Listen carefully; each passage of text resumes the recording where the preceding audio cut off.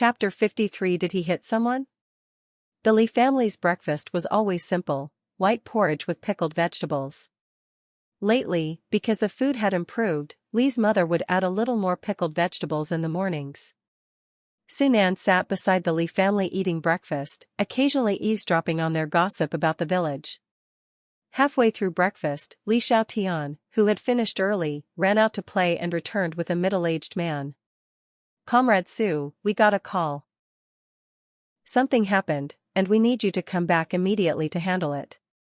The man was Sunan's driver, Xiao Lu. Sunan immediately put down his half-eaten breakfast, stood up, and was about to leave when he suddenly remembered something. He turned back and looked at the Li family, uncle, aunt. "Something came up at work. I have to go deal with it now. I'll be leaving now." "It's all right, go and handle your work. Don't be so polite with us," Lee's mother said, standing up. After speaking, Lee's mother looked at her daughter, "Xiao Mo, go see Xiao Su off." Li Mo nodded, stood up, and walked to his side. The two of them walked out of the Li family's gate together. Xiao Lu parked his car at the Li family's gate. Sensing they had something to say, he followed them out and got into the car first. Outside the car, Li Mo thought of many things to say to him, but when it came to her lips, it turned into a reminder to be careful on the road. "Comrade Xiao Mo, after I come back from the research institute this time, can I take you to meet my parents?" After asking, he was extremely nervous, his thumbs and forefingers secretly rubbing the seams of his pants. Seeing his nervous appearance, Li Mo suddenly felt relieved and agreed without thinking, "Okay, after you come back this time, I'll go with you to meet your parents." Anyway, she had decided to spend her life with him. Isn't there a saying that an ugly daughter-in-law has to meet her in-laws eventually? It's better to meet them sooner rather than later. Sunan's eyebrows trembled with excitement. After a long while, he finally found his voice, which was filled with disbelief. "You agreed?" Li Mo laughed and cried at him, scolding him, "Silly boy, yes, I agreed. I agreed to go with you to meet your parents." Sunan gripped her hand tightly, his fingers still trembling slightly from excitement. "Then I'll finish things as soon as possible. Wait for me." "Okay, I'll wait for you," Li Mo nodded with a smile. No matter how reluctant they were to part, the car slowly drove from Li's house towards the village entrance. Li Mo watched from the doorway for a while until the car disappeared from sight before turning away and going inside. In the car, which was almost at the village entrance, Xiao Lu secretly glanced at Su, who was sitting in the back, through the rearview mirror. He was surprised. This was the first time he had ever seen Su, who always devoted his life to work, show such a longing expression. Before he could even take a second look, a figure suddenly darted out from in front of the car, startling him into a cold sweat. Luckily, he slammed on the brakes in time, averting a terrible accident. Sunan, sitting in the back seat, was jolted back to reality by the sudden braking. "What happened?" he asked Xiao Lu. Xiao Lu wiped the cold sweat from his brow. "I'm sorry, Comrade Su, a woman suddenly darted out from in front of the car, that's why I slammed on the brakes." "Are you all right?" Sunan frowned and shook his head slightly. "I'm fine." "Go check on her." "Okay, I'll go check now." Xiao Lu immediately got out of the car. In front of the car, Li Meng sat on the ground, her envious gaze fixed on the sedan in front of her. If she remembered correctly, the owner of this car was the man Li Mo had found. Thinking of this, jealousy immediately welled up in her eyes. Why could Li Mo find such a powerful and influential man? She thought Su Jianming was the best she could have, but unexpectedly, Li Mo had found someone even better. "Excuse me, are you all right?" Xiao Lu asked as he approached her, inwardly cursing his bad luck. "I'm fine, sorry, I just felt dizzy while walking and accidentally tripped in front of your car," Li Meng said, rubbing her temple. Xiao Lu frowned, he had clearly seen it. This woman had deliberately bumped into his car. "Since you're all right, then you can stand over there. We need to get going," he said, his tone turning irritable. Li Meng looked at him in disbelief as he turned to leave, then quickly rushed forward to block Xiao Lu's path, her restless eyes following the direction of the car. "Excuse me, sir, could you do me a favor? Could you please tell the people in the car if I could ride with you to the county town? I'm injured, and I need to see a doctor." She then rolled up her pants halfway, revealing the wound on her knee. Seeing this, Xiaolu frowned slightly, his tone still not very friendly. "Wait a moment, I'll go ask." With that, he strode towards the back seat where Sunan was sitting. Inside the car, Sunan looked down at his palm, remembering the small hand he had held when they parted, and felt a pang of longing. Just then, Xiaolu's voice rang out from outside the window. "Comrade Su, there's a woman outside. She says she wants a ride to the county town to see a doctor for her injury. Would you like a ride?" Sunan frowned slightly, sat up straight, glanced at the front of the car, and the next second, his eyes flashed coldly. "No, Xiaolu, don't worry about her, let's hurry on our way." Xiaolu nodded after receiving this answer, said nothing more, and immediately turned and walked back. "So, did the person in the car agree to give me a ride?" Li Meng, who had been waiting, immediately approached him excitedly when he returned. Xiaolu glanced at her indifferently before replying, "Sorry, we're not going that way. We can't help you with this. Please move aside, we need to get going, don't block our way." Li Meng's eyes widened, and she shouted at Xiaolu in disbelief, "How could that be? Didn't you ask the people in the car for me? That must be it. If you won't ask, I'll ask myself." Ignoring Xiaolu's attempts to stop her, she pushed him aside and ran to the car window where Sunan was sitting, pounding on it. "Comrade, come out and see me. I'm Li Meng, Li Mo's cousin. I know you're Xiao Mo's boyfriend. Come out and see me," she shouted, pounding on the window. Su Nan, sitting inside the car, had a dark expression and extremely impatient eyes. He quickly and gently pulled open the car window, his cold gaze sweeping over the woman standing outside. Chapter 54. Where did this madman come from? Seeing the car window roll down, Li Meng quickly stopped banging on it. As the window was fully down, she hurriedly tidied her horribly yellow hair, hoping to see the man inside looking her best. Before she could even feel happy, a cold, commanding voice suddenly came from inside the car, instantly shattering her hopes. "Xiaolu, go and inform the village chief that someone is trying to stage an accident, and tell him to come and handle it," Sunan instructed Xiaolu, who was standing beside the car. Xiaolu's lips curled into a smile, and he immediately replied, "Yes, Comrade Su, I'll go and inform the village chief right away."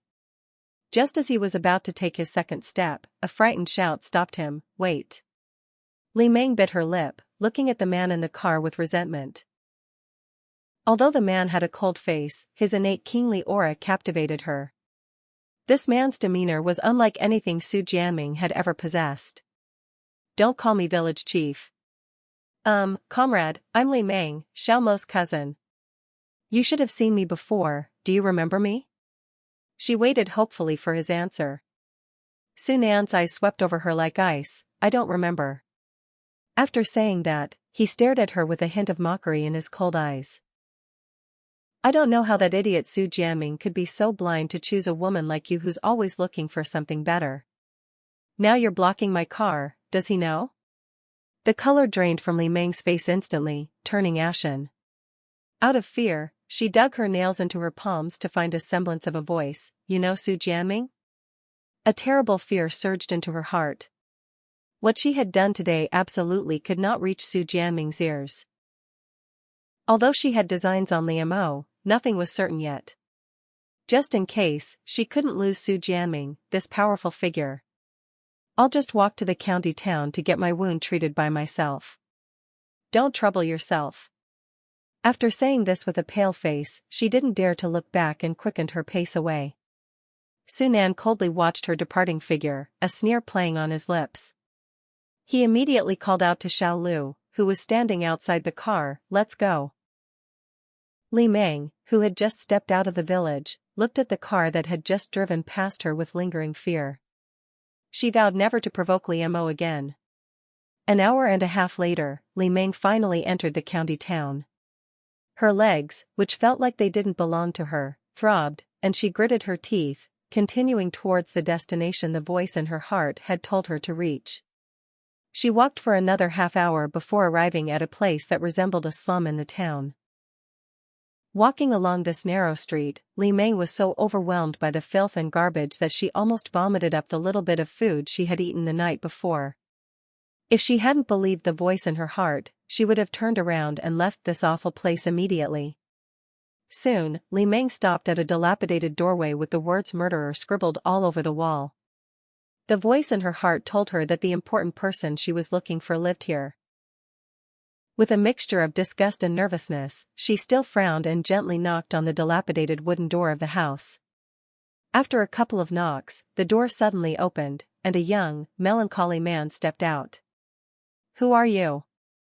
Shenwen looked at the woman standing in the doorway with suspicion.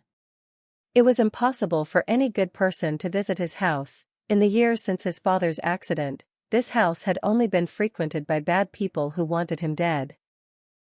Li Meng wiped her hands on her clothes, then extended her hand to him and introduced herself. "Hello, my name is Li Meng. Actually, I wanted to tell you that your father's mistakes weren't your fault. You need to live well. Also, I have 50 yuan here. Take it and live well. You can pay me back later when you're able." With that, Li Meng reluctantly pulled 5 10-yuan bills from her pocket. Standing at the door, Shenwen frowned as he heard these familiar words. It was too similar. It sounded exactly like what the woman who had saved him in the cafeteria yesterday had said. Could that woman really be a fortune teller? "Get out. Don't let me see you again. Get out of my house." Shenwen roared, his brows furrowed, pointing at her like an enraged beast. Li Meng, startled by his sudden outburst, took 2 steps back, looking fearfully at the ashen-faced man before her. Why was this happening so different from what the voice in her heart had told her? Where had things gone wrong? Seeing that she still hadn't left, Shenwen slammed the wooden door shut, his eyes filled with disgust as he cursed, "Crazy." Li Meng stared wide-eyed at the closed door, her face filled with astonishment. She stepped forward and pounded on the door, her face contorted with resentment. "Shenwen, come out. I really came to save you. You have to believe me, I'm the one who can help you. Open the door now. Get out. If you don't get out, I'm calling the police." Shenwen's angry shouts came from inside. Why is it different? It shouldn't be like this. Why is everything different? Seeing no one emerge, Li Meng stood outside, looking utterly lost, muttering to herself. Li family village. After sending Su Nan away from the Li family, Li Mo became busy, continuing her college entrance exam preparation while translating English books. She was enjoying her time. In her busyness, she completely forgot about how long someone had been gone. If she hadn't occasionally overheard her family mentioning how long it had been since he'd visited, she wouldn't have even remembered she had such a boyfriend. Counting the time, it seems like it's been a week since she went back to work. During this week, she's been like a ghost, completely silent. However, she's had a fruitful week. A couple of days ago, she received another payment for her writing, nearly 100 yuan. The newspaper also ordered a 20,000-word manuscript from her and expressed interest in a long-term collaboration, meaning her novel will be a long-running series exclusively for the newspaper. Because of this good news, she hasn't asked anyone to keep tabs on Li Meng for the past few days. Seeing her sister-in-law return, Li Mo quickly put down her documents and called her over. "Sister-in-law, has anything gossiping about in the village lately?" Sister-in-law Li, being the gossipy woman she is, immediately guessed what her sister-in-law was thinking. "You want to hear about that woman, Li Meng, right?" Sister-in-law Li said directly. Li Mo winked at her. Yes, is that so, sister-in-law?" "Yes, of course it is. There's some gossip about her these past few days. Didn't the postman personally deliver your royalties to our house the other day? Lots of villagers saw it, didn't they?" Li's sister-in-law sat down beside her and began to speak. Chapter 55. Where does she get the shame? Li Mo listened attentively, then nodded. "Yes, that's true. What's wrong? What does this have to do with her? How can it not have anything to do with her? It has a lot to do with her. She heard you can earn over 100 yuan for a manuscript, and she's jealous. So she tried writing a novel and submitting it for publication. Yesterday, after sending her manuscript back, she bragged in the village that she could also earn over 100 yuan. How shameless! As she finished speaking, sister-in-law Li rolled her eyes in disdain.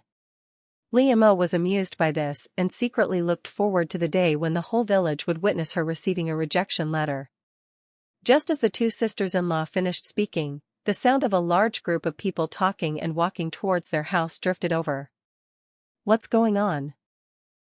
I think a lot of people are coming this way. I'll go out and see. Sister-in-law Li stood up and went out.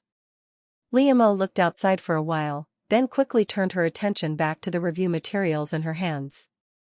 With only a short time left until the college entrance exam, she still had half of her review materials to finish and needed to hurry. However, she hadn't been studying for long when the commotion outside seemed to grow louder. A moment later, her sister-in-law, who had just gone out, returned with a large group of people. Among them were Li Meng and Su Jianming, that disgusting couple. Li Mo gave them a cold glance, then looked at her sister-in-law. The two women exchanged a look. Sister-in-law, what's going on with these people? Li Mo asked, pulling her sister-in-law close as soon as she approached. Her sister-in-law glanced at the people who had followed her in, gave them a stiff smile, and then whispered in her sister-in-law's ear, I don't know either. As soon as I went out, they asked me if you lived here. I said yes, and then they asked me to bring them in to find you. Don't you recognize them? Her sister-in-law whispered again. Li Mo glanced at the group of people who had followed her in, then shook her head slightly. Aside from the shameless Su Jianming and Li Meng, she genuinely didn't recognize any of the others. Excuse me, are you Comrade Li Mo? Before she could figure out who these people were, a middle-aged man in a black Zhongshan suit, with slicked-back hair and a balding head, approached her enthusiastically. Seeing his polite manner, Li Mo replied in kind, Yes, I am Li Mo. And you are? Comrade Li Mo, great. We've finally found you. We were introduced by Director Lu Qingyun. I'm the factory manager of the machinery factory, my surname is He. We've come here today with a favor to ask of you, Director, he said sincerely. Li Mo raised an eyebrow after hearing his introduction. The machinery factory, that's the factory where Su Jianming works. No wonder this guy came with these people. Director He, please tell us, Li Mo said. Well, our factory received a batch of imported machines about 2 weeks ago. It's embarrassing to admit, but despite having so many talented people, not a single one of them knows how to read the manuals. I asked Director Lu for help translating them, but even he couldn't understand some parts. Finally, he introduced you to me, saying you could definitely help me with this, Director, he said with a guilty expression. Li Mo nodded. Hearing that Director Lu had recommended her, she knew she had to help. Of course not. Before she could finish, a voice interrupted. Wait a minute, Director He, have you got the wrong person? My cousin did go to high school, but she just coasted through those years. Be careful not to get scammed. Li Meng, ignoring Su Jianming's attempts to pull her away, stepped forward and loudly stopped her. Hearing this voice, Li Mo looked at Li Meng, who was looking at her smugly, and couldn't help but roll her eyes. Why are there idiots everywhere? If this weren't an era governed by the rule of law, she would have genuinely wanted to get rid of this troublesome and obnoxious Li Meng. Factory director, he turned around, following the sound to Li Meng, who had spoken. He also saw his deputy director arguing with her, seemingly recognizing her. Deputy Director Su, what's going on? Do you know this comrade? Factory director, he asked, looking at him. Su Jianming glared angrily at the meddlesome Li Meng, but seeing the factory director's question, he had no choice but to step forward and answer, Factory director, this is my girlfriend, her name is Li Meng. Factory director, he scrutinized Li Meng with a critical look, Comrade Li Meng, what did you mean by that just now? Li Meng immediately stepped forward and stood in front of him, saying, Factory Director I was trying to tell you, don't put all your eggs in one basket, or you'll break them all, don't you think? I still don't quite understand what Comrade Li meant, Factory Director he asked, a half-smile playing on his lips. Seeing this, Li Meng immediately continued, Actually, I also know some English. I can help you with this, Director he.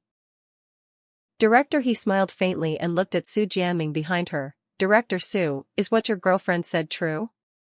She really knows English? I've never heard you mention this before.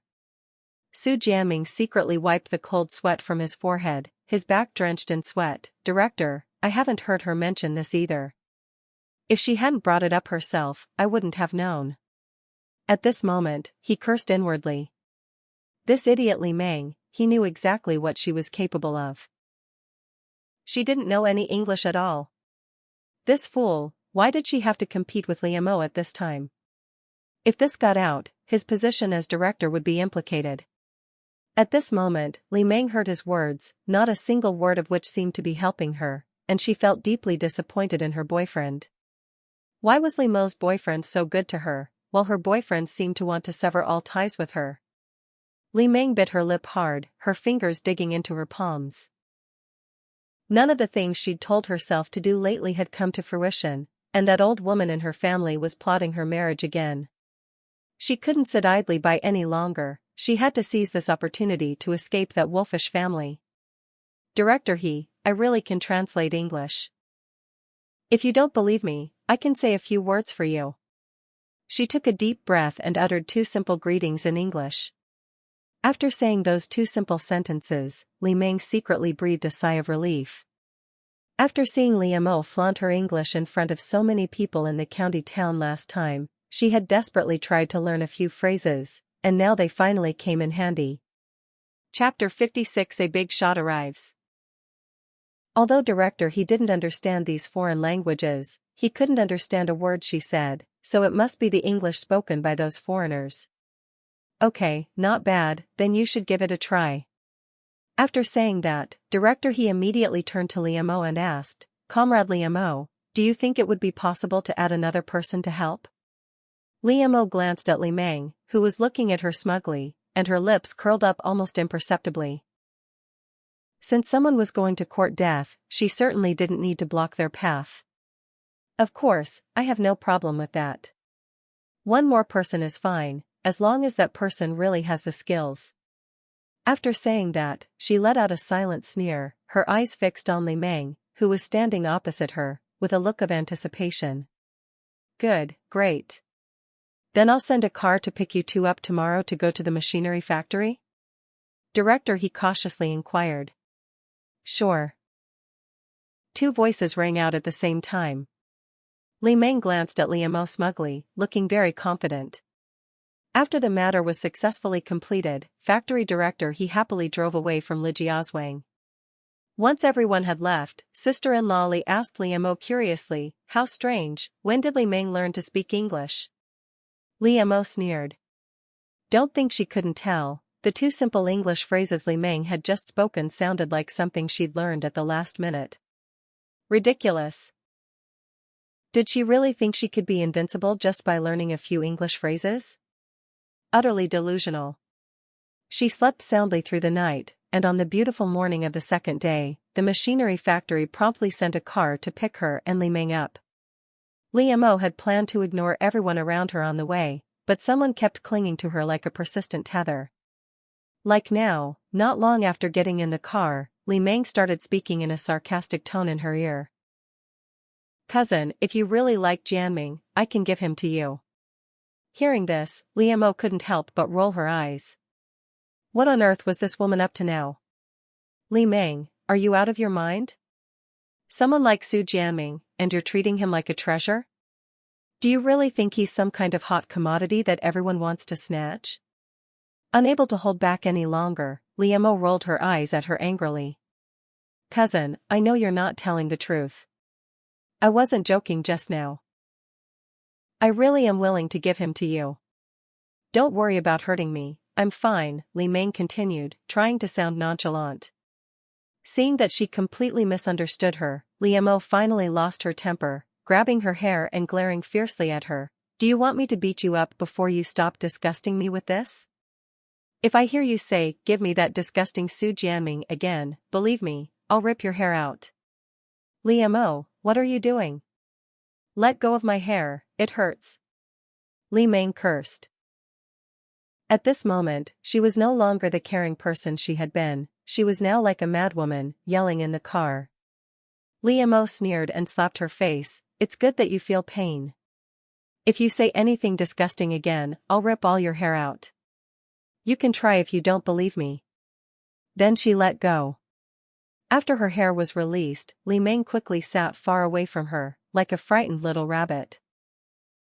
With this threat, the car was much quieter for the rest of the journey, and all the way to the machinery factory, everything was peaceful. At the machinery factory, director he was already there with a group of people.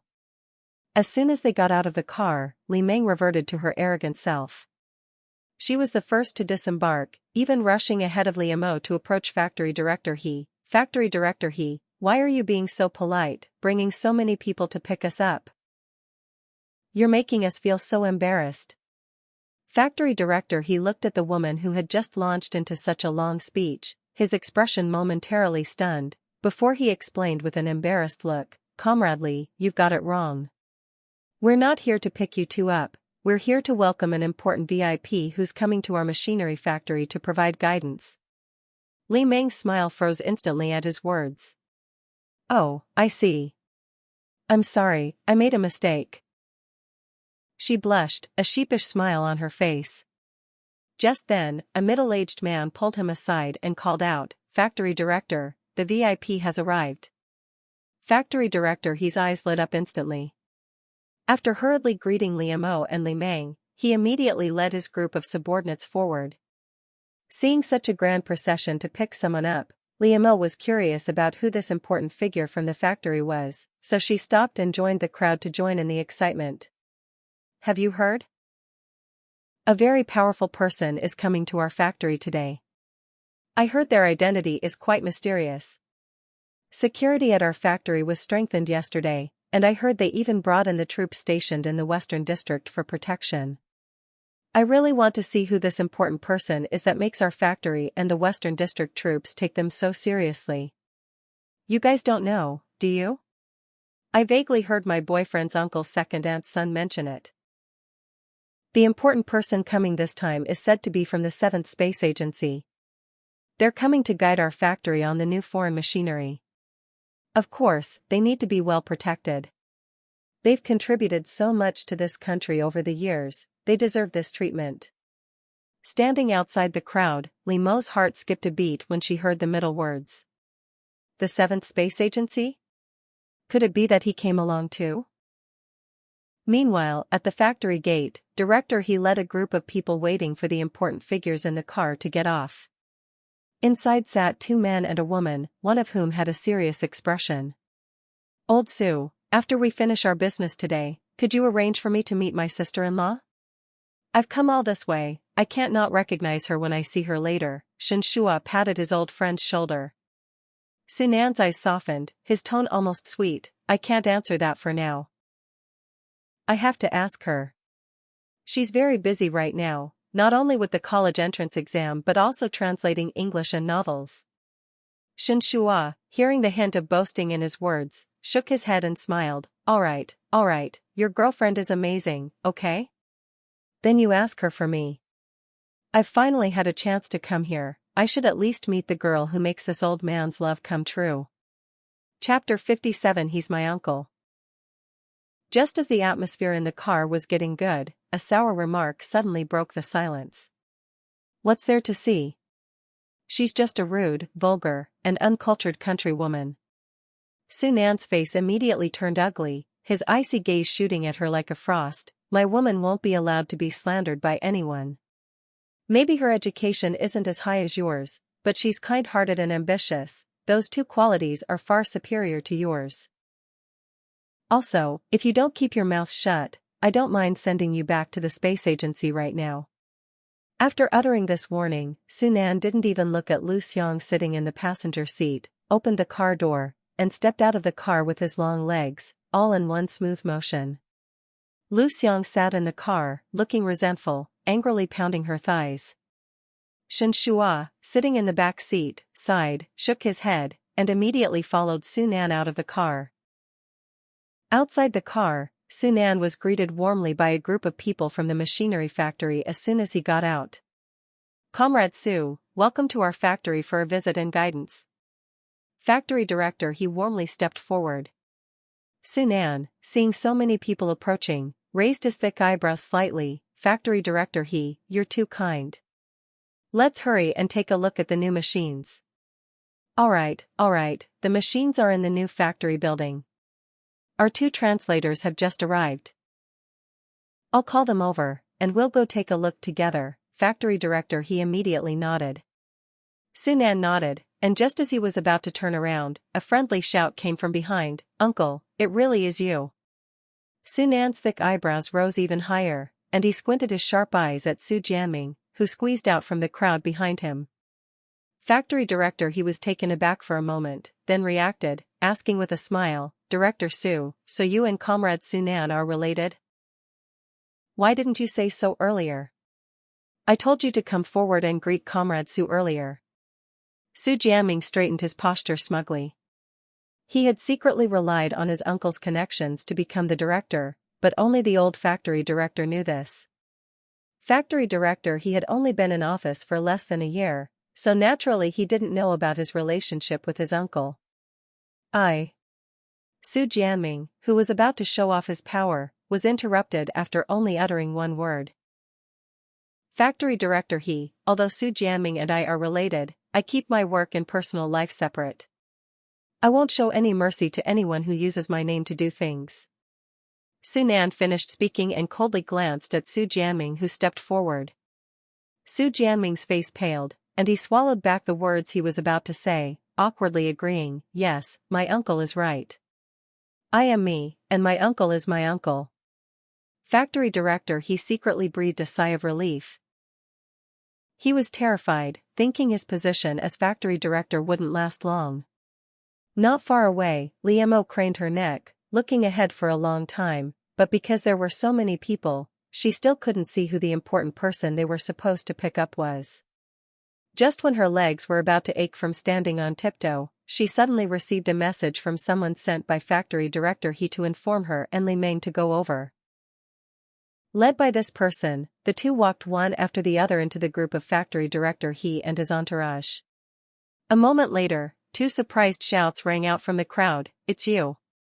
Su Nan's face showed initial surprise, which was quickly replaced by the joy of seeing her again. He happily ran to Liemo, his hands nervously reaching out to hold hers, but then, mindful of the other people around, he pressed his left hand against his right, staring at her with eager eyes. "I didn't expect the translator they said they'd hired would be you?" Su Nan asked, his voice trembling with excitement. Liemo smiled and looked him over. In the week or so she hadn't seen him, he seemed to have lost some weight. She noticed that whenever he went back to work and returned, he always seemed to have slimmed down. "I didn't expect to run into you here either." "When did you get back?" she asked with a smile, stepping forward and taking his hand. Since he was too shy to hold her hand, she would take it. As for the people around them, let them look if they wanted. Su Nan glanced at his large hand being held, a shy blush rising to his ears. Despite being watched by so many people, he couldn't bear to push away the soft little hand in his. "Wait a minute, what are you doing?" The 2 had barely clasped hands when an excited shout suddenly rang out. Su Jianming, his eyes wide with disbelief, walked up to them, pointing a trembling finger at their intertwined hands.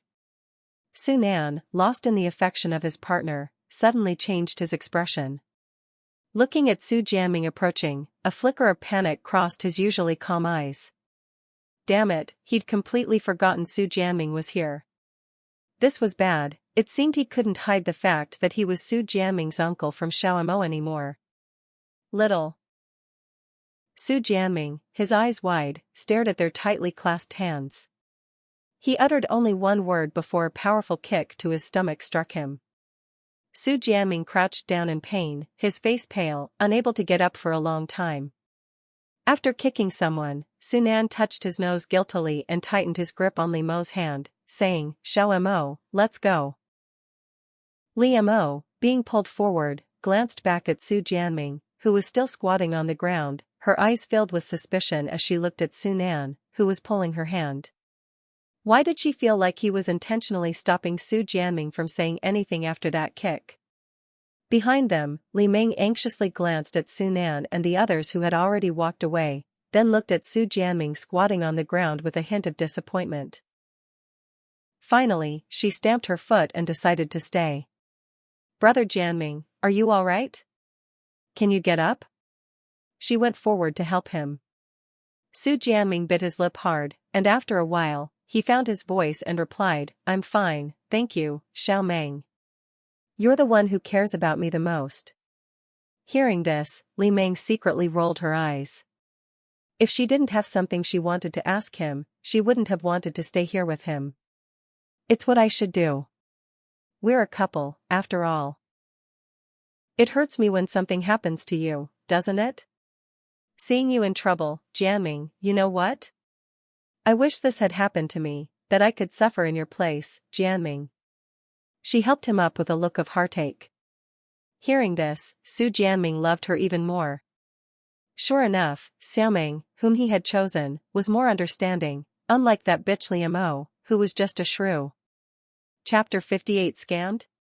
"By the way, Jianming, do you know Xiaoma's boyfriend?" she cautiously inquired.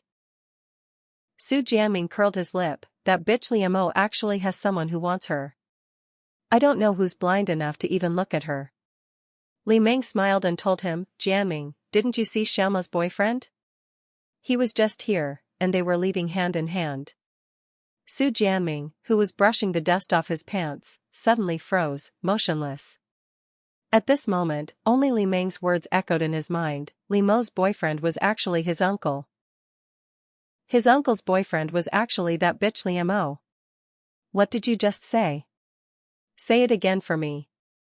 After Su Jianming came back to his senses, he grabbed her shoulders excitedly and pressed her for an answer. Li Meng looked at her shoulder, which he was gripping tightly, with a pained expression. She said aggrievedly, "Brother Jianming, you're hurting me." Su Jianming snapped out of his daze and quickly released her shoulder. "I'm sorry, Xiao Meng, I didn't mean to." "Say what you just said again. Who was Li Mo's boyfriend again? Didn't you see it too?" "They left hand in hand," Li Meng said, frowning. Seeing his dumbfounded look, she wondered if she had found a fool as a boyfriend. "So I wasn't wrong after all. Li Mo really does have a relationship with my uncle." At this moment, Su Jianming belatedly realized his mistake, finally slapping his forehead with a look of regret. Li Meng was startled by his strange behavior and immediately stepped forward to grab the hand he was using to hit his head, asking with concern, "Brother Jianming, what's wrong? Don't scare me." Su Jianming was amused and annoyed by his own foolishness, pulling her hand tightly and saying, "Xiao Meng, I'm so stupid. I didn't even realize that Li Mo, that bitch, is my uncle's boyfriend. How dare she? She clearly likes me, yet she went and messed with my uncle. She doesn't respect me, Su Jianming." Li Meng secretly rolled her eyes as she listened to him. Was Su Jianming out of his mind? How could he talk about another woman in front of her boyfriend? Did he think she was dead? What was infuriating was that she had no right to rebuke him, because she needed his help to escape the deep pit that was the Li family. "Brother Jianming, you just said Li Mo's boyfriend is your uncle? Is that the uncle you always talk about how amazing he is?" she asked anxiously, holding his hand. Seeing his excitement, Li Meng suddenly remembered that after she started dating Su Jianming, he often mentioned this person to her. Having heard it so many times, she gradually realized that the most capable person in the Su family wasn't Su Jianming, but his often mentioned uncle. What she never expected was that the person Li Mo had chosen was actually the mysterious uncle Su Jianming had been talking about. "It's him," Su Jianming replied, grabbing a handful of hair. "I just don't understand, is my uncle blind?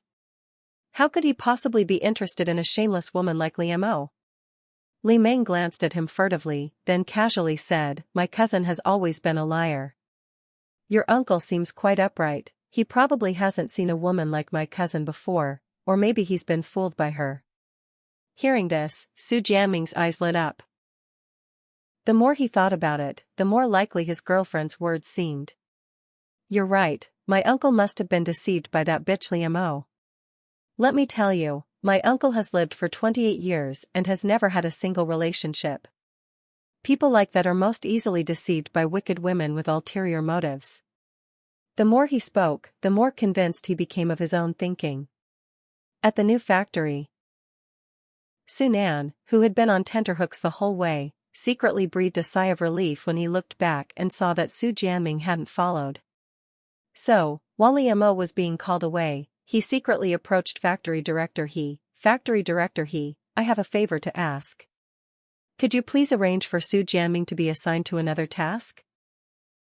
After stating this request, Su Nan, worried that the factory director might misunderstand, added, "The thing is, Su Jianming and I are relatives, and it wouldn't be good for him to be here." Upon hearing this, Factory Director He immediately looked at him with admiration. "Comrade Su, you are truly selfless. I am truly ashamed of myself. Don't worry, I will arrange this matter properly and won't give you a bad reputation." Hearing such high praise, Su Nan, who had arranged this matter with ulterior motives, felt guilty and dared not look the factory director in the eye. He could only nod and quickly went to Liamo, who was talking to someone. "Okay, thank you," Su Nan said, patting his shoulder with a guilty expression. Factory director He glanced excitedly at the shoulder where the big shot had patted him, and exclaimed in his heart, "Ancestors, your descendant has made something of himself." He was actually patted on the shoulder by a big shot who has contributed to the country. "No, don't mention it, it's my duty. I'll arrange it right away." After stammering his reply, Director He turned to handle the matter, his legs trembling slightly. When Li Meng came alone, her infatuated gaze was fixed on the most captivating figure among them. Ever since hearing Su Jianming's explanation to his uncle, she realized she had lost to Liamo in the matter of finding a partner. Su Jianming was good, but compared to Su Nan, a powerful figure, he was far inferior. If she could choose, she would definitely choose a powerful and influential man like Su Nan.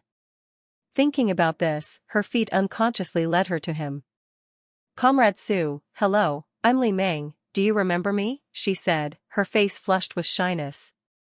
Su Nan looked at the woman who had suddenly approached him expressionlessly, his eyes carrying an imposing, unyielding light. Li Meng, with a shy smile on her face, hadn't expected this outcome. For a moment, she didn't know whether to continue or withdraw her smile, and a wave of embarrassment washed over her. "Don't block my way, I need to find my girlfriend." Seeing that she hadn't moved aside and was blocking his way, Su Nan's face darkened, and every word he uttered seemed to come from ice. Li Meng trembled in fright and quickly moved her feet to the side. The next second, she saw him walk past her without even glancing at her. Turning around, she saw them almost touching foreheads and talking, and Li Meng angrily clenched her fists. Next to the new machine, Liamo saw someone walking over, raised an eyebrow, glanced at Li Meng standing not far away, and then gently nudged Su Nan who was leaning closer. "What's going on? What does she want with you?" Chapter 59. Is she crazy? Su Nan followed her gaze and immediately understood what she was asking. He smiled and said, "I don't know what's wrong with her. She suddenly walked up to me out of nowhere and introduced herself. I don't know if she's crazy. I clearly saw her at your house before."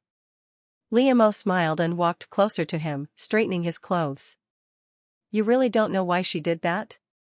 Su Nan looked down at her two small, white hands adjusting his collar, his ears slowly turning red. "I think she probably has a bad memory." Liamo stared at his deep black eyes for a while, realizing that this man really didn't understand the intricacies between women. "You're right, she's crazy. If you see her again, stay far away from her. My cousin isn't very bright, sometimes she'll hug men in a fit of anger." you'd better be careful," she said to him seriously. Sunan immediately showed a look of disgust. "Okay, I'll listen to you. If she gets close to me again, I'll definitely push her far away." Lee Mo smiled with satisfaction, her delicate face showing a coquettish smile as she beckoned to him. "Come a little closer, I'll give you a small reward." Hearing the word reward, Sunan's forehead immediately turned red to his chin, his panicked eyes darting around. Fortunately, everyone around was busy with their own things and no one noticed them. He said in a hoarse voice, "Then hurry up, don't let anyone see." As soon as he finished speaking, he moved his feet, slowly moving closer to her. Lee Mo smiled and grabbed his collar, quickly kissing him on the cheek as he caught off guard. "Okay, that's fast enough, isn't it?" Lee Mo looked at his face, which was almost flushed with satisfaction. Sunan felt as if something was blocking his throat, and his face grew increasingly hot.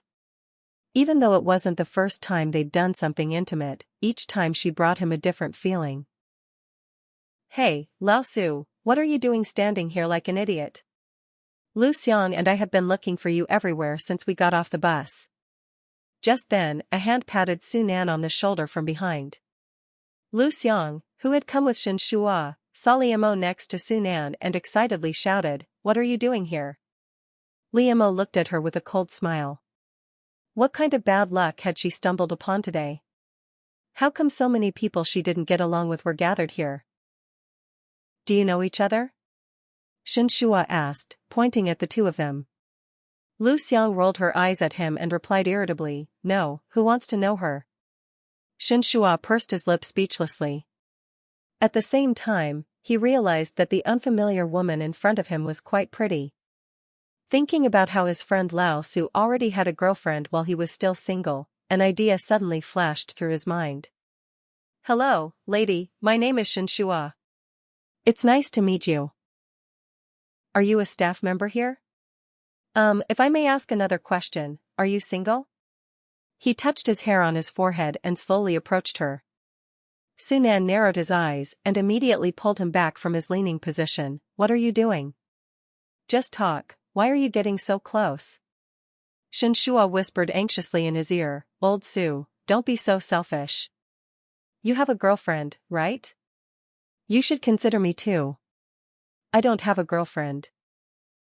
There are only a few people in our research institute all year round. I can't even find a girlfriend. Now that I finally have a female colleague who is so good-looking, of course I have to hurry up and bring her back to be my sister-in-law, don't you think?" Sunan clenched his fist and looked at him with a forced smile. "So, you're planning to bring her back to be your girlfriend?" Shen Shua smiled and nodded vigorously. "You really understand me. What do you think? Isn't this female colleague pretty? Don't worry, once we're together, I'll definitely let you sit at the head table. After all, if I hadn't come here with you this time, I wouldn't have met such a beautiful woman. Then I regret to inform you that she is my girlfriend, and you have no hope. Also, take away those lecherous eyes you're eyeing on my girlfriend." Sunan snorted forcefully, shaking off his hand, and said coldly to him. "You also think she's pretty, don't you? Let me tell you." "Wait a minute, what did you just say? Who's your girlfriend?" Shen Shua asked, his eyes wide and his face pale, as he grabbed his hand. Had he just misheard? He seemed to have heard old Su say that the comradely he had just taken a liking to was old Su's girlfriend.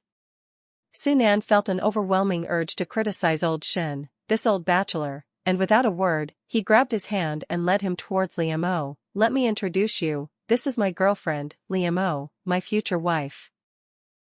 Li Mo smiled at Shen Shua upon seeing him bring someone over and introduced herself. "Hello, comrade, my name is Li Mo, and I'm Sunan's girlfriend." Shen Shua looked at the couple, his mind filled with only one thought: he wanted to disappear into a hole in the ground. It was so embarrassing. He had almost fallen for his old friend's future wife. "Haha, Comrade Li Mo, hello, my name is Shen Shua. I've been working with old Su for over 10 years, we're closer than brothers. You and old Su look quite well matched." After an awkward laugh, Shen Shua looked at the two of them earnestly. Sunan gave him a satisfied look, deciding not to hold the matter against him for what had just happened, given his words. Lu Xiang, seemingly forgotten by the three of them, stood behind them watching their harmonious interaction, a cold snort escaping her lips. Just then, factory director He returned. Sorry to keep you all waiting, let's begin. He then looked at Li Mo and Li Meng. Comrades Li, this is the instruction manual you'll be translating later. Please take a look and see if you have any questions. Li Mo and Li Meng stepped forward one after the other to take a piece of paper he handed them, densely covered in English text. Li Mo glanced at it briefly, although it was all English, the English wasn't difficult for her. However, Li Meng, standing beside her, grew increasingly pale. Holding the paper, Li Meng's 10 fingers trembled slightly, because she didn't recognize a single word of the English on it. I'm fine, Li Mo answered first after reviewing it. Factory director He nodded with a satisfied smile, then turned his gaze to Li Meng, who hadn't replied. Comrade Li Meng, what's wrong with you? Is there a problem? Chapter 60 serves her right. Li Meng felt sweat pouring down her back. She glanced up at Sunan, who was standing beside Li Mo taking care of her. She absolutely couldn't lose face in front of him, so she gritted her teeth and replied, no problem, I can do it. Factory director He immediately smiled with satisfaction again. After glancing at everyone present, he clapped his hands and announced, all right, let's begin. This is the first new machine imported from abroad. Comrade Li Mo, could you please explain the function of this machine to us? Also, Comrade Li Meng, could you please help translate how to operate it? Then let Comrade Li Mo translate the function of these machines for us first, factory director He said with a smile. Li Mo nodded and, holding the instruction manual in her hand, gave them a simple and clear translation of the functions of the machines. Standing beside her, Sunan looked at his eloquent partner with satisfaction, feeling incredibly proud. This was his girlfriend, confident and beautiful. Okay, that's my translation. If anyone has any questions, feel free to ask me on the spot, Li Mo said after finishing the translation. Factory director He looked at Sunan. Comrade Su, is there anything else you need to add? Sunan smiled with satisfaction and said, no, Comrade Li's translation is excellent and comprehensive. Factory director He smiled and then looked at Li Meng. Comrade Li Meng, now it's your turn to translate. Li Meng took a breath. It's just introducing the buttons on these machines, what's so difficult about that? The machines all look the same. She can just point out the buttons, right? Anyway, these people can't understand the English letters on them, so whether it's true or not is up to her. Of course, no problem, I'm ready. After answering this, she glanced triumphantly at Li Mo. This white button is the start button, this green one is the stop button, and this blue one is the speed up button. She translated, pointing to the buttons on the machine. Li Mo, who was standing next to her, frowned immediately when she saw the buttons she pointed to. Seeing that Li Meng was making more and more mistakes, and that the people listening were paying close attention, some even writing down Li Meng's words, Li Mo knew the consequences would be unimaginable if these words were actually used on the machines. Wait a minute, Li Meng, let me ask you a word. What button is marked on? Li Mo stepped forward to interrupt her. Li Meng felt a little guilty, then immediately looked up at her with her head held high. What else could it mean? Of course, it means off. You don't even know that? Your translation skills aren't very good either, not as good as mine. Li Mo sneered. This woman really wouldn't give up until she was pushed to the limit. Of all things to pretend about, she had to do it this way. This was going to be interesting. Director He, where did you find this translator? She's completely incompetent. Not a single word she said was translated correctly.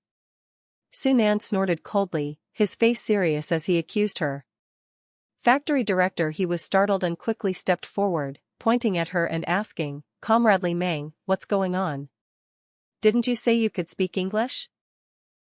Li Meng's back was drenched in cold sweat as she desperately tried to explain, Factory director He, I really can translate, you have to believe me. Alright, go back to where you came from. We don't need you as a translator here. We have Comrade Liamo as our translator, factory director, he said, waving his hand fearfully. Li Meng asked resentfully, why? What did I say wrong? Why don't you want me as a translator? I'm not having it. Factory director, he was furious at her persistent attitude, regretting not seeing her true colors earlier. He hadn't expected to attract such a persistent nuisance. Just then, a voice spoke up, refuting him. Because you can't even understand English. Do you know what kind of losses would occur if the workers here actually believed your translation and acted on it? Have you thought about that? Sunan said coldly, looking at her. I didn't. Li Meng trembled with fear, waving her hands frantically to explain. Comrade, none of your translations were correct. The word Comrade Liamo asked you about was actually on, open, not off, closed. You're just talking nonsense. Do you know how this could kill someone if something goes wrong? Shen Shua stepped forward, pointing at her with a speechless expression. Upon hearing this, factory director, his face changed drastically. He realized the huge mistake he had just made. Fortunately, it hadn't happened, otherwise, his position as factory director would have been over. Men, drag this woman out. Factory director, he immediately called for workers. Li Meng, being held by two workers, was unwilling to give up and shouted, Factory director, I misread it. Please give me another chance. I really can translate. Factory director, he was now terrified of her and quickly waved to the two workers holding her, signaling them to take her away. After finally managing to get the person out, in the quiet workshop, factory director, his heart pounding with anxiety, approached Sunan, whose face was pale. I'm sorry, Comrade Su, it was my mistake. Sunan waved his hand, his attitude businesslike.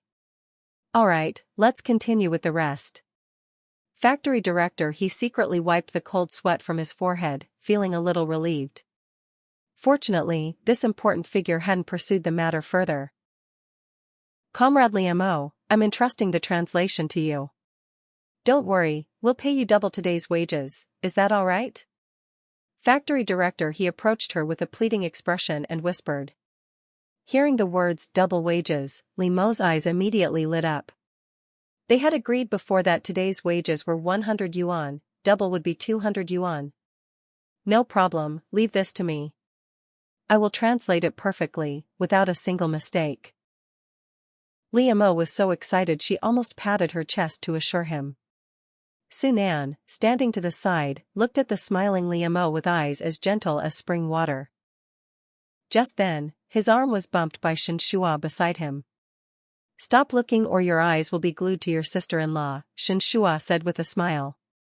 By the way, could you ask your sister-in-law if you have any sisters or anything, maybe you could introduce one to me as a girlfriend? Shen Shua stroked his chin, squinting his eyes as he spoke earnestly. Sunan frowned, then suddenly turned around and patted his shoulder. You know what, my girlfriend actually does have an older sister, but she's a cousin. Do you want her? Chapter 61. It really is. Unexpectedly, it really is. Shen Shua excitedly put his arm around Sunan's shoulder. Really? I knew someone as outstanding as my sister-in-law must have some sisters or something. Please put in a good word for me with her and ask her to introduce me to her cousin. Shen Shua excitedly gripped Sunan's hand. Sunan's lips curled into a smile. Actually, you've met my girlfriend's cousin before. She's the one who was just kicked out by factory director What do you think? Is she okay? Shen Shua's excited smile froze upon hearing this. Old Su, are you kidding me? I don't want that kind of woman. She's stupid and doesn't even realize it. Even if I'm a bachelor for life, I won't marry that kind of woman. Shen Shua immediately shook his head vigorously, vehemently refusing. Sunan smiled, and seeing his girlfriend finish talking to factory director he immediately walked over to them. Lu Xiang glanced at Shen Shua with displeasure. Were these men blind? They all thought Liamo was a good woman? The translation work went smoothly, and the perfect translation was completed in 2 hours. Afterwards, Liamo received double her wages, 200 yuan. On her way back, Director He even gave her 3 jin of meat from the canteen to take home, as a token of appreciation for her work. She had originally planned to wait for Sunan to come out together, but seeing him surrounded by Director He and his group, she had to leave the machinery factory alone. As she left, she was still thinking about how to get back to her village when, unexpectedly, a car was waiting for her at the gate. "What are you staring at? Get in." Sunan, sitting in the car, saw her staring blankly and called out with a smile.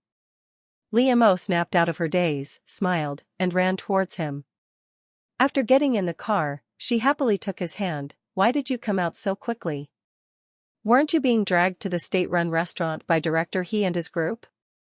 "I gave this opportunity to old Shen, letting him go eat with them." "I'll go home with you," Sunan replied softly, squeezing her hand in return. Liamo leaned half her body against his chest. "How did I do today? Did I embarrass you?" Sunan lowered his head and kissed her forehead, his eyes filled with tenderness. "You did very well. I didn't expect your English to be so good, even comparable to some people who have been abroad." Liamo sat up from his chest guiltily. "I just love this language. That's just how I am. If I like something, I want to do it to the best of my ability. It's the same with you. I will always love you." Sunan's breathing became a little heavy, and his gaze towards her slowly became more intense. "Me too. I believe you.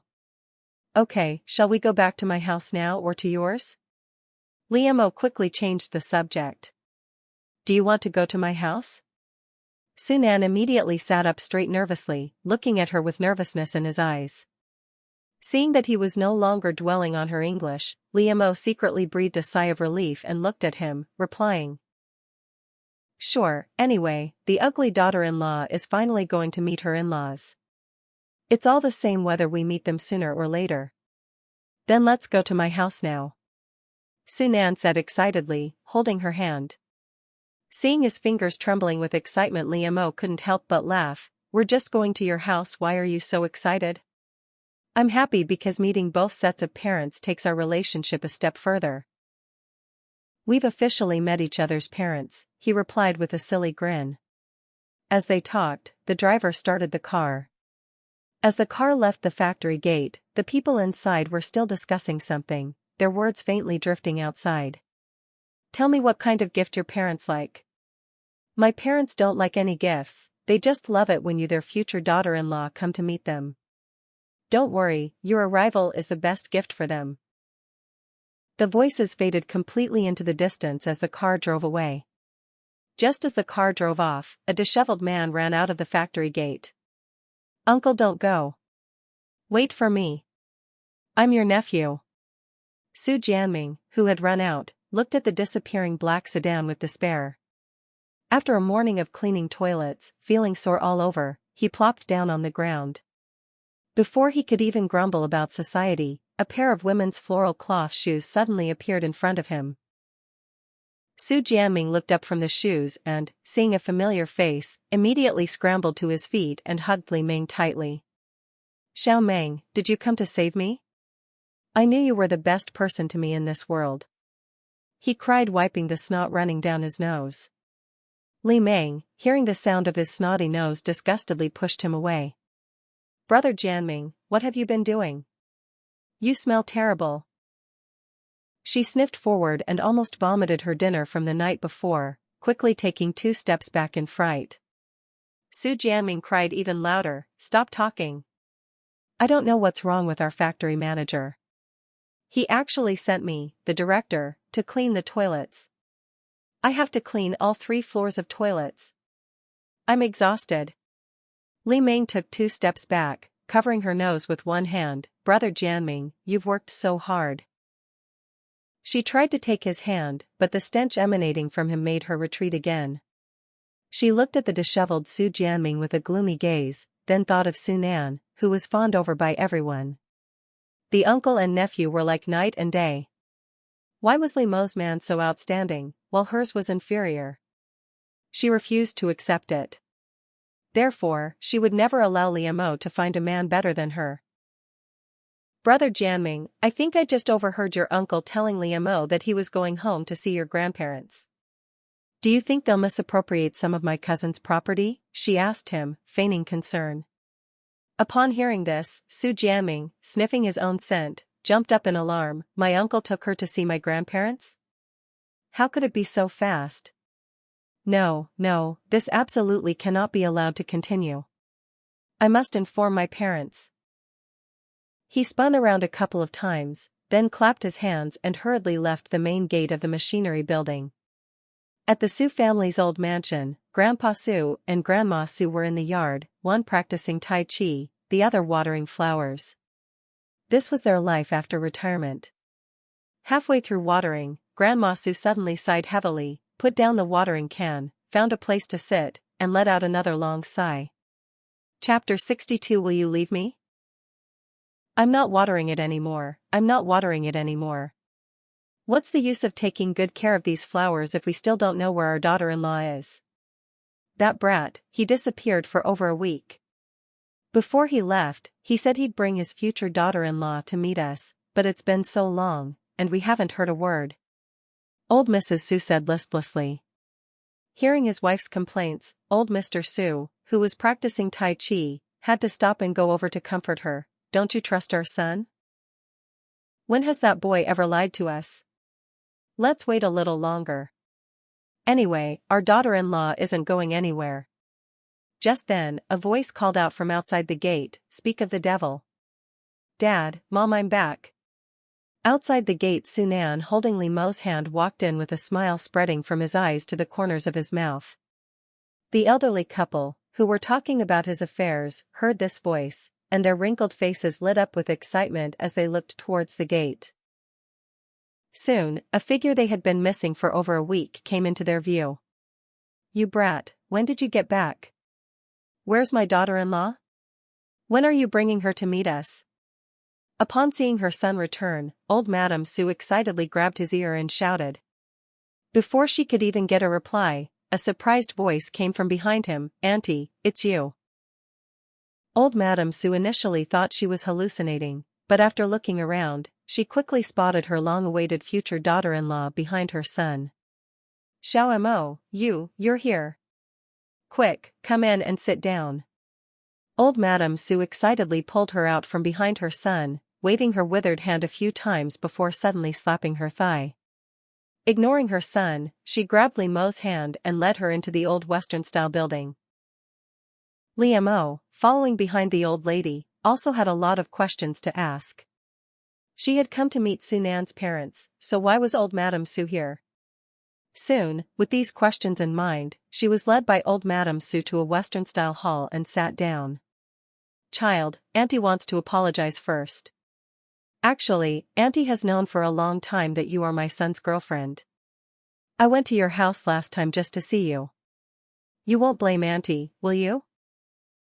As soon as the two sat down, old Madame Su immediately took her hand and began to apologize like a child who had done something wrong.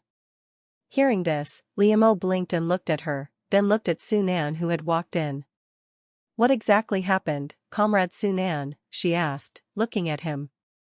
Sunan clenched his fists nervously, then quickly walked to her side and sat down, took her hand, and explained in a slightly trembling voice, I was afraid you would leave me.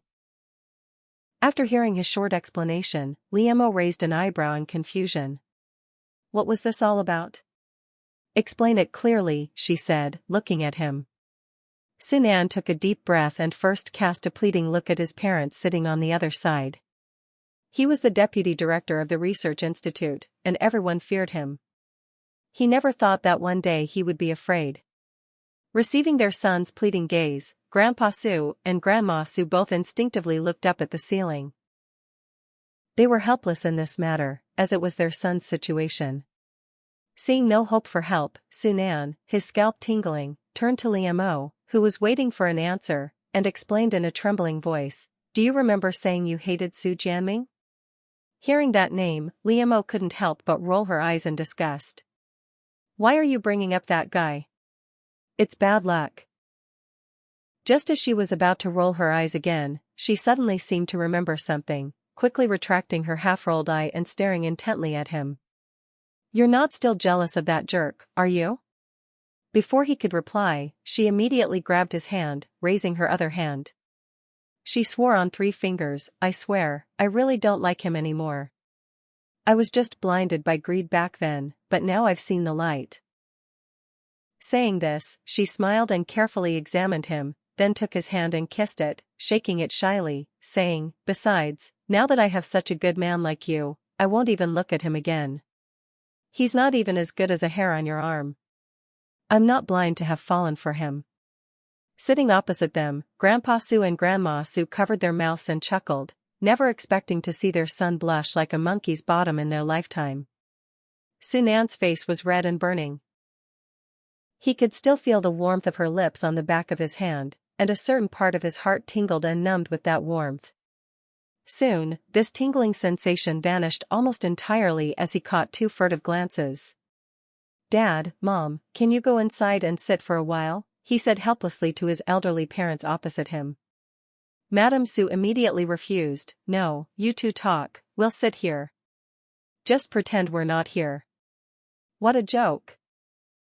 She finally had a chance to see her son's shy side, and she wasn't about to miss it.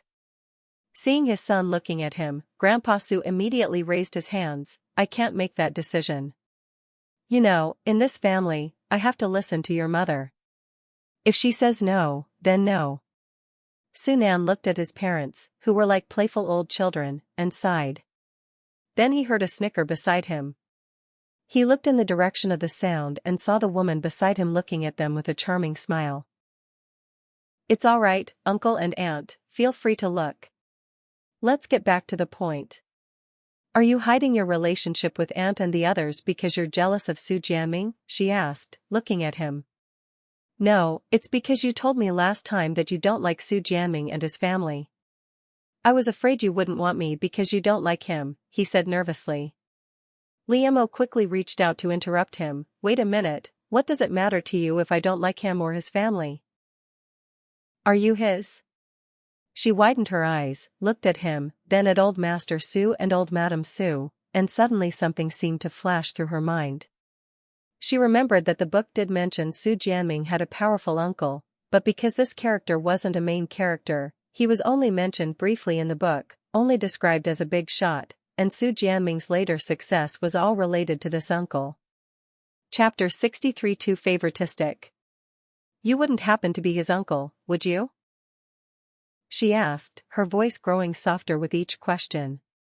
Unfortunately, the result was as she expected. She saw him nod at her. "Yes, I am indeed his uncle." Nervous, Su Nan swallowed 3 times. Liamo was stunned. Sure enough, what she feared had come true. What incredible luck. She'd gone on a blind date with the male lead's uncle. She was going to become his aunt. "But don't worry, my parents and I are different from them. My parents are reasonable and would never do anything to hurt others. And me, I'm loyal in relationships. Once I commit to someone, it's for life. Please don't generalize and condemn everyone." Seeing her remain silent, he anxiously grasped her hand and spoke on his behalf. Seeing this, the elderly couple sitting opposite them also hurriedly came out one after the other to explain. "Little Mo, what Xiaonan said is true. I know you and your family are bothered by what that bastard Su Jianming did. I don't like that family either. If I hadn't been unable to have children and had adopted his father, our family wouldn't have produced such a rotten apple. It's all my fault."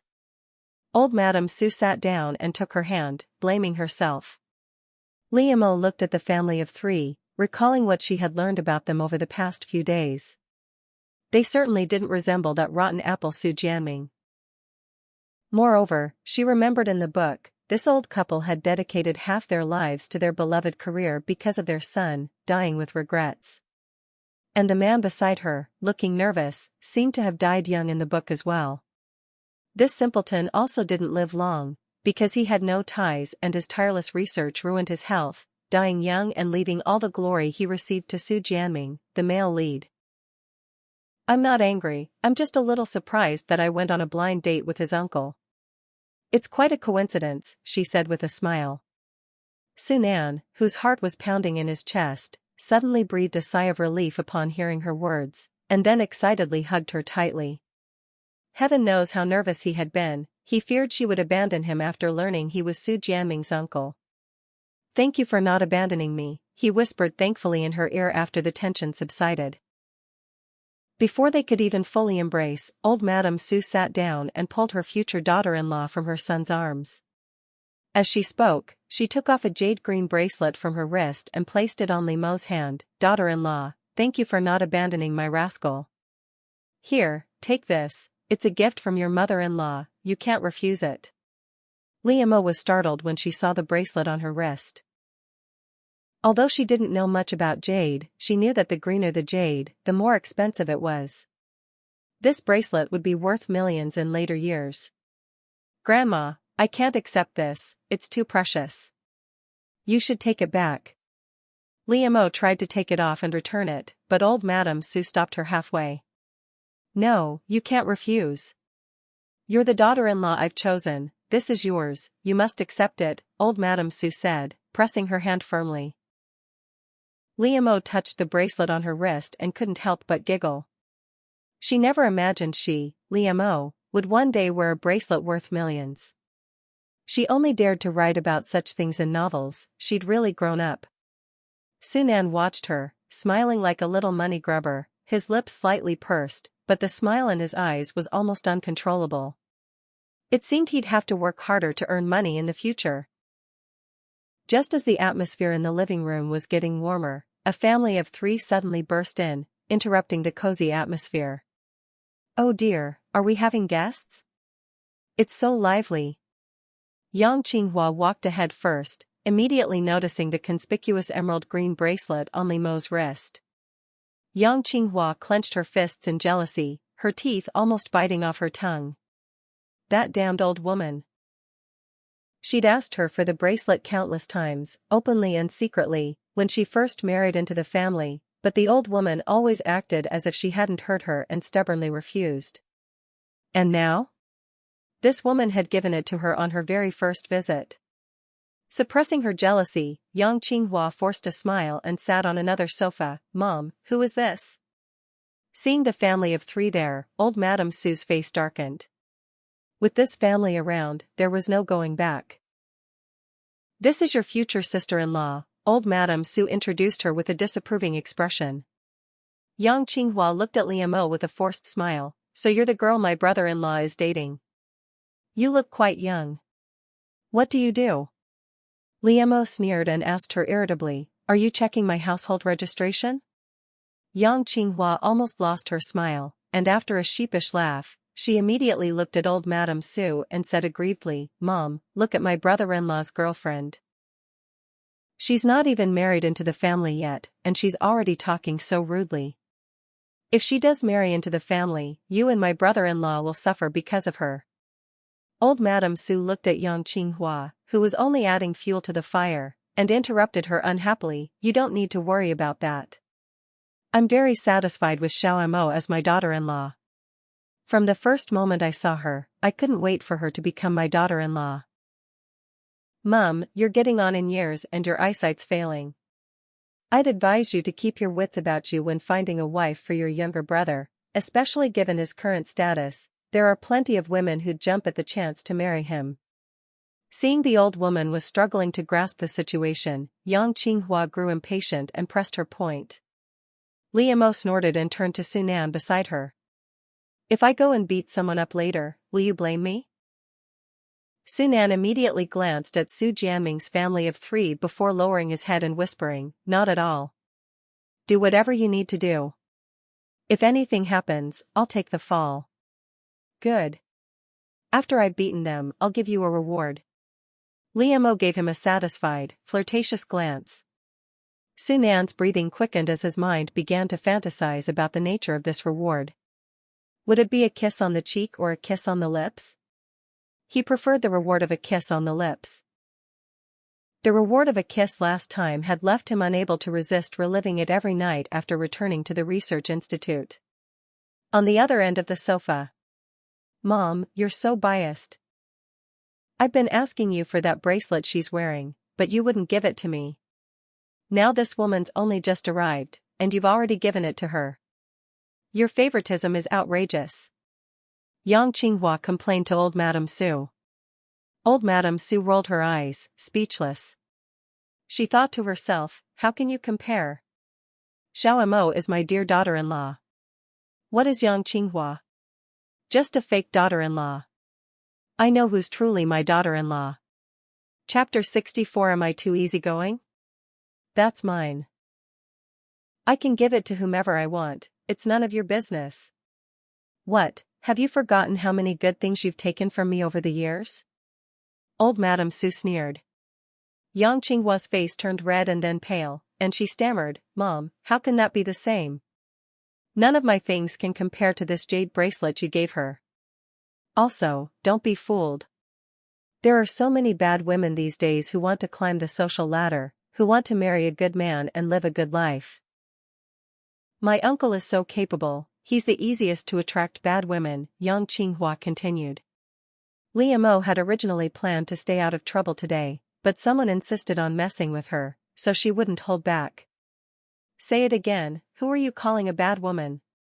She stood up, pointed at Yang Qinghua sitting opposite her, and shouted.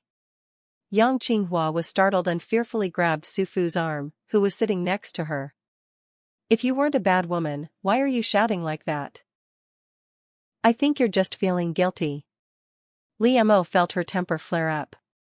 She skipped the argument, rolled up her sleeves, walked over to Yang Qinghua, grabbed her collar, and slapped her twice across the face. Slap, slap. The two slaps were quite loud. Mom. Su Jianming rushed over, looking at the two slap marks on his mother's face, and angrily gritted his teeth, shouting, Li Mo, you bitch, how dare you hit my mother? Li Mo glanced at him, then immediately turned to Su Nan sitting beside her and started to act coquettishly. Su Nan, my hand hurts, can you blow on it for me? Su Nan, who had been watching the show, immediately stopped watching when he heard her words, took her slightly red hand, and carefully blew on her slightly red palm twice. How is it, does it still hurt? Li Mo smiled and patted his cheek twice. It doesn't hurt anymore after you blow on it. Su Jianming looked at the two of them being affectionate with a sinister look, and suddenly shouted at Su Nan, Uncle, I have to tell you something. Do you know that Li Mo once drugged me? She wants to be my woman. Li Mo stopped being affectionate with Su Nan, a cold smile curling at the corner of her mouth. Sure enough, this bitch still revealed this matter. Su Jianming stared intently at his uncle, who was sitting on another sofa, and continued, Uncle, do you know Li Mo? She's a vain woman. She tried to steal me away from her cousin because I was the factory director. Don't be fooled by her facade. Su Nan looked at him expressionlessly and said coldly, Su Jianming, you've studied for so many years, and all that knowledge has gone to waste, hasn't it? Who taught you to use such vicious words to slander an innocent woman? It seems you don't deserve the surname Su. Su.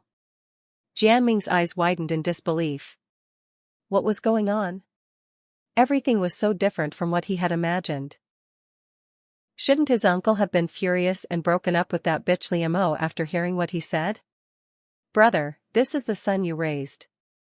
He has no respect for his elders. I, Su Nan, can't accept a nephew like this, Su Nan said, then looked at Su Fu, who sat silently to the side like a statue. Su Fu, who had been called out, had no choice but to step forward and first scolded his son, Jianming, what nonsense are you spouting? Quickly apologize to your uncle and aunt, do you hear me? After scolding his son, he looked at Su Nan with a fawning smile, Xiao Nan, don't be angry. Although Jianming's words were harsh, he was only trying to help you. He didn't mean any harm. Li Mo sneered. After watching for a while, she had figured out that the worst person in this family was this man. She ignored the father and son's back and forth and stood up, walked up to Su Jianming, and slapped him hard across both cheeks. After hitting him, she felt instantly satisfied. She had wanted to do this for a long time. Ouch, you bitch, you dare hit my son? I'll fight you to the death. Yang Qinghua, who was the first to recover, rushed towards Li Mo like a madwoman. Sunan immediately stood in front of Li Mo, his broad shoulders and narrow waist giving her a sense of security. Li Mo laughed and pulled him back. Just then, Yang Qinghua rushed over and arrived. She grabbed the man's hair, raised her hand again, and slapped his hideous face twice. Instantly, 2 red handprints appeared on his hideous face. Before stopping, Li Mo didn't forget to kick him in the stomach, sending him staggering back half a meter. Su Fu, who had intended to remain invisible, was utterly humiliated to see his wife and children being beaten by an outsider. He immediately stood up angrily and complained to his parents, "Dad, Mom, look at my brother's girlfriend. She's so lawless. What did Qinghua and Jianming do wrong? Why is she treating them like this? It's outrageous. You must stand up for them." Old Madame Su snorted coldly, glanced at the mother and son standing beside her with their aggrieved expressions, and calmly said, "You can't blame Xiaoma. It's your wife and son's foul mouths that forced Xiaoma to do this." Li Mo, who had been worried that her earlier act of hitting someone would leave a bad impression on the Su family elders, now, hearing their protective words, gave them a mental thumbs up. It seemed this family was easy to get along with. Yang Qinghua and Su Jianming stared in disbelief at old Madame Su's blatant lies. This old woman's heart was completely biased. They were the ones who got beaten, so how come it's now the aggressors who are having a hard time? No, Mom, you. Su Fu's face turned a little pale, and he tried to argue, but before he could finish, he was interrupted by a cold voice. "Big brother, it seems I've been too lenient all these years. Not only have you 3 taken advantage of my reputation to reap all the benefits, but now you're even bullying my girlfriend in front of me. Do you really think I'm made of clay?" Sunan's face was as black as ink, his narrowed pupils gleaming coldly. His words immediately sobered the family of 3. Yang Qinghua and Su Jianming looked nervously at Su Fu. This was the first time they'd seen their uncle, who had rarely been angry in years, so furious, even uttering such threatening words. How could they not be nervous? Chapter 65 No Reckless Actions. Su Fu's heart pounded with anxiety. What did his younger brother mean by that? Was he going to settle scores with them for all the years they'd been using his name to make money? That wouldn't do. The old folks at the main house didn't know what they'd been doing, but the 3 of them knew perfectly well how much they'd profited from his brother's connections. If they were investigated, they could be kicked out of the Su family. The more he thought about it, the more frightened Su Fu became. He gritted his teeth, looking at his wife and child beside him, seething with anger. It was all those 2 idiots' fault. If they hadn't been courting disaster, his brother wouldn't have said such heartless things. "You bitch, it's all your fault for sowing discord between me and my brother. You want to ruin our family? I'll beat you to death." With that, Su Fu raised his hand and slapped Yang Qinghua hard across the right cheek, who was still stunned. Her right cheek, already swollen from the previous blow, swelled up immediately. Yang Qinghua was stunned for a moment after being hit, but quickly came to her senses. Realizing she had been beaten again, and by the very person beside her, she was instantly enraged, her eyes reddening. After a howl, she charged at Su Fu like a madwoman and began to beat him. "You Su Fu, you bastard! You hit me too. I've been married to you all these years, washing your clothes, cooking for you, and bearing your son, and now you dare to hit me? You're not a man." Yang Qinghua was furious, scratching his face while crying and screaming. The next second, Su Fu's painful scream echoed in the large living room. He touched his burning face in disbelief, then looked up to see bright red blood on his fingers. "You bitch, you actually scratched my face. How am I supposed to go to work tomorrow, you slut?" Su Fu stared wide-eyed at the blood on his hands, his eyes red with rage, and stepped forward, slapping Yang Qinghua's crazed face again. "Su Fu, you bastard, you hit me again. I'm going to fight you." Yang Qinghua, rubbing her increasingly painful cheek, charged at him in a frenzy. Soon, two figures were wrestling in the living room. Su Jianming was stunned for a moment before he came to his senses and rushed over to stop them. "Dad, Mom, stop fighting." Li Mo's lips curled into a smug look, then she remembered she had some roasted melon seeds from home in her pocket. "Uncle, Aunt, Sunan, come and crack some of our homemade roasted melon seeds." She generously shared some with Grandpa Su and the others. "Won't this cause someone to die?" Grandpa Su asked worriedly. Old Mrs. Su had just cracked open a sunflower seed when she heard her husband's unnecessary worry. She spat out the shell and looked at him, saying, "Why are you worried about this? They value their lives so much, how could anyone die? Don't worry, even if something happens to you and me, those two won't kill each other." Old Mr. Su seemed to believe her and finally stopped trying to stop them. In the center of the living room, Su Fu and Yang Qinghua were both bruised and battered, yet the two elderly people in the family didn't intervene. The two men exchanged glances, simultaneously stopped fighting, and looked towards the sofa in front of them.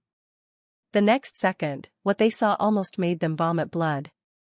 The two old men had no intention of stopping the couple's fight at all, and seemed quite content. "Stop fighting. What's the point?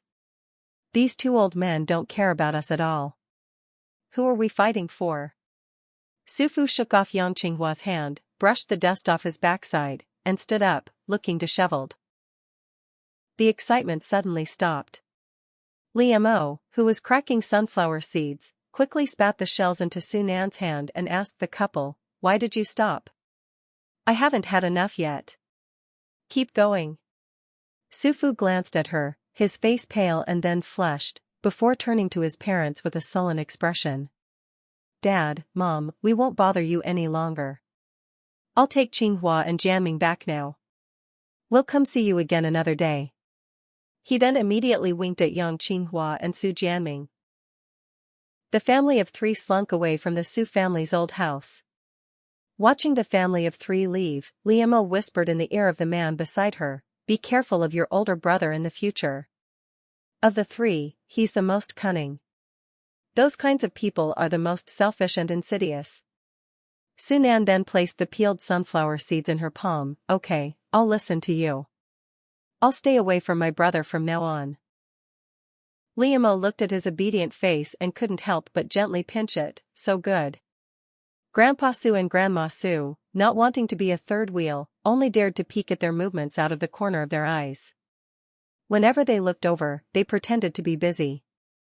Li Mo was amused by their furtive actions, but then her smile froze as something flashed through her mind. How could she have forgotten something so important? She remembered that the book mentioned something about Sunan, but because it didn't significantly affect the male and female leads, it was only mentioned briefly. The reason she remembered it so clearly was because she felt sorry for the uncle in the book. In the book, Sunan was framed because of Su Fu's machinations. Although he escaped unscathed in the end, Sunan's reputation was ruined, and he suffered a lot during the interrogation. "Uncle, Aunt, Sunan said he'd like to take me to his room. Please excuse us for a moment." Li Mo immediately stood up, pulling him by the hand, and said to Old Master Su and Old Madam Su with an embarrassed expression. "Of course, no problem. You can go in and talk. We won't disturb you," Old Madam Su said with a smile, looking eager for her to hear.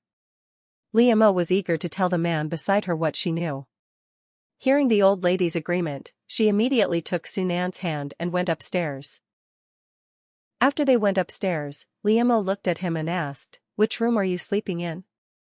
Sunan's ears turned red as he pointed to the room on the left. "This one." Li Mo glanced at it, then immediately pulled him by the hand, pushed open the door, and quickly closed it behind him. Sunan glanced back at the closed door, his heart pounding so hard it felt like it was going to jump out of his throat. "Sit down," Li Mo said, pointing to the bed. Sunan followed her gaze and, seeing the bed, his face flushed crimson. "Xiao Mo, we can't do anything like that now, okay? After we're married, I'll do whatever you want, but not now. Be good." Chapter 66. Is it that serious? Liam, who had just sat down next to him, raised an eyebrow in confusion upon hearing his words. What was this idiot saying? What did he mean by can't do whatever she wants? The next second, her gaze swept over his reddened earlobes, and she instantly understood everything, unable to help but laugh out loud. What are you thinking? I asked you to sit on the bed because I wanted to talk to you about something. I told you not to overthink it. Sunan's face instantly flushed with embarrassment. It turned out he had been overthinking. What did you think I did to you just now? Tell me. Looking at his flushed face, she leaned closer to him with curiosity. Sunan, feeling awkward, gently pushed her away, stammering an explanation. I thought you wanted to be with me, wanted to be with me. In the end, he couldn't bring himself to say the words, so he had to give in. Okay, Xiao, I'm sorry, I misunderstood. I know I was wrong. Liam smiled and cupped his flushed handsome face, thinking to herself that no matter what, she would protect him and never let the events in the book happen to him. I'm not teasing you anymore. I have something important to tell you, listen carefully. Recently, have someone investigate your older brother. He's been using your name to do some bad things outside. If it's discovered, he'll be completely innocent, and all the blame will fall on you. Liam held his hand, speaking to him earnestly, word by word. Sunan's expression was grave. After a long while, he suddenly hugged her tightly. Thank you, Xiao. I'll have someone investigate this matter. If it's true, I absolutely won't let my brother off the hook. Hearing this, Liam breathed a sigh of relief. It seemed this man wasn't the kind of fool who would take all the blame for his family. If you have someone investigate, focus on the position your older brother is currently competing for. She remembered that the incident stemmed from this matter. Sunan pursed his lips and nodded, his deep pupils filled with hesitation. How did she know these things? Should he ask her? Liam quickly noticed him staring at her, and also noticed the flickering light in his eyes, as if he wanted to ask her something. Are you trying to ask me why I know what happened earlier? Since he wouldn't ask, she'd have to ask him first. Sunan looked at her nervously and nodded. Yes, may I ask you that? Liam smiled calmly and said, Why can't I ask? I know about this because when my cousin and I were arguing, she accidentally let it slip to me that my cousin and your nephew are dating. They talk about everything, so it's not surprising she knows. Luckily, she was quick-witted and came up with this explanation in time, otherwise, she really wouldn't know how to explain it to him. After hearing this, Sunan thought of Xiao Mo's stupid and wicked cousin, and it seemed that she really was capable of doing such a thing. Instantly, the doubt in his heart vanished. Outside the Western-style building. Emerging from the old mansion, the family of three, all covered in bruises, supported each other as they walked down the street, attracting the attention of passers-by. You bastard, you hit me way too hard. Look what you've done to me. How am I supposed to go to work tomorrow? Yang Qinghua rubbed her cheeks, glaring at her husband with a reproachful expression. Su Fu, also rubbing his face, winced in pain. You have the nerve to say that? Look at my face. You're the only one who has to go to work tomorrow, but I don't? Yang Qinghua, looking at the dozens of scratches on his face, said guiltily in a low voice, That's because you hit me so hard. I just lost my temper. You can't blame me. Su Fu snorted, his eyes and mouth glaring at her. You have the nerve to say that? Didn't you see how angry that short-lived Sunan got after what happened with Jian Junming? If I hadn't hit you, they really would have separated from our family. Speaking of this, Yang Qinghua was furious, forgetting the pain on her face, and said angrily, It's all that bitch's fault.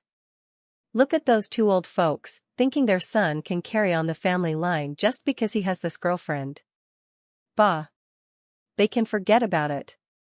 Everything in the Su family must belong to my son.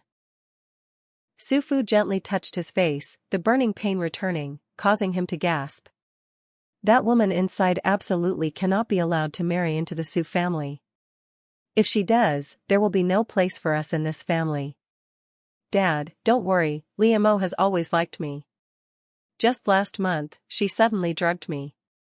Luckily, I held on and didn't let her succeed, Su Jianming suddenly said. Su Fu's eyes lit up immediately. He turned to his son behind him and asked, "Are you sure what you're saying? That woman really pursued you?" Su Jianming straightened his collar, puffed out his chest smugly, and said, "Of course it's true. My girlfriend knows about this. She's that bitch Li Mo's cousin." Su Fu slapped his thigh in delight.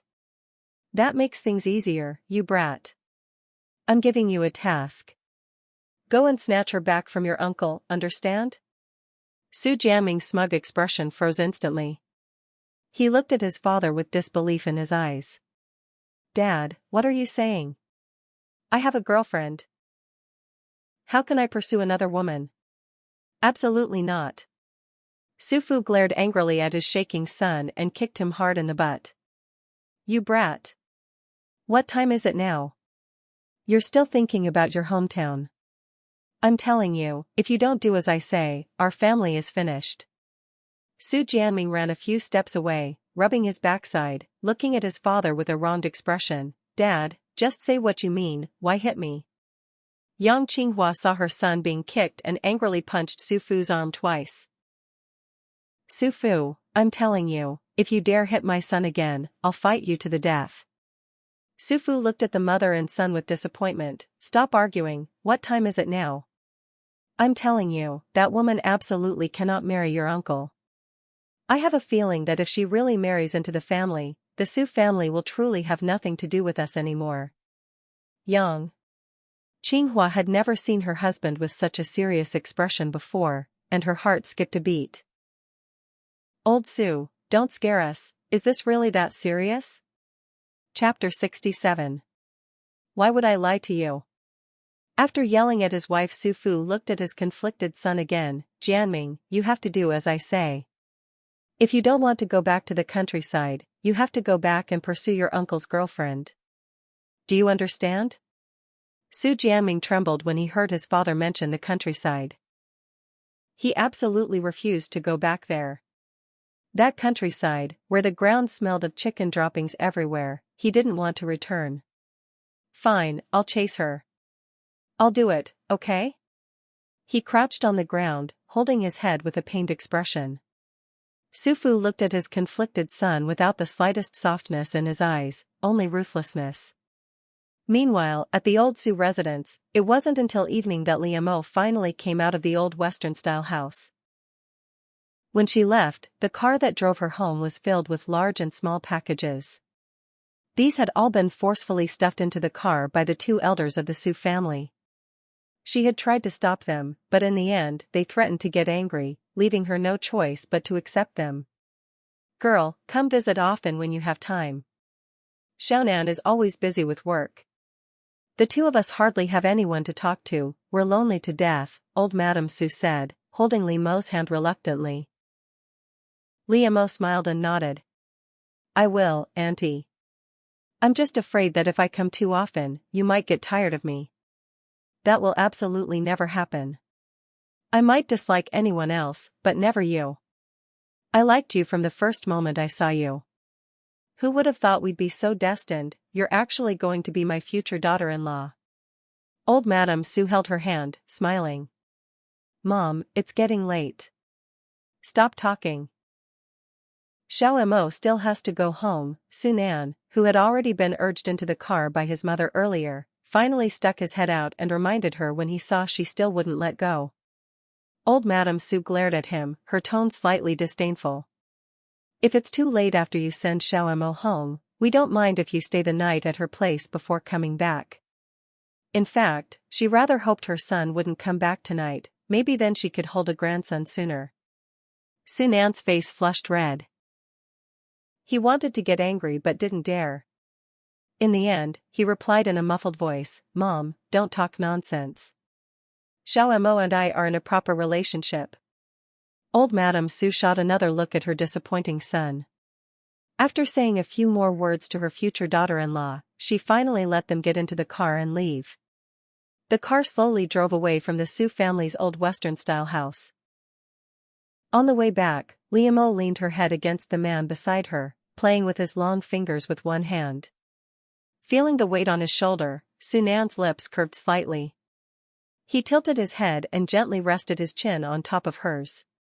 He closed his eyes briefly. When he opened them again, the happiness in his gaze seemed ready to overflow.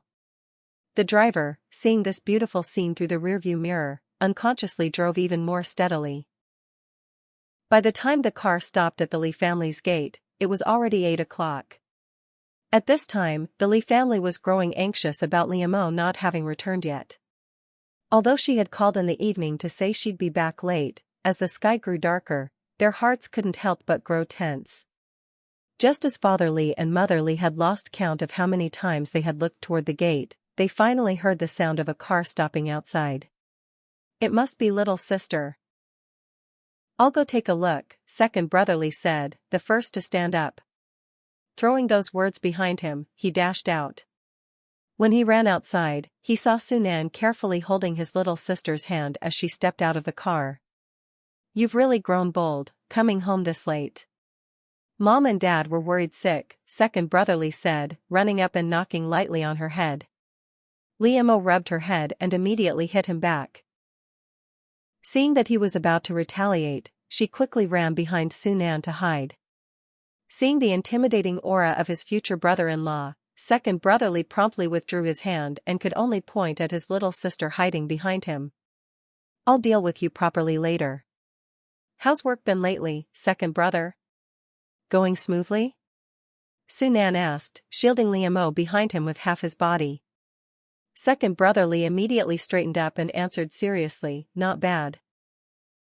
Thanks to you putting in a good word for me with Manager Hong, I might become the deputy team leader next year. Sunan waved his hand casually. No need to thank me. You earned it yourself. Keep working hard. If you run into any problems at work, you can call me. Thank you, brother-in-law. Second brother Lee looked at him gratefully. As they walked inside, Liam-O quietly tugged at Sunan and asked, when did you call Manager Hong? Sunan gently held her hand and whispered in her ear, recently. Manager Hong called me, and I just took the opportunity to ask about second brother's work situation. Liam-O shrugged and didn't ask further. Back in the courtyard, the rest of the Lee family had been waiting anxiously and finally saw them walk in. Dad, Mom, Uncle, Auntie. They greeted Father Lee and Mother Lee one after the other. Seeing their daughter return safely at last, the elderly couple finally relaxed. After the men began chatting, Mother Lee pulled her daughter and eldest daughter-in-law aside. Little sister-in-law, that bracelet on your hand is so beautiful. Did your future brother-in-law buy it for you? Eldest sister-in-law Lee immediately noticed the bracelet on her wrist. Mother Lee saw it too and quickly took her daughter's hand to examine it carefully. I may not have seen many fine things in my life, but this bracelet must be very valuable. Liam-O smiled and gave her mother a thumbs up.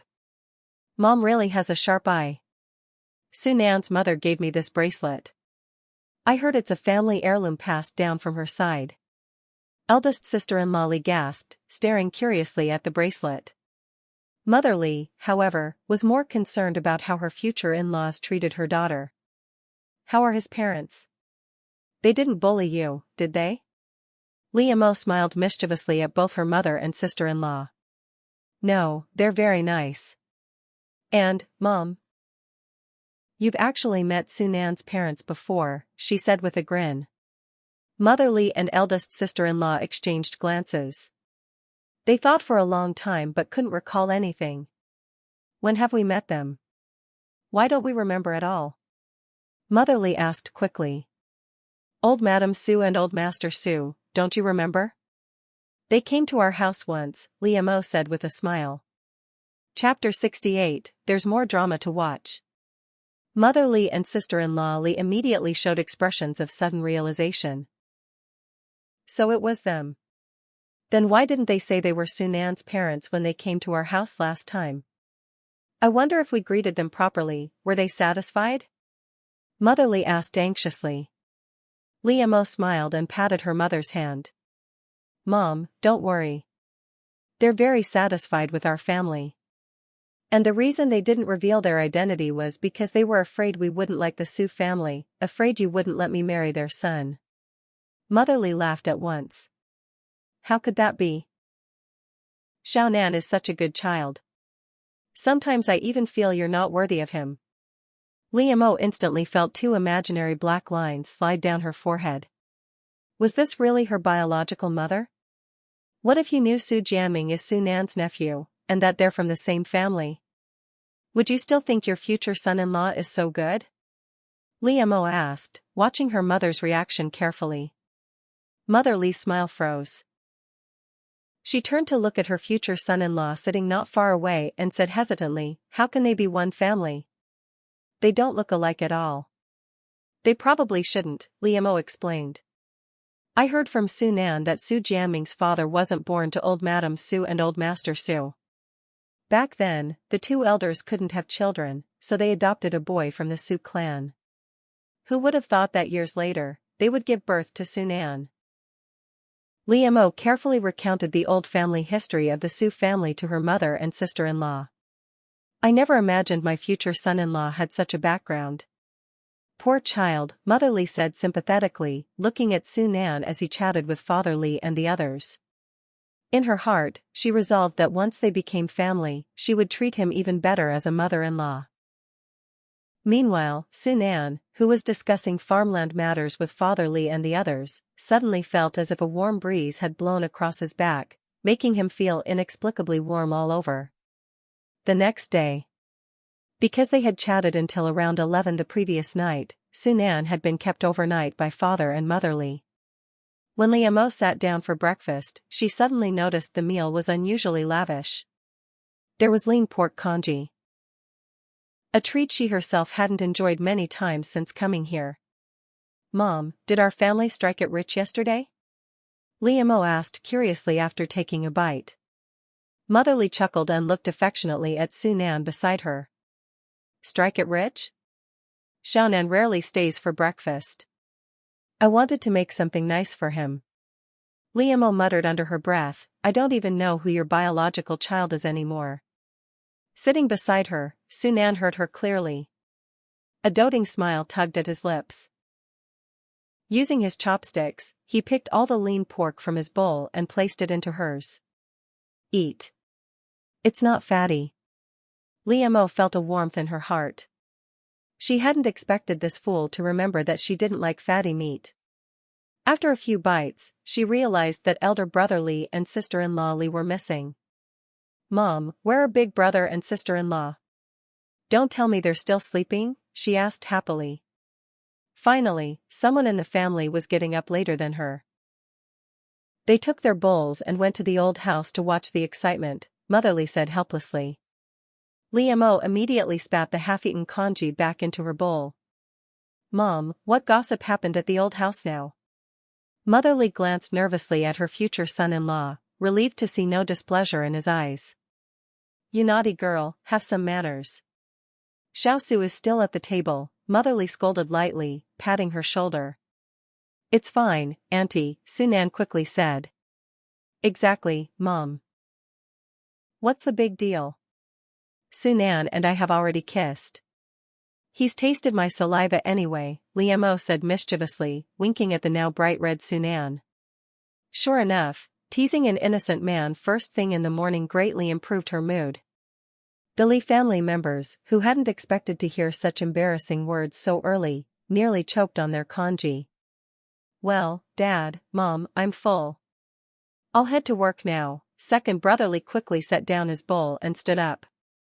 He'd better leave. He had already decided never to date or marry in this lifetime. He couldn't let his little sister's words shake his resolve. Go on then. Be careful on the road, Mother Li said awkwardly. Third brother Li's ears were red, but his expression remained calm as he continued eating. Liamo quickly finished her breakfast and dragged the still-flushed Su Nan out the door.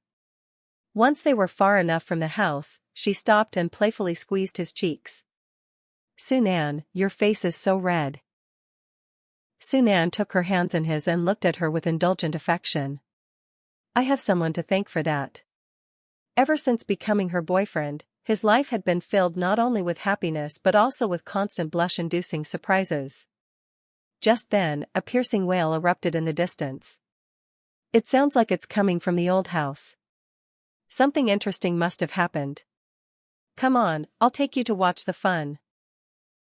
Before he could respond, Liam grabbed his hand and ran toward the old house.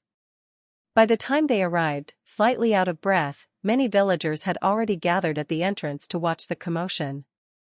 Among them, elder brother Lee and sister-in-law Lee stood out, each holding a bowl. Liam quickly dragged Sunan over to them. Big brother, sister-in-law, what happened inside? She asked eagerly. Seeing her little sister-in-law had come too, sister-in-law Lee immediately abandoned her husband and pulled Liam aside to whisper, "Big news. I'm telling you, Li Meng is in for it today. The old lady is going to skin her alive." What? What did she do this time? Liam asked excitedly, gripping her sister-in-law's hand. Seeing there was no room for him beside the two women, elder brother Lee voluntarily stepped aside and stood next to Sunan, shielding them from being jostled by the villagers behind. The two men looked at the women they intended to cherish for a lifetime, their eyes full of gentle warmth. Chapter 69. Go ahead and hit me. Sunan looked tenderly at Liam, who was whispering to Lee's sister-in-law. Just then, he saw her laugh heartily, as if she had overheard something Lee's sister-in-law said. His smile unconsciously followed her laughter. While the atmosphere was warm on one side, a tense battle raged inside. In the Lee family's courtyard, a scene of the old lady attempting suicide was unfolding. "I'm telling you, if you don't give me 50 yuan for this house, I'll hang myself right here in this yard today." The old lady sat on the ground, looking like a rogue, crying dryly without a single tear. "Then go ahead and hang yourself. You old hag, all these years, because of you, how much our family has suffered in this house, don't you have any idea?" Li Meng glared at the old lady on the ground, her eyes red. She had barely finished speaking when a loud slap landed on her face. "You brat, try spouting another word of nonsense. Apologize to your grandma right now, do you hear me?" Uncle Lee's face was flushed a deep purplish red, veins bulging from his temples as he glared at his daughter. Seeing her daughter being beaten, Lu Tsuehua could only hold her arm and weep. "Xiaoming, you should still give your grandma 50 yuan. For the sake of this family, stop making a scene," Lu Tsuehua said, crying as she spoke to her daughter. Li Meng glared at her parents with hatred in her eyes. The next second, her gaze fixed on Liam, who was standing in the crowd watching the family's commotion. A wave of shame washed over her. "You old hag, even if you die here today, I won't give you 50 yuan. Forget about it," she said through gritted teeth, looking at the old woman sitting on the ground. Upon hearing this, old lady Lee's gloomy eyes darted around twice, and the next second, she immediately scrambled to her feet, grabbing her eldest son and sobbing, "Eldest son, look at your good daughter.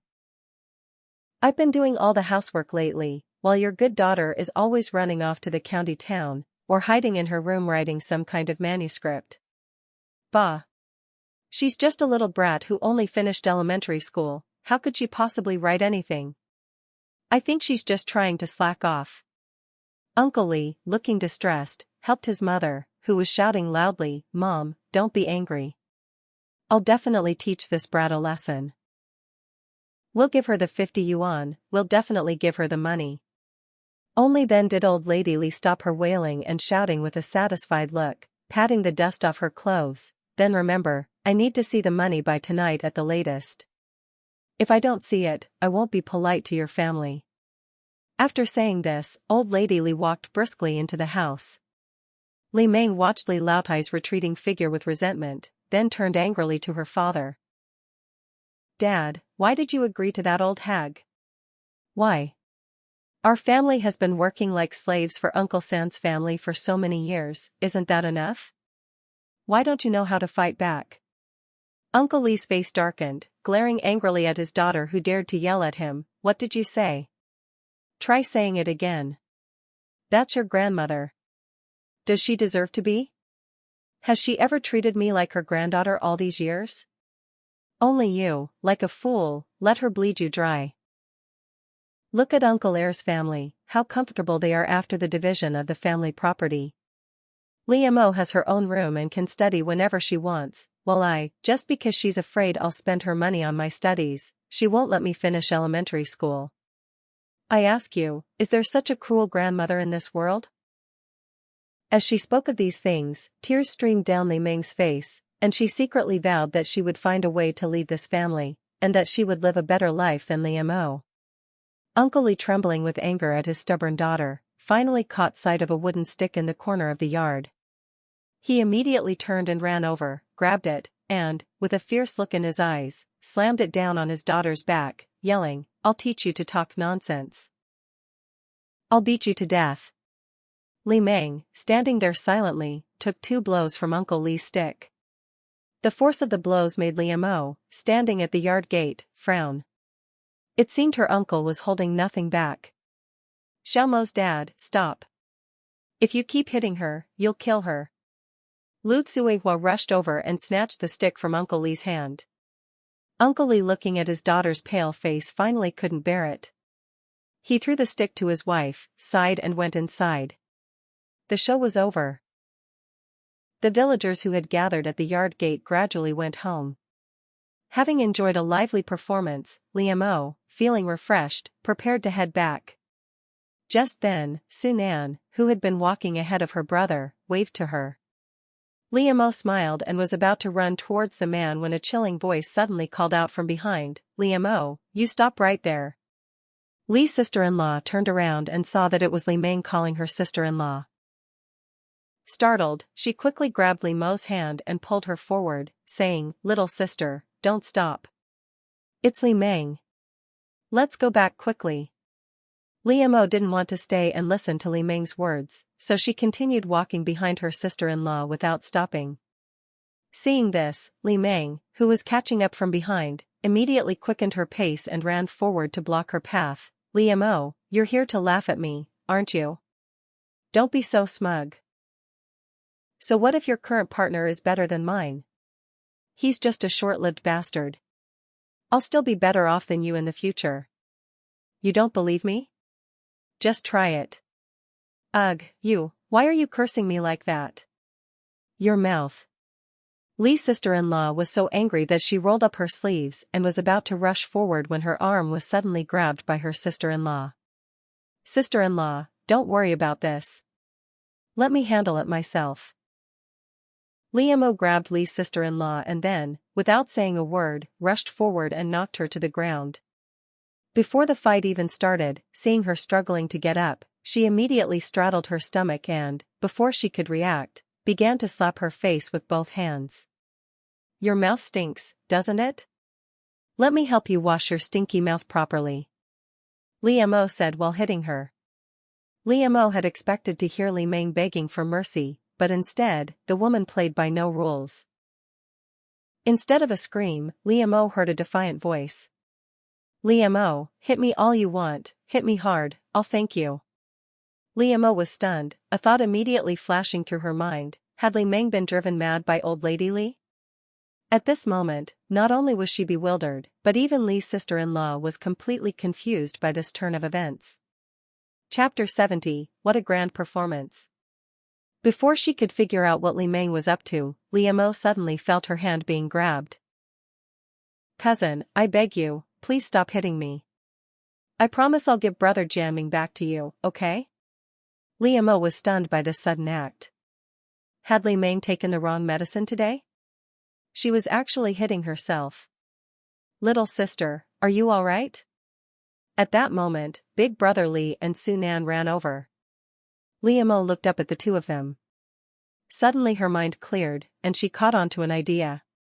"Cousin, I won't fight you over Brother Jiaming anymore. I promise I'll stay far away from him from now on, okay?" Li Ming wiped her tears, crying pitifully. Looking at Li Ming pinned beneath her, Leah Mo curled her lips into a cold smile. Since someone had already set up the stage, if she didn't cooperate and continue the show, wouldn't the stage be wasted?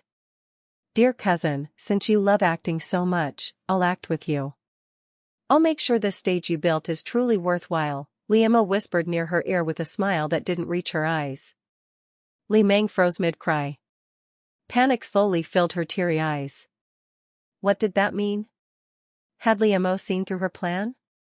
You love acting, right? Fine, I'll act with you. Let me add a little more flavor to it. As she spoke, Liemo raised her hand and slapped her.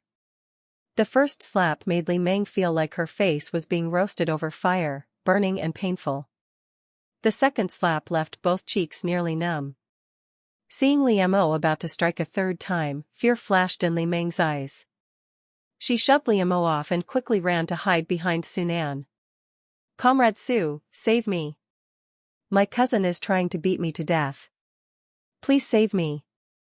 Li Meng pleaded, clutching her numb cheeks. Sunan moved aside with a look of disgust, then strode over to Liemo and asked with concern, Are you all right? Are you hurt anywhere? Li Meng stared at him in disbelief. Was this man blind? She was clearly the one hurt. I'm fine. Someone just deserved to be hit. Liemo clapped her hands and shot Li Meng a cold look. Thinking back on recent events, she realized her cousin had given up on Su Jianming and was now trying to snatch her man instead. At this moment, sister-in-law Li hurried over anxiously. Brother-in-law, don't blame little Mo. It was Li Meng's foul mouth. She cursed you in front of her, saying you were short-lived. Little Mo couldn't stand it and hit her. Li Meng's face changed. She looked at Sunan nervously. I was just anxious and talking nonsense. Sunan's expression darkened. His icy gaze pierced her. Seems you know quite a bit about me. I didn't even know I was short-lived, yet you do. I heard there's an institute in the capital that studies strange phenomena. I think you'd fit right in. Li Meng turned pale as paper and shook her head frantically. I don't know anything. I was just talking nonsense. I was jealous that Liemo found someone as outstanding as you. I won't dare to covet you anymore. Liemo shot a surprised look at the man beside her, silently wondering whether she had stood out too much in front of him lately. She definitely didn't want to be sent to some strange research institute as a test subject. Just as the atmosphere grew tense, a lazy voice cut in. Uncle, what are you doing here? Su Jianming rode up on a bicycle and stopped. Seeing him appear, Li Meng ran to him like she'd found a savior, grabbing his arm. Brother Jianming, save me. Your uncle said he wants to send me to some research institute. I don't want to be studied. Su Jianming hurriedly removed her hand from his arm, looking awkwardly toward Liemo Xiaomo. Don't misunderstand. Li Meng and I don't have much of a relationship. Two people frowned at once upon hearing that. Sunan narrowed his eyes at his nephew, who had shown up early in the morning with such an inexplicable explanation. The more he listened, the more unpleasant it sounded. Li Meng stared at the hand that had been shaken off, disbelief on her face. Suddenly she sneered and grabbed Su Jianming's collar. Su Jianming, what do you mean by that? We're clearly a couple, yet you're saying we don't have much of a relationship? Are you trying to dump me? Su Jianming nervously tried to pry her hands away. After failing twice, he finally hardened his expression and said bluntly, Li Meng, after spending time together, I've realized we're not suitable at all. Let's break up. After saying this, he looked toward Liemo with a fawning smile and walked over to her. Xiao Mo, I was blind before to fall for your cousin. But now my eyes are cured. After thinking it through, I feel like we're the most suitable for each other. Li Mo's mind was blown blank by everything that had just happened. What on earth was going on? Why had things deviated so far from the plot she'd read in novels? Sunan clenched his fists, grinding his teeth. Finally unable to hold back, he strode forward, shoved Su Jianming away from Liemo, and threw a heavy punch at his face. Uncle, why are you hitting me? Su Jianming staggered back, clutching his cheek angrily. Sunan let out a cold laugh, his eyes sharp as blades. I should kill you. Su Jianming, open your eyes and see clearly. Xiao Mo is going to be your future aunt. Su Jianming avoided his gaze guiltily, his voice wavering. So what? You're not married yet. As long as she's not married, I have the right to win her back. The next second, he stepped forward again to grab Li Mo's hand, but she dodged him. Looking at his empty hand, irritation flashed in his eyes before he suppressed it. Xiao Mo, I was wrong before. I was blind and couldn't see clearly. Please forgive me, okay? Didn't you like me before? I like you now too. Let's be together. I don't mind that you dated my uncle. Chapter 71, This is a good thing. Li Mo looked at him with disgust. Su Jianming, is your brain fried? Showing up first thing in the morning to disgust me? I suggest you get out of my sight right now, or I'll beat that face of yours into a pig's head. Believe it or not. Su Nan, who had been watching her nervously, couldn't help but curl his lips slightly when he heard this. At the same time, he quietly let out a sigh of relief. Let's go home. Ignore these two lunatics, Li Mo said as she stepped forward, took Su Nan's hand, and tugged him away. Su Nan looked down at the hand holding his, joy filling his eyes. He nodded firmly. All right, let's go home. The two of them left shoulder to shoulder. Brother Li and sister-in-law Li exchanged a look, then both spat in Su Jianming's direction before leaving. Coming back to his senses, Su Jianming stared in disbelief at the two figures walking farther and farther away.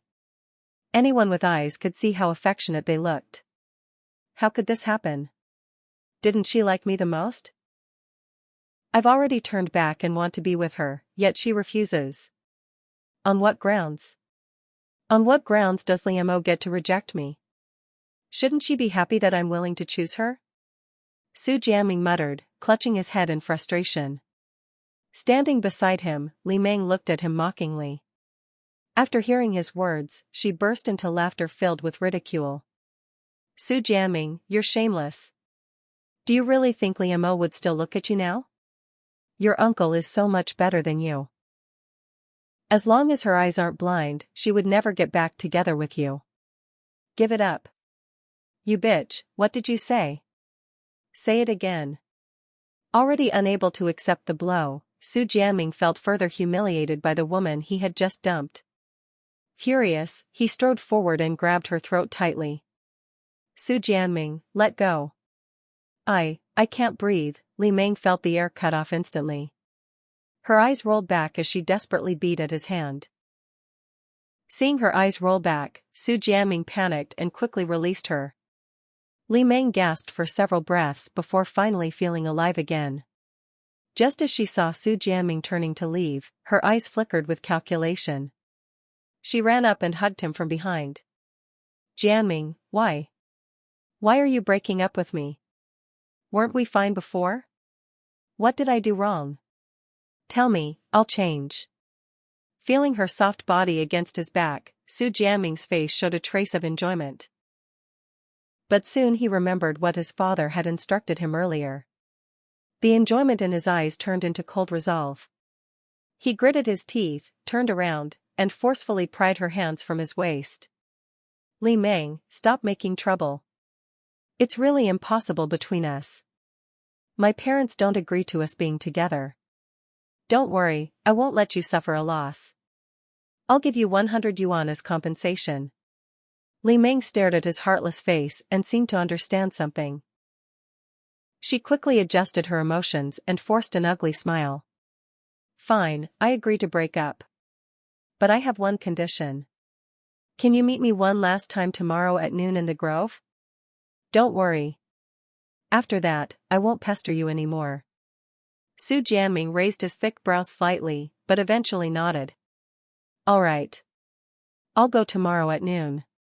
With that, he turned and left. Watching his retreating back, Li Meng bit her lip and muttered softly, Su Jianming, since you're so heartless, don't blame me. You forced me into this. Li family home. After returning home, the car that had come to pick up Su Nan arrived at the gate. Li Mo walked him to the entrance. Just as he was about to get in, she suddenly called out, remember what I told you last night. When you go back, make sure someone investigates your dear elder brother's recent movements carefully, got it? Sunan gently held her small hand and nodded.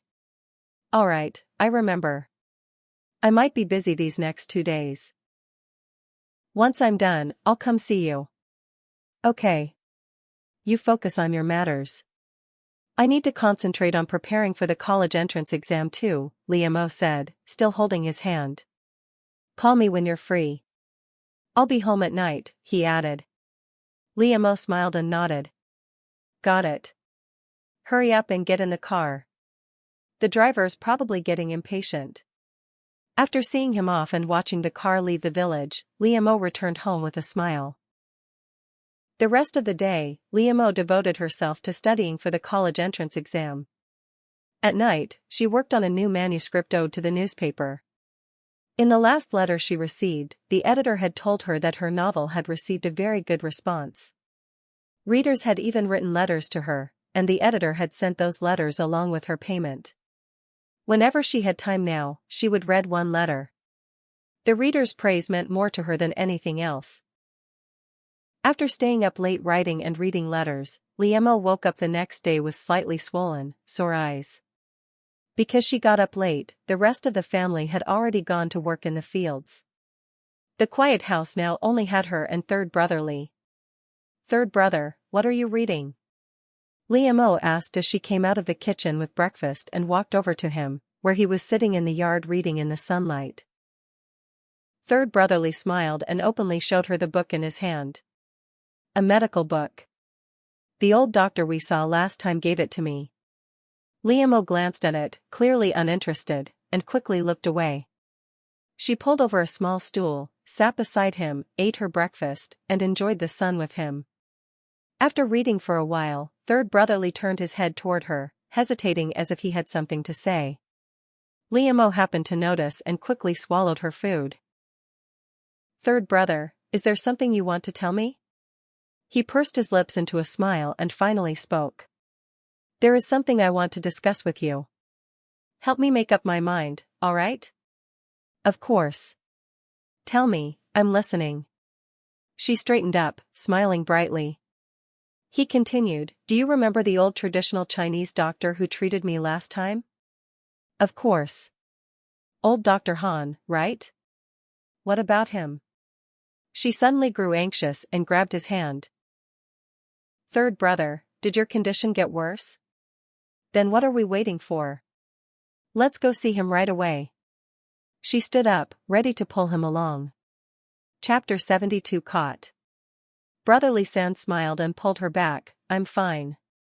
Since seeing that old Han, my health has improved a lot compared to those years ago. Liam breathed a sigh of relief, patting her chest and saying, that's good. You scared me to death. I thought your condition had worsened. She paused, staring at him and asking, then why did you mention this old Chinese medicine doctor to me? When I went to him for my treatment last time, he mentioned that he wanted to take me on as his apprentice. He thinks I have a lot of talent in traditional Chinese medicine, Brotherly San said somewhat embarrassedly. Li Mo's eyes widened immediately, and she looked at him happily, saying, this is great news, third brother. Have you agreed to his request? Third brotherly gently shook his head, a conflicted expression on his face. I haven't agreed yet. I said I need to think about it when I get back. Liam patted his shoulder excitedly and said, agree. You must agree. I heard from Sunan that this old Han, a traditional Chinese medicine doctor, comes from a family of doctors. His current status means he's not someone just anyone can hire. He only treated you last time because of Sunan. Someone as skilled as him. This will not only benefit you in the future, but also your condition. Li Sange pursed his lips, considered for a moment, and then looked at her again, saying, okay, I'll listen to you. I promise him that I'll tell him about this next time I go to see him for a checkup. Liam smiled as she looked at her third brother, whose complexion had become a little rosier. In the past 2 weeks, her third brother's illness had improved a lot, and he looked almost like a normal person. It was wonderful, everything in the family was developing in a positive direction. It seemed that they had avoided half of the tragedy that would befall this family in the book. At noon, the Lee family was having lunch together when a lively shout came from the doorway. "What's going on at lunchtime?" Lee's mother asked, frowning. "I'll go see." Lee's sister-in-law immediately put down her chopsticks and ran out of the house. Lee Mo watched her sister-in-law run out, a smile playing on her lips. In this family, her sister-in-law was the number one gossip, probably no one dared to claim otherwise.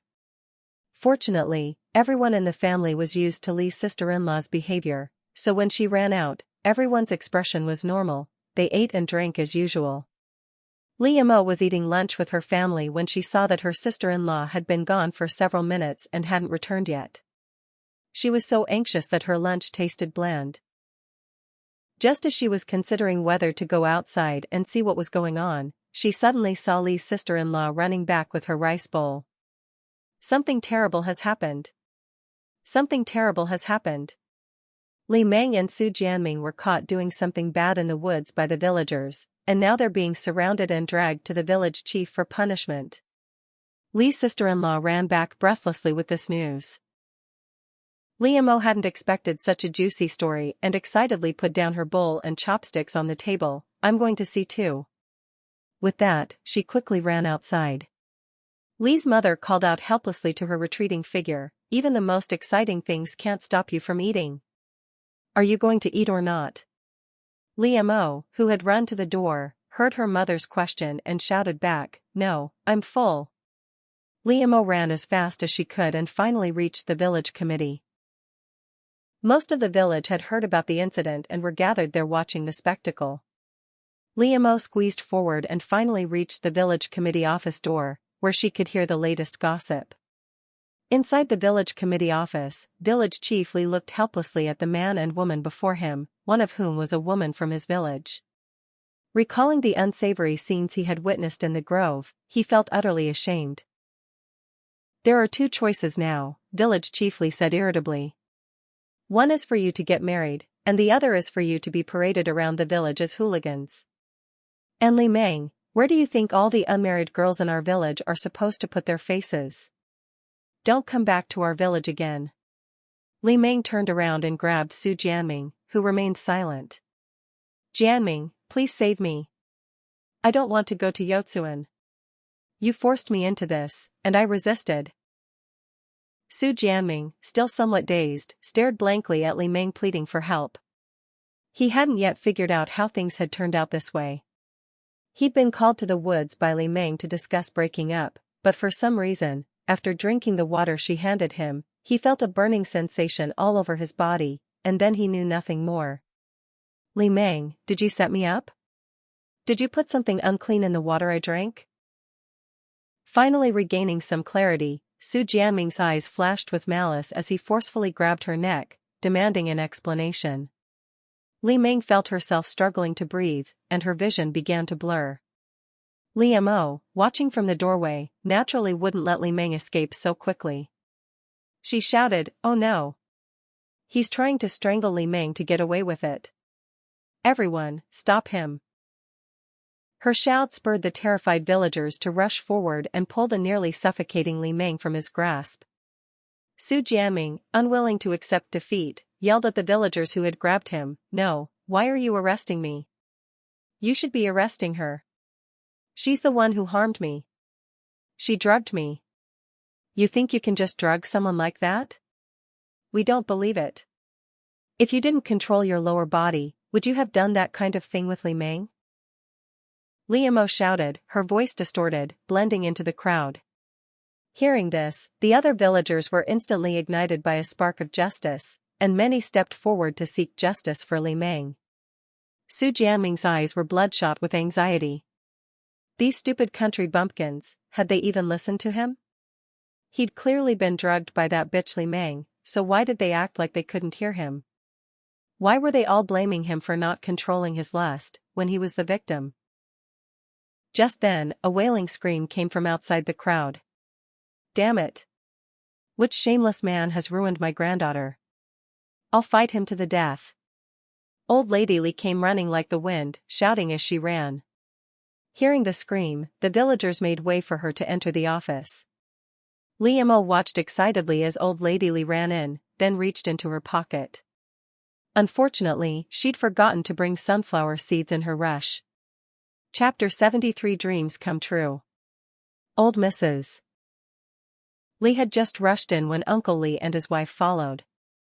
The first thing old Mrs. Li did upon entering was fixate on Su Jianming. Seeing him, her dull, old eyes immediately lit up with a shrewd light as she stared at him, like a wolf starved for a month seeing a piece of meat. "Oh, so it's you, young man. Tell me, did you do those shameful things with my granddaughter in the woods? Let me tell you, your granddaughter is a virgin, she's never had sex before. You've taken her virginity, and if you don't take responsibility, I'll report you to the police for rape." Old Mrs. Li walked up to Su Jianming with a domineering expression, grabbing his collar and shouting. Su Jianming had never seen such shamelessness from a rural old woman before. He was so shocked that he didn't recover for a long time, staring blankly as old Mrs. Li grabbed his collar and yelled at him. Uncle Li glared angrily at his wayward daughter, then strode towards Su Jianming with a fierce look in his eyes. He raised a clenched fist and slammed it into Su's right cheek. "You bastard, you bullied my daughter. I'll kill you." Uncle Li punched him several times. Su Jianming was brought back to his senses by the blows. Seeing the man so close to him, looking like he was about to kill him, he turned pale with fright and begged for mercy, covering his face. "Stop hitting me. Please stop. I'll do whatever you want." Li Meng, who was being protected by Lu Tsuehua, immediately pushed her mother away upon hearing his words and rushed forward to shield him. She shouted to Uncle Li, whose face was pale, "Dad, stop hitting him. If you kill him, I'll be a widow." Seeing his daughter suddenly rush out to block his punch, Uncle Li abruptly withdrew his fist. "Li Meng, if you're still my daughter, get out of the way. Do you know what he did to you, and you're still protecting him?" Uncle Li said, his eyes bloodshot as he looked at his disobedient daughter. "Dad, if you kill him, what about me? I'm already his woman. And didn't he say he'll take responsibility?" "Dad, let's just forget about this," Li Meng said, clinging tightly to Su Jianming. Lu Tsuehua tugged at her husband's arm anxiously. "Her father, let it go. She's already his. If you kill him, what will happen to our daughter?" Uncle Li ground his teeth, staring at the pair. After a painful struggle, he finally unclenched his fists. "Fine. I'm done with this. Do whatever you want." With that, the matter gradually came to an end. Li Mo returned home as well. A few days later, Li Mo learned from her sister-in-law that Li Meng was already discussing marriage arrangements with the Su family. After that, Li Mo stopped caring. She had just received another payment for her writing, and this time it was higher. Only after reading the letter from the newspaper did she learn that because her novel had been well received in the market, her author's fee had been increased. Su family ancestral home. Compared to the warm atmosphere at the Li household, the mood here felt suffocating. Today, Su Fu brought his wife and son back to the old Western-style house. As soon as they sat down, Su Fu informed the two elders that Su Jianming would be getting married at the end of next month. "If you want to get married, then do it. Your matters are your own. There's no need to report them to us," old Madam Su said indifferently. Yang Qinghua immediately grew anxious. "Mom, it's like this. The house we're living in now is a bit small. Could our family move back here? That way the young couple could have more space." Old Madam Su stood up at once, frowning deeply. "Absolutely not. When you moved out, I told you clearly, once you move out, you can't move back in. Have you forgotten what I said? Mom, we were wrong back then. Qinghua and I don't have to move back, but at least let Jianming and his new wife move in," Su Fu insisted stubbornly. Old Madam Su was about to retort when a voice came from the staircase. "No. They can't move back either." At the top of the stairs stood Su Nan, dressed in a black Zhongshan suit, his expression stern as he looked down at them. Seeing him, Su Fu's family of 3 jumped to their feet in fright. "Little brother, you're home," Su Fu said guiltily. Sunan didn't respond. He walked down the stairs with long strides and sat beside old Madame Su. His cold gaze swept over the 3 of them. "What? Big brother, were you planning to pressure our parents into agreeing while I wasn't home?" Su Fu's face paled. No, that's not what I meant. I was just discussing it with them." Sunan waved a hand impatiently to cut him off. "I don't want to hear your explanations. I'll make myself clear, I won't allow them to move back. I absolutely refuse to live under the same roof as someone shameless enough to covet my fiancé." As soon as he finished speaking, the faces of Su Fu's family changed drastically. Su Jianming in particular flushed red, then pale, looking utterly humiliated. Old Madame Su immediately sat upright and grabbed Sunan's hand. "Son, what do you mean? What exactly did Su Jianming do?" Su Jianming lowered his head nervously, cold sweat forming on his forehead. At that moment, only one terrifying thought filled his mind: he was finished. If he had known it would end like this, why had he tried to steal his uncle's woman right in front of him? "Oh, nothing much," Sunan sneered. "He simply tried to persuade Xiao Mo to break up with me and follow him instead." "Su Fu, look at the fine son you've raised." Old Madame Su scolded angrily, pointing at him. "How shameless, to try and snatch his own aunt-in-law right in front of his uncle." Chapter 74, Despicable Tactics. Su Fu bent over repeatedly, apologizing. "Mom, I'm sorry. I didn't discipline him well. I'll teach him properly when we get back. Please don't be angry, don't let it harm your health." Old Madame Su didn't even want to look at the family of 3 anymore. She raised a trembling finger and pointed toward the door. "Get out. Leave immediately. Don't ever come here again. I don't want to see your family anymore." Su Fu opened his mouth to speak, but seeing the resolute expression on her face, he could only signal his wife and son to leave. Just as they were about to step out of the old Western-style house, Sunan suddenly called out, "Big brother." Su Fu froze. "These past years, you've used my name to do quite a few things behind my back. Don't think I don't know. I chose to turn a blind eye. But this time, you've gone too far. You even tried to ruin me. If you don't clean up your mess, don't blame me for being ruthless." With one foot already outside the gate, Su Fu turned pale. A chill ran through his body as he staggered away from the Su residence. Old Madame Su quickly turned to her youngest son. "What did you mean by that?" Sunan hadn't intended to burden his parents with these matters, but considering their age and soft hearts, afraid they might be deceived by Su Fu again, he decided to tell them the truth. After hearing everything, both elders looked utterly shocked. A long silence followed before Old Master Su spoke solemnly. "In a few days, I'll speak to the clan and have witnesses present. From now on, our family has nothing to do with Su Fu. We'll formally dissolve the adoption relationship." Sunan nodded. In the past, he might have clung to a trace of so-called brotherly affection and continued to overlook things. But after investigating, thanks to Xiao Mo's reminder, he realized how far his brother had gone. He had been too lenient. Old Madame Su suddenly nudged him with her elbow. "Look, Su Jianming is getting married. You're 8 years older than him. Shouldn't you and Xiao Mo be getting married too?" Sunan's ears turned red at the mention of her. "I'll ask her when I see her. If she agrees, we'll marry. If she doesn't, you're not allowed to pressure her. We have to respect whatever decision she makes." Old Madame Su laughed. "Fine, we'll listen to you. As long as you're willing to marry, that's enough for me. The timing is up to you too. I'm just mentioning it." After chatting a while longer, Sunan drove straight to Li family village. It had only been a few days, but his heart already felt like it had drifted over to her side. Half an hour later, as soon as the car stopped, he stepped out and strode toward the Li house. "Uncle-in-law, you're here." Li Xiaotian and his little sister were playing with mud in the courtyard. The moment they saw him, they ran over happily. Sunan smiled and patted their heads.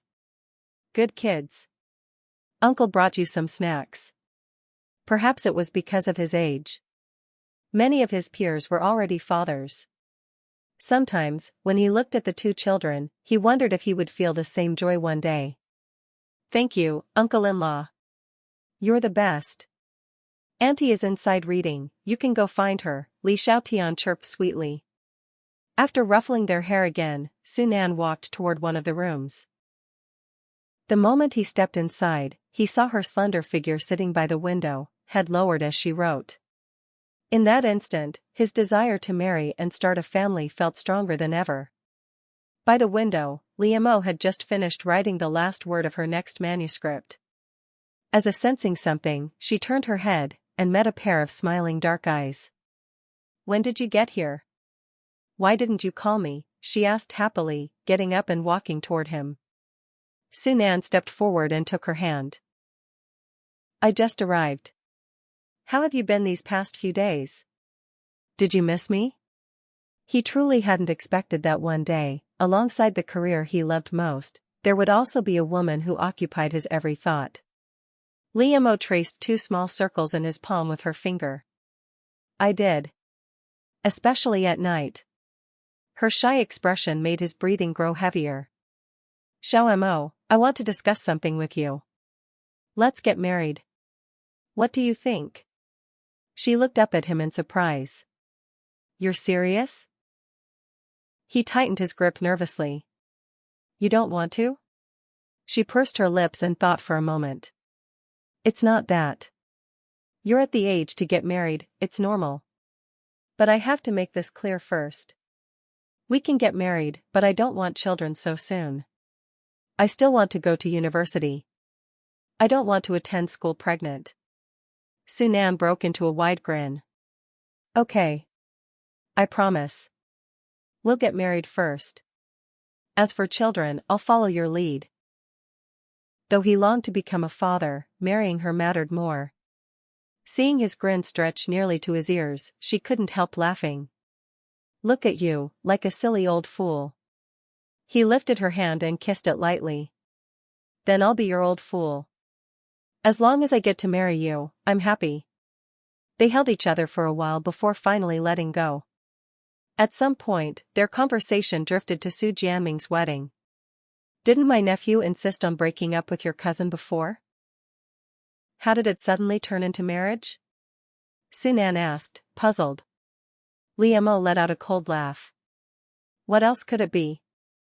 They did something they shouldn't have, and now they have no choice but to marry. I don't know what got into my dear cousin this time, but she resorted to such a despicable trick. Her days ahead won't be easy." Chapter 75, What Bad Luck. She was beginning to doubt whether she was still living in the novel she had once read. The plot here was drifting further and further off track. In the book, although the relationship between her cousin and the male lead, Su Jianming, had its ups and downs, there had never been such a melodramatic drugging incident. She felt like the storyline had completely fallen apart. "Luckily our relationship isn't like theirs. Xiao, don't worry. I'll only love you in this lifetime. I won't even look at other women," Sunan said as he tightened his grip on her hand, his handsome face full of solemn sincerity as he made his promise. Liamo cupped his good-looking face and smiled. Her tone sounded gentle, but there was a hint of ruthlessness hidden within it. "You said that yourself. If you ever do anything to betray me, I won't let you off." Sunan nodded vigorously and immediately pulled her into his arms. At noon, not long after Father Li and the others had returned and sat down, they were stunned by the news brought by their daughter and future son-in-law. "You're planning to get married?" Father Li's astonished voice rang clearly through the Li family's main hall. Looking at Father Li, whose expression didn't seem too good, Sunan nervously promised, "Uncle, don't worry. I'll treat Xiao well and never let her be hurt. After marriage, I'll treasure her like the jewel in my palm." I'll also hand over my salary for her to manage, and I'll listen to her in all household matters. Father Lee opened his mouth, feeling a little stifled. He knew his daughter would eventually marry someday, but now that the day had truly arrived, it suddenly felt as if something was missing from his heart. You'd better keep your word. Our Lee family may not be as wealthy or powerful as your Sioux family, but we're not easy to bully either. Xiao Mo has 3 older brothers. If you dare to mistreat her, they'll be the first to object, Father Lee warned, his eyes slightly reddened. Dad, if you don't believe me, you can supervise me in the future. If I ever do anything wrong, you and my 3 brothers-in-law can beat me as much as you want. I won't fight back, Sunan said, sitting up straight as he made his pledge. All right, why say such things on a happy occasion? Since the 2 children want to get married sooner, we as parents should support them, Mother Lee said, tugging lightly at Father Lee's arm. She quickly turned to Sunan. Xiao Su, our family is very satisfied with you and your parents. It's just, your nephew, well, she didn't know how to finish and could only shake her head.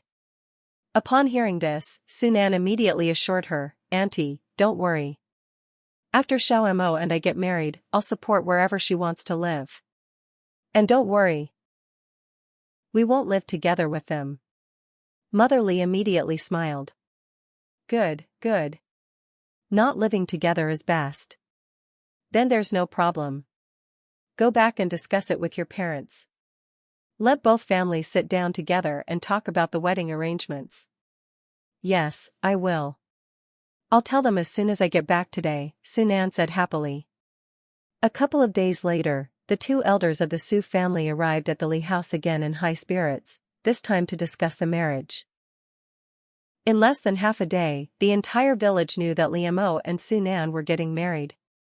At the old Lee house, Li Meng had been staying home these past few days, dealing with matters related to marrying Su Jianming. Ever since she had tricked Su Jianming into going to the small grove and done that thing with him, the man seemed to have sensed something. He hadn't come to see her for several days.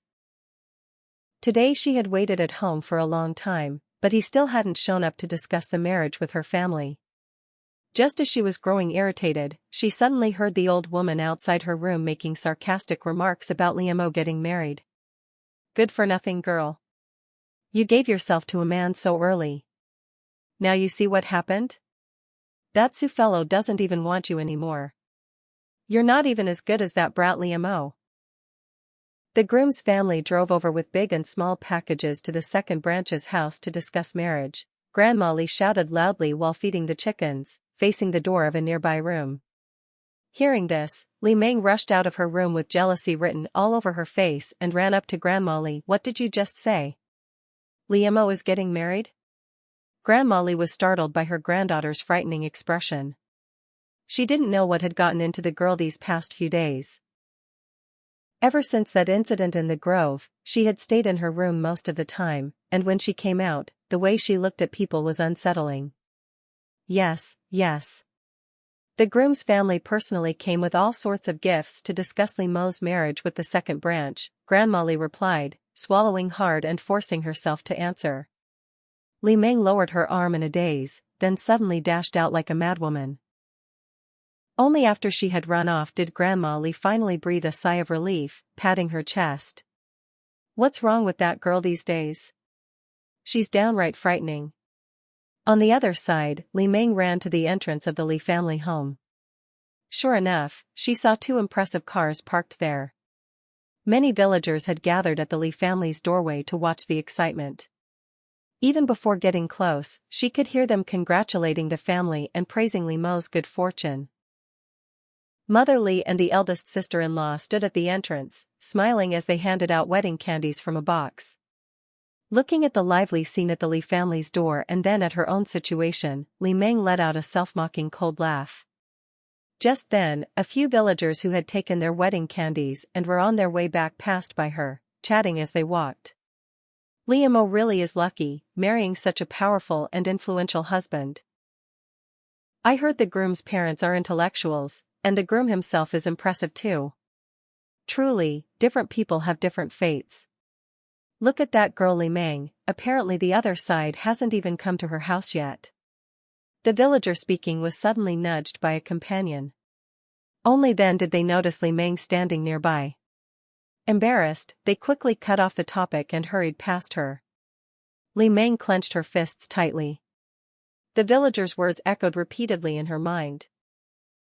Things weren't supposed to turn out like this. She was supposed to live better than Li Mo. Why was everything unfolding differently from what that voice in her head had told her? Where had it gone wrong? Suddenly, her vision went black. Before she lost consciousness, she seemed to hear someone shout, "Someone fainted. Come quickly." By the time Li Mo learned that Li Meng had fainted not far from their doorstep, both families had already agreed on the wedding date. How could she just faint at our doorstep? What bad luck, Mother Li said with obvious disgust when she heard about it. Chapter 76, Unable to bear the shame. Sister-in-law Li said gleefully, "I bet she saw how lively things were at my sister's place while hers was so quiet, and that set her off." Hearing this, Li Mo also grew curious about Li Meng and Su Jianming's situation. "Sister-in-law, hasn't Su Jianming gone to the old house to discuss the marriage with uncle and the others yet?" she asked. At the mention of gossip, sister-in-law Li immediately perked up. She quickly dragged over a stool, sat beside Li Mo, and began enthusiastically, "Not only hasn't he gone, he hasn't even sent word. It's like he vanished into thin air. Everyone in the village is secretly saying Li Meng's been dumped. Li Meng is really foolish. Doing that kind of thing with a man before marriage. If he stays with you, fine. But if he doesn't want you, then you're considered used, and people will look down on you. She's in real trouble this time." Sister-in-law Li pursed her lips and shook her head. The next time Li Mo heard about Li Meng was less than half a month before her own wedding to Sunan. And she hadn't expected the news to be so shocking.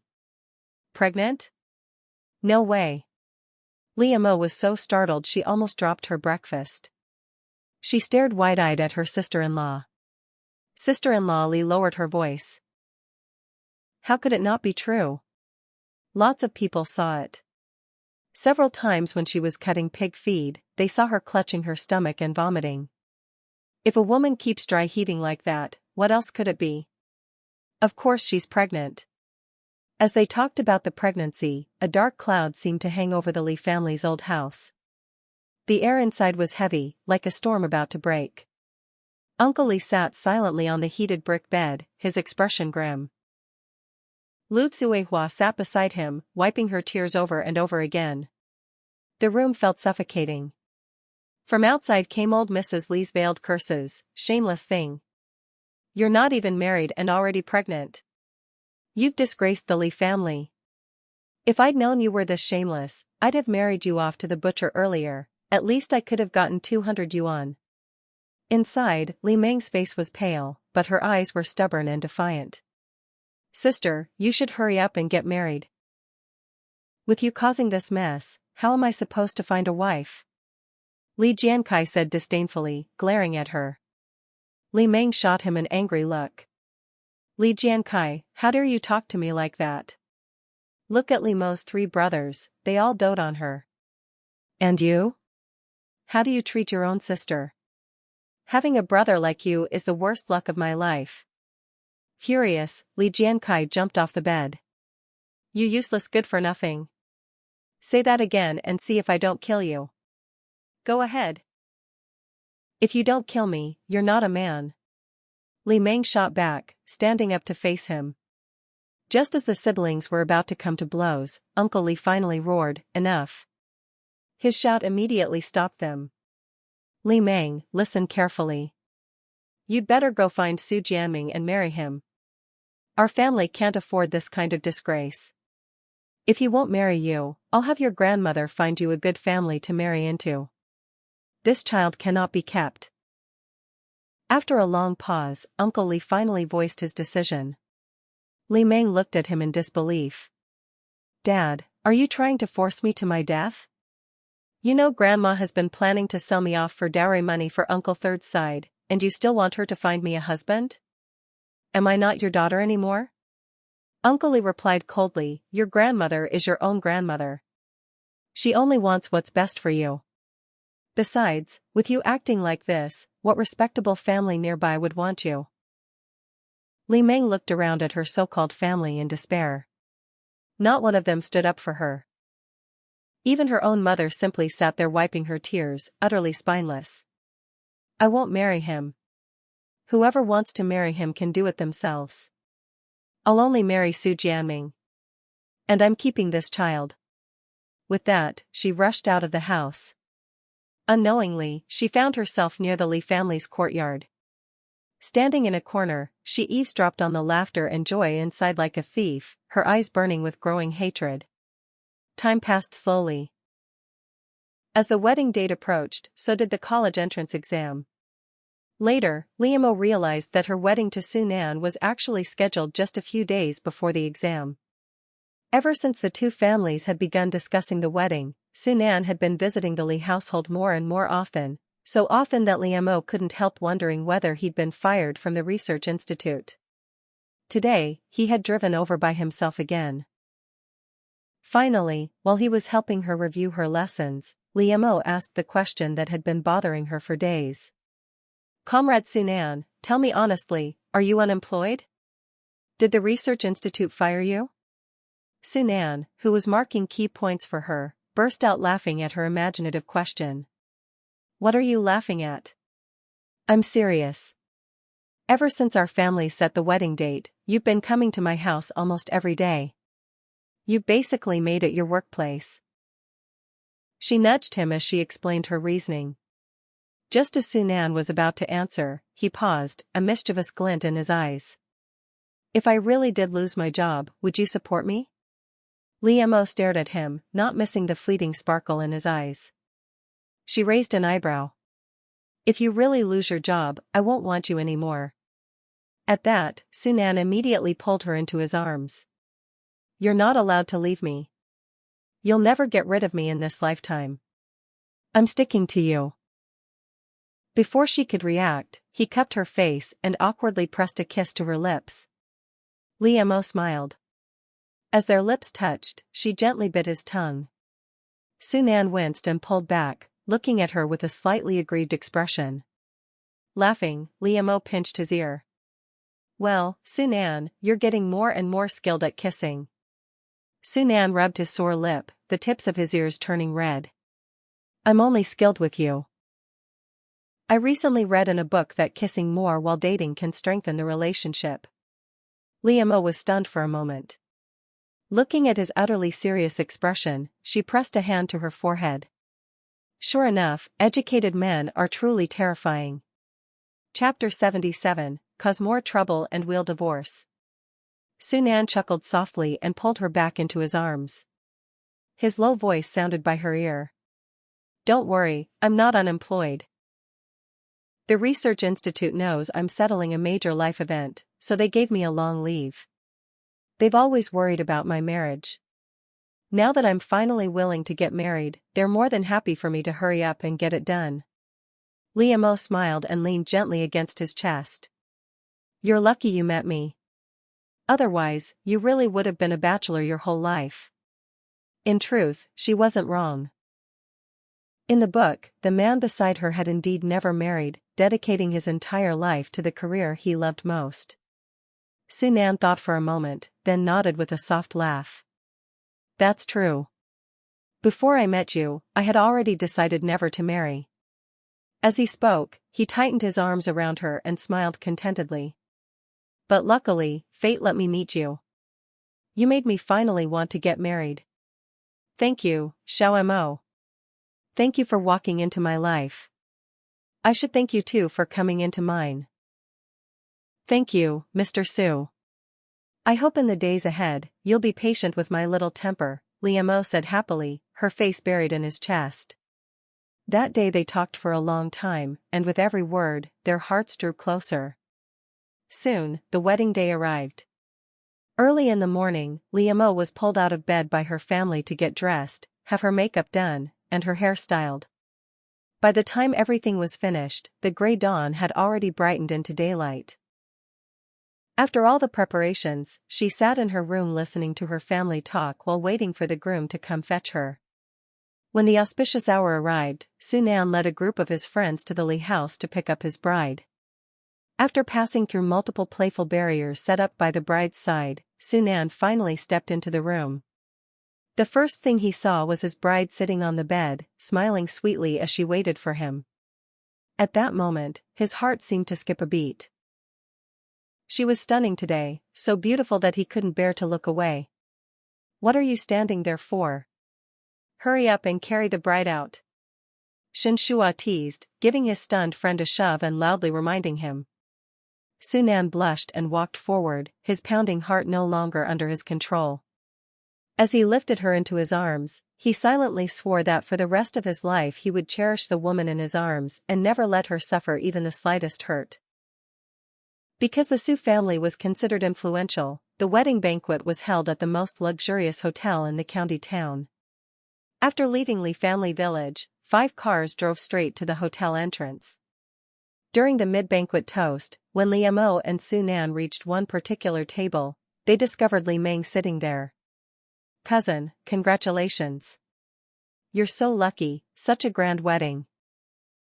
"Unlike me, when I got married, not even the neighbors on my parents' side knew," Li Meng said, staring at Li Mo in her festive red dress with jealousy. Li Mo let out a cold laugh. Since someone wanted to spoil her big day, she saw no reason to be polite.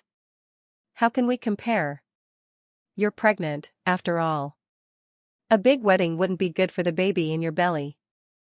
"Your family must have been thinking of your health," Li Mo replied with a smile that didn't reach her eyes. As soon as she finished speaking, not only did Li Meng's expression change drastically, but Su Fu and his family at the table also looked uncomfortable. After all, only they had known about this matter. Now that it had been said aloud, wouldn't everyone realize that their new daughter-in-law had slept with their son before marriage? Su Fu quickly shot his son a look. Su Jianming, his face dark, forcefully pulled Li Meng back into her seat and warned through clenched teeth, "Li Meng, can you calm down? Haven't you embarrassed yourself enough?" Pulled down roughly and hearing his warning, Li Meng's face turned even uglier. She was embarrassing? Now he thought she was embarrassing? When he was with her before, why didn't he think so? "Su Jianming, how dare you call me embarrassing? You're the one who's embarrassing. I married you without a single cent of bride price, and you didn't even hold a banquet. Are you even a man?" Su Jianming hadn't expected her to humiliate him like this in public. Feeling the curious gazes around him only made him feel utterly ashamed. "Li Meng, if you keep causing trouble, we're getting a divorce," he growled through gritted teeth.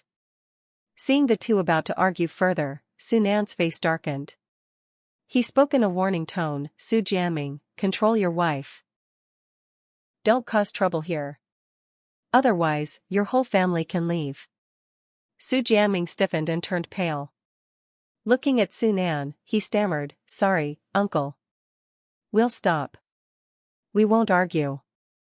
Li Meng glanced at him with disdain. If she had known he was so useless, she wouldn't have resorted to such despicable means to force him to be with her. Aside from this small disturbance at Su Fu's table, the wedding banquet proceeded smoothly. By the time it ended, evening had already fallen. After returning home, the exhausted old Madam Su and old Master Su told their new daughter-in-law, "We won't be eating dinner tonight. You two eat by yourselves. No need to call us." Then the elderly couple went back to their room to rest. After a whole day of celebrations, not only were the elders worn out, even the young couple could barely keep going. Sunan went downstairs to tell Aunt Wang not to prepare dinner, then carried a basin of hot water up to the bridal room on the second floor. Inside, Li Mo was sitting at the dressing table removing her hair ornaments. She had just finished when she heard the door open.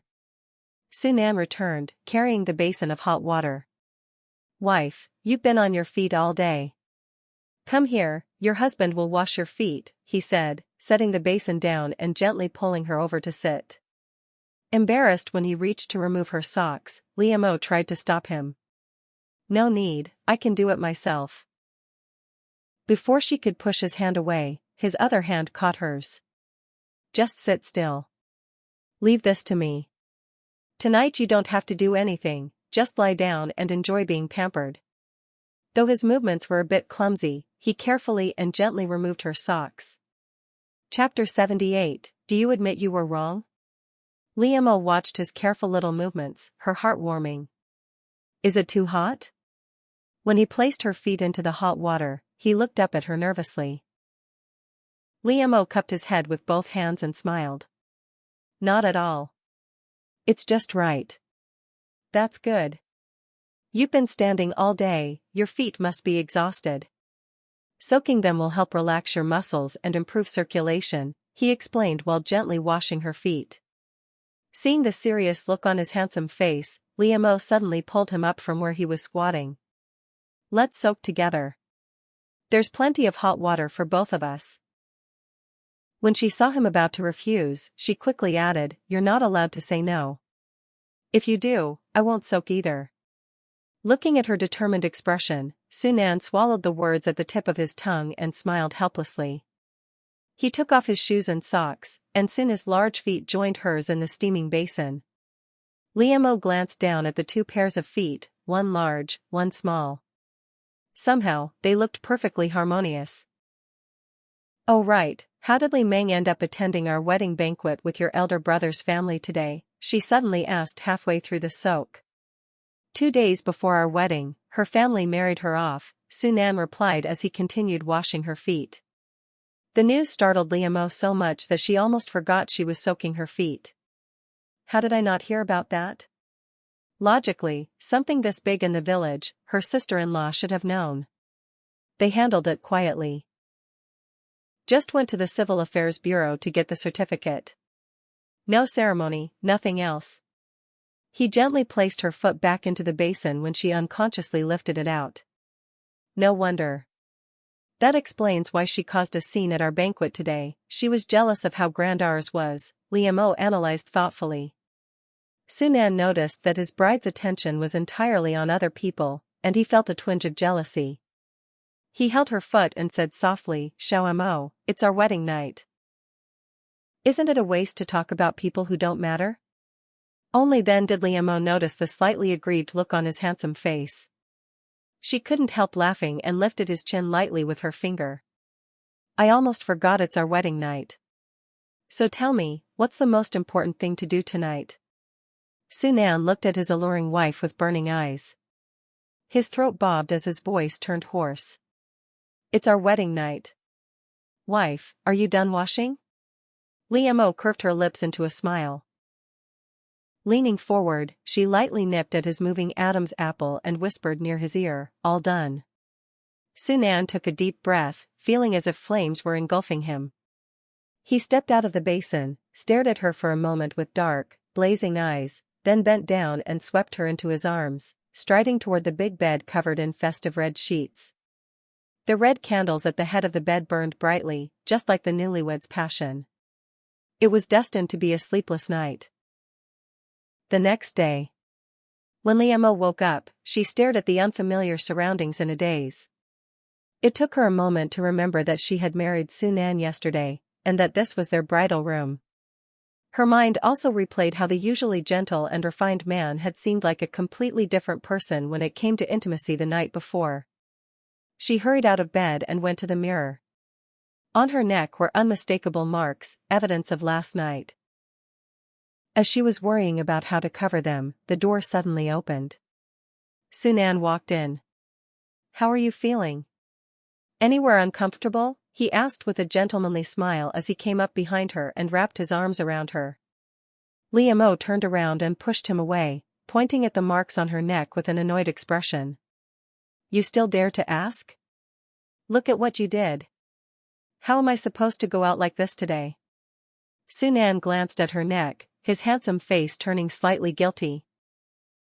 He rubbed his nose and, after thinking for a while, took her hand.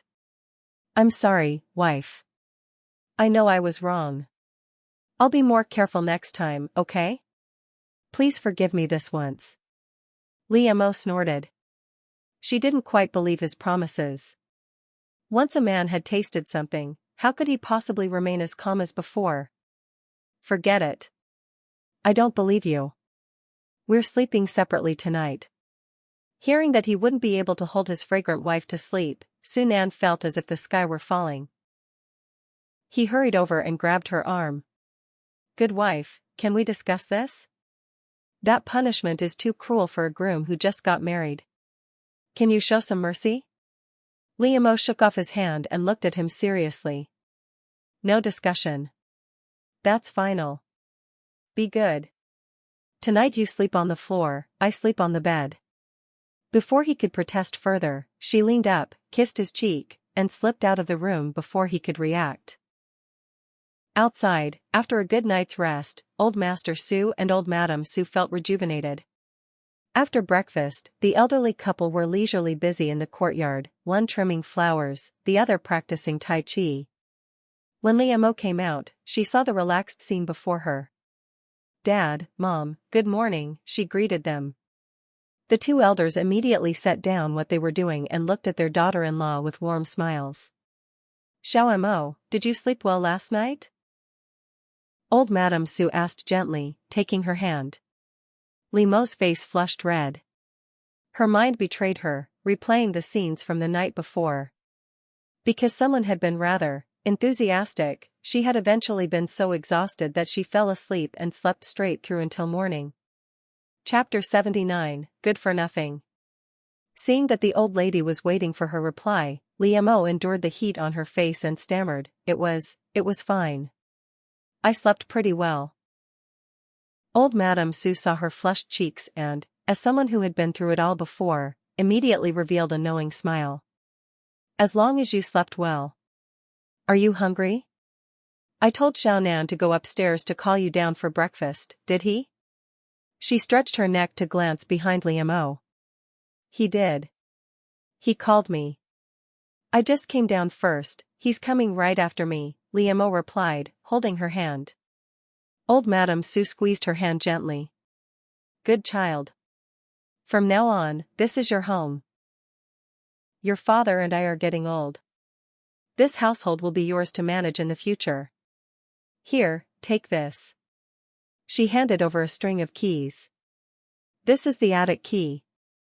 After breakfast, I'll show you where everything is kept. You can arrange things however you like. Liam tightened her grip on her mother-in-law's hand. Mom, I just got married into the family. We can talk about managing the house later. There's no need to rush. I'm not rushing, Old Madam Sue said with emotion. I've waited years to see a scene like this. Xiaonan always refused to marry, I thought I'd never see his wedding in my lifetime. Luckily you appeared and gave him the desire to marry. Thank you for fulfilling our biggest wish. Just as the courtyard atmosphere was warm and pleasant, a family of 4 suddenly walked in through the gate. Dad, Mom, we've come to see you, Sufu called out with a flattering smile. The moment Old Madam Sue saw her eldest son's face, her expression immediately darkened. Sufu pretended not to notice and cheerfully set down some cheap gifts on the stone table. Behind him, Li Meng followed Su Jianming. This was her first time here. She had heard Su Jianming boast about how grand the Su family home was, but it hadn't meant much until she saw it with her own eyes. Only then did she realize how wealthy the Su family truly was. Thinking that such a grand house would now belong to Liam made her heart twist painfully. They were cousins, why was Li Mo's life always better than hers? It was so unfair. Standing beside Old Madam Sue, Liam hadn't taken her eyes off Li Meng since she entered. She clearly caught the deep jealousy burning in her cousin's eyes. Meanwhile, Sufu continued his performance. Dad, Mom, this is just a small token of filial piety from Qinghua and me. Even though I'm not your biological son, in my heart you've long been my true parents. Seeing the two elders remain silent, he pressed on awkwardly. Old Master Su's expression softened slightly. Though this eldest son had gone too far in recent years, he had once brought joy to the old couple when he was young. As long as you know your mistakes, Old Master Su said at last. Since you're here, stay and have a simple meal with us. Old Madam Su immediately shot him an unhappy look. Inwardly, she scolded her husband. Was he already forgetting all the hurt that family had caused them? When old Master Su noticed her warning gaze, he realized he had misspoken. His old face flushed with embarrassment. "Thank you, Dad," Sufu said quickly. "We'll stay for lunch and get to know my younger brother and sister-in-law better." Just then, Liemo noticed old Madame Su trembling with anger. "Mom, are you all right?" she asked, holding her hand gently. "It's your father's fault," old Madame Su muttered in a low voice. "We were fine as we were. He just had to invite those annoying people to stay." Liemo smiled reassuringly and patted her hand. "It's okay, Mom. If they behave, fine. If they cause trouble, we won't be polite." Hearing this comfort, old Madame Su felt much better. "Xiao Mo, you really understand me. I feel relieved hearing you say that." Not far away, Yang Qinghua's eyes were fixed on the key ring Liemo had just received. If she wasn't mistaken, that was the very key old Madame Su never parted with, the one to the attic that held generations of the Su family's wealth. Back when she had first married into the family, she had hinted at that key more than once, but the old lady had always pretended not to understand. Upstairs, Su Nan heard the noise in the courtyard and quickly came down, worried that his wife might be bullied. "Uncle, congratulations on your marriage," Su Jianming said with a flattering smile as soon as he saw him. Beside him, Li Meng looked at her husband's sycophantic behavior with disdain. If she had known he was so useless, she wouldn't have resorted to such underhanded methods to force him to marry her. She had thought that even if his character wasn't great, at least his family had power and influence. Yet after marrying in, she discovered that not only was he weak, but his entire family treated her like a servant, making her work every day. Meanwhile, Su Nan, whose eyes were practically glued to his wife, was suddenly blocked by Su Jianming. "Do you need something?" Su Nan asked coolly.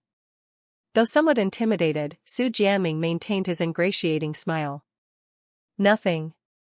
Just came to congratulate you." Su Nan ignored him and walked straight toward his wife. Watching his uncle walk past as if he didn't exist, Su Jianming's face darkened. And beside him, a mocking voice rang out in his ear. Chapter 80, Regret. Trying to curry favor and getting the cold shoulder, he doesn't even acknowledge you as his nephew. Aren't you embarrassed? Li Meng sneered at Su Jianming. Su Jianming was already upset after being brushed off by Su Nan. Hearing his own wife mock him like this pushed his anger to the limit. He spun around and slapped her hard across the face. The loud smack drew everyone's attention. Li Meng clutched her burning cheek in shock. Then her eyes reddened as she lunged at him. "Su Jianming, you bastard. You actually hit me? I'll fight you." Rolling up his sleeves, Su Jianming glared at her with disgust. "Go ahead. Don't think I don't know that what happened in the grove was your scheme to trap me. You ruined me." He could have married a better woman, but because of that incident in the small grove, he had been forced to marry this crazy woman. Li Meng's face changed, panic flashing in her eyes. Avoiding his gaze, she denied it. "I don't know what you're talking about. I was a victim too. It has nothing to do with me." Seeing her guilty expression, Su Jianming sneered. She certainly didn't look innocent. He deeply regretted it now. How had he been so blind to choose her? Why hadn't he noticed how good Liemo was? Afraid he would keep pressing the issue, Li Meng clamped her mouth shut and didn't dare say another word. Su Nan had intended to have them thrown out, but when he turned and saw his wife watching the drama with obvious interest, he swallowed the words back down. "Come on, let's get some breakfast. Aunt Wang made crab meat buns today. I had two, they're delicious. I think you'll like them," Su Nan said dotingly as he sat beside Liemo. Liemo hadn't felt hungry before, but hearing that made her stomach rumble instantly. She nodded eagerly. "Yes, let's go." After informing father and mother Su, the young couple walked hand in hand toward the kitchen. Seeing the old lady sitting alone, Yang Qinghua quickly sat beside her. "Mom, look at how loving uncle and sister-in-law are. Old Madame Su had been displeased when her eldest daughter-in-law approached, but hearing her praise Su Nan and Liamo softened her expression. Of course. They married for love, naturally their relationship is good. Yang Qinghua's smile stiffened briefly, then she forced it back.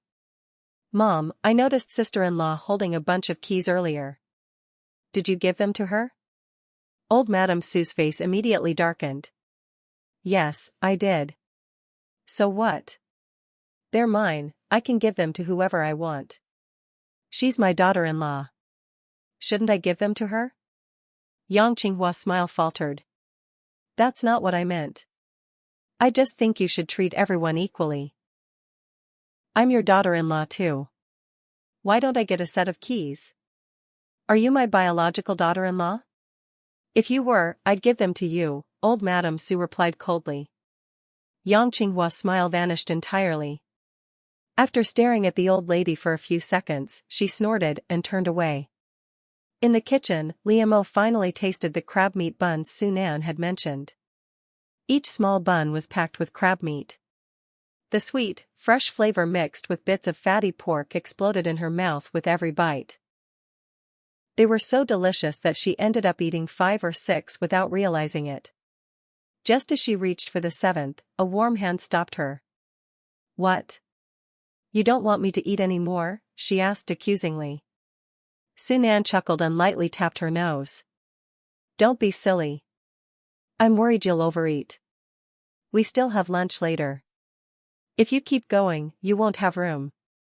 Before she could respond, he added, Aunt Wang prepared a whole table of dishes today.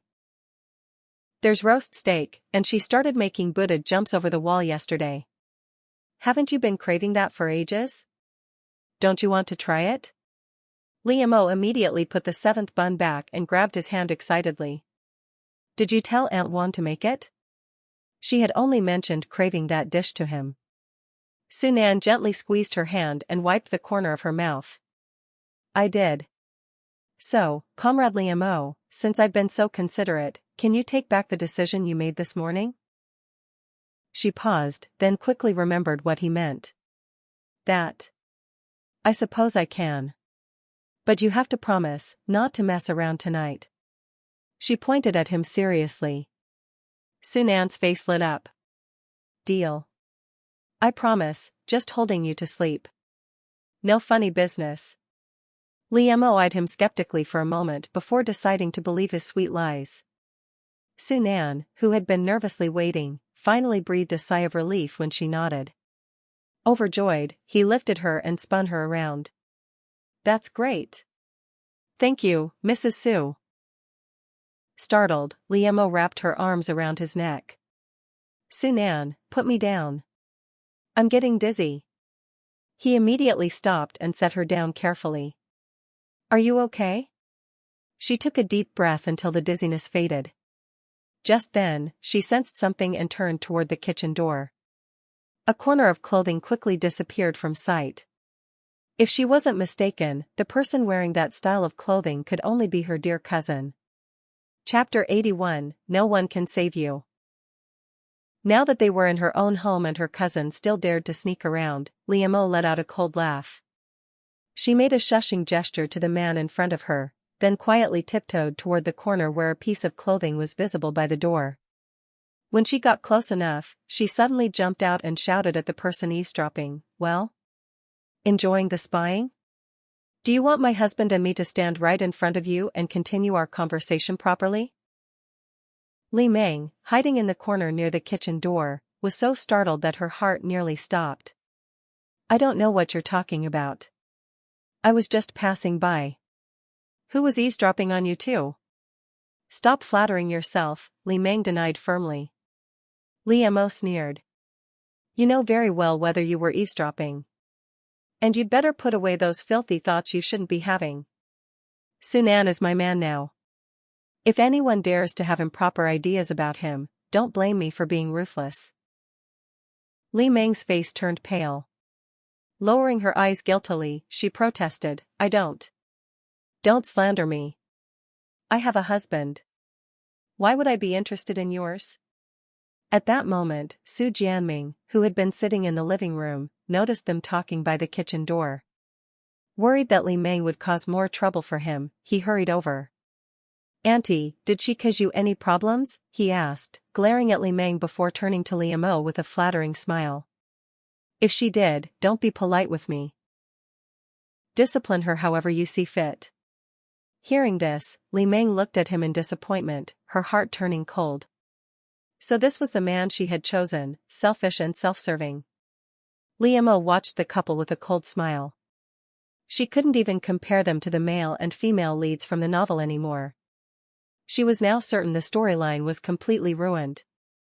"Su Jianming, you're really not much of a man. I may not like Li Meng, but you're no good either. You two truly are a perfect match," she said calmly. Then, ignoring their ugly expressions, she turned and called to Su Nan, "Let's go. The air here is too foul, I can't stand the smell." Su Nan immediately took her hand. "Do you want me to throw them out?" As soon as he said that, both Su Jianming and Li Meng's faces changed dramatically. "Uncle, Grandpa and Grandma agreed to let us stay for a meal." "You can't kick us out," Su Jianming said anxiously. Liu Mo glanced at them mockingly and gently tugged Su Nan's hand. "No need. Let them stay a little longer." After all, she still wanted to enjoy the drama. If they were thrown out, there would be no show to watch. Su Nan studied her face carefully. Seeing the gentle smile there, he reluctantly agreed. In the living room, Su Fu and Yang Qinghua were doing everything they could to please the two elders. "Dad, I remember you like practicing Tai Chi. When I have time, I'll practice with you. I've gained some weight lately, the doctor told me to exercise more," Su Fu said with a smile. To an outsider, the father and son might even look close. When Liu Mo and Su Nan walked in, they saw this warm scene. "Has your brother changed? I remember you saying they're the type who never visit without a reason. Why is he suddenly so good at pleasing Dad?" Liu Mo whispered to Su Nan. Su Nan's eyes flickered coldly as he glanced at the couple. This is their last struggle. Since I won't help, they're trying to find a way through the elders. Without another word, he led his wife forward. Ignoring Su Fu and Yang Qinghua's uneasy expressions, Su Nan guided Liu Mo to a sofa, helped her sit down, then took a seat beside her. Su Fu had already noticed them approaching. Now, forced to face them, he greeted stiffly, "Little brother, sister-in-law." Liu Mo gave him a faint smile but said nothing. Su Nan calmly peeled an orange, fed a segment to his wife, and only after seeing her eat it did he look up at Su Fu. "Brother, how's the matter I mentioned earlier?" Su Fu's face instantly turned pale. "Little brother. I came to the old house today to discuss that. Could you use your connections to help me? Please?" Su Nan's expression darkened. His voice turned cold as he stared at him. "I calculated it. Over the years, you embezzled more than 100,000 yuan. That's a lifetime's earnings for most families. Su Fu, how did you dare? Who gave you the courage to do something like that?" By the end, he was so furious that he stood up and shouted. The living room fell into dead silence. Old Master Su and Old Madam Su stared at the brothers in disbelief. "How much? Over 100,000 yuan? My heavens! Eldest, are you trying to get yourself killed? How could you dare to take that much?" Old Madam Su exclaimed angrily. Old Master Su looked pained. "Eldest, you've been foolish. That's so much money. How could your brother possibly cover that for you?" Su Fu immediately grabbed his father's hand. "Dad, he can. He's capable. If he just talks to the investigators and asks them to turn a blind eye, I'll be fine. Dad, please beg him for me. Tell him to help me." Old Master Su glanced at his eldest son gripping his hand. After a moment, he gently pried his son's fingers away and hardened his heart. "Your brother can't help you. You'd better return the money as soon as possible and try for leniency." Su Fu looked at them in despair, a cold smile curling on his lips. Sure enough, not being their biological son meant he would never be treated the same. If this had been their real son in trouble, they would have sold everything to save him. Chapter 82, Mind Your Own People. Isn't this all because I'm not your biological son? That's why you can be so heartless toward me. If it were Su Nan, would you treat him the same way? Su Fu yelled at the two elders, jealousy dripping from every word. Su Nan's face darkened like the bottom of a pot, his eyes icy as he stared at the frenzied Su Fu. So this is what you think, Su Fu. All these years, where have you ever been mistreated by your mother? And what you've achieved now, do you really think you reached this position with just your own skills? None of it would have been possible without Xiao Nan, old Master Su said, disappointment plain on his face. Su Fu clenched his fists tightly, his mind consumed by envy. Leave, and don't come back. Your mother and I have done our duty in raising you. From now on, you have nothing to do with this family, old Master Su said, pain flashing in his eyes but hardening his tone. Dad, what do you mean? You're not saying you're cutting ties with us, are you? Yang Qinghua quickly stepped forward and tugged silently at Su Fu, signaling him to speak. Su Fu yanked his hand free, stood up with a sneer, and said nonchalantly, cut ties, then. I'd rather not have such heartless family anyway. With that, he stormed out, not even looking back. Yang Qinghua stomped her foot in frustration and ran after him, calling his name along with their son. Once that troublesome family left, Li Mo felt as if the air in the living room had become noticeably fresher. Xiao Nan, don't worry about him. If he dared to embezzle that 100,000 plus, he needs to have the ability to face the consequences. Got it? Old Madame Su reminded her son firmly. Su Nan nodded. I know, Mom. I won't help him. In the following days, Li Mo had to focus on reviewing for the upcoming exams. The Gaokao, China's national college entrance exam, was just a few days away. She picked up her study materials and immersed herself in preparation. Finally, the big day arrived. Early that morning, as Li Mo came downstairs for breakfast, she noticed that the morning meal was a little different from usual. This was arranged by Mom through Wang Ma. 2 eggs and a green onion, it represents hoping you get full marks in every subject, Su Nan whispered in her ear with a smile as he noticed her staring at the breakfast. That's a thoughtful idea. I like it, she said. She peeled 1 egg and ate it in 2 bites, then the second, and finally nibbled the green onion placed beside them. She finished with a bowl of millet porridge to feel truly satisfied. After breakfast, she made sure she had everything she needed and got into Su Nan's car to head to the exam site. Upon arrival, many students had already gathered at the entrance. Do your best. As long as you perform like you usually do, this exam will be fine, Su Nan encouraged, holding her hand. Li Mo nodded. She was confident this time, after all, she had experienced the Gaokao before and remained calm and focused. Just then, someone collided heavily with her from behind. Sorry, a familiar, nervous voice exclaimed. Li Mo didn't think much of it at first and replied casually, it's okay. But the figure stopped in front of her. Li Mo. I mean, cousin, please help me, Li Meng said, face bruised, grabbing her arm as if seeing a lifeline. Li Mo pulled her hand away, disgust clear on her face. Sorry, I can't help you. If you have a problem, go to the police, they'll help you. She grabbed Su Nan's hand and started to leave. Li Meng's eyes flashed with malice. She ran up again, blocking their path. It's too late. Even if we call the police now, it won't help. Su Jianming, he won't let me take the exam. He's chasing me. This is none of my business. Step aside, Li Mo said coldly. Li Meng bit her lip, her eyes filled with hatred. Just then, a voice as cold as ice cut through the air. Li Meng. How dare you sneak out here to take the exam without telling me? Are you crazy? Come home with me now. Su Jianming, wearing a worn winter coat, arrived and forcefully grabbed her. Cousin, help me. I don't want to go back. I want to take the exam. Li Meng shouted desperately at Liu Mo, realizing this exam was her only chance to redeem herself. Su Jianming glared at Liu Mo and Sun An. This is between me and my wife. I hope you don't interfere. Sun An's eyes turned icy. Mind your own people. Don't come near my wife without reason. He immediately led Liu Mo away.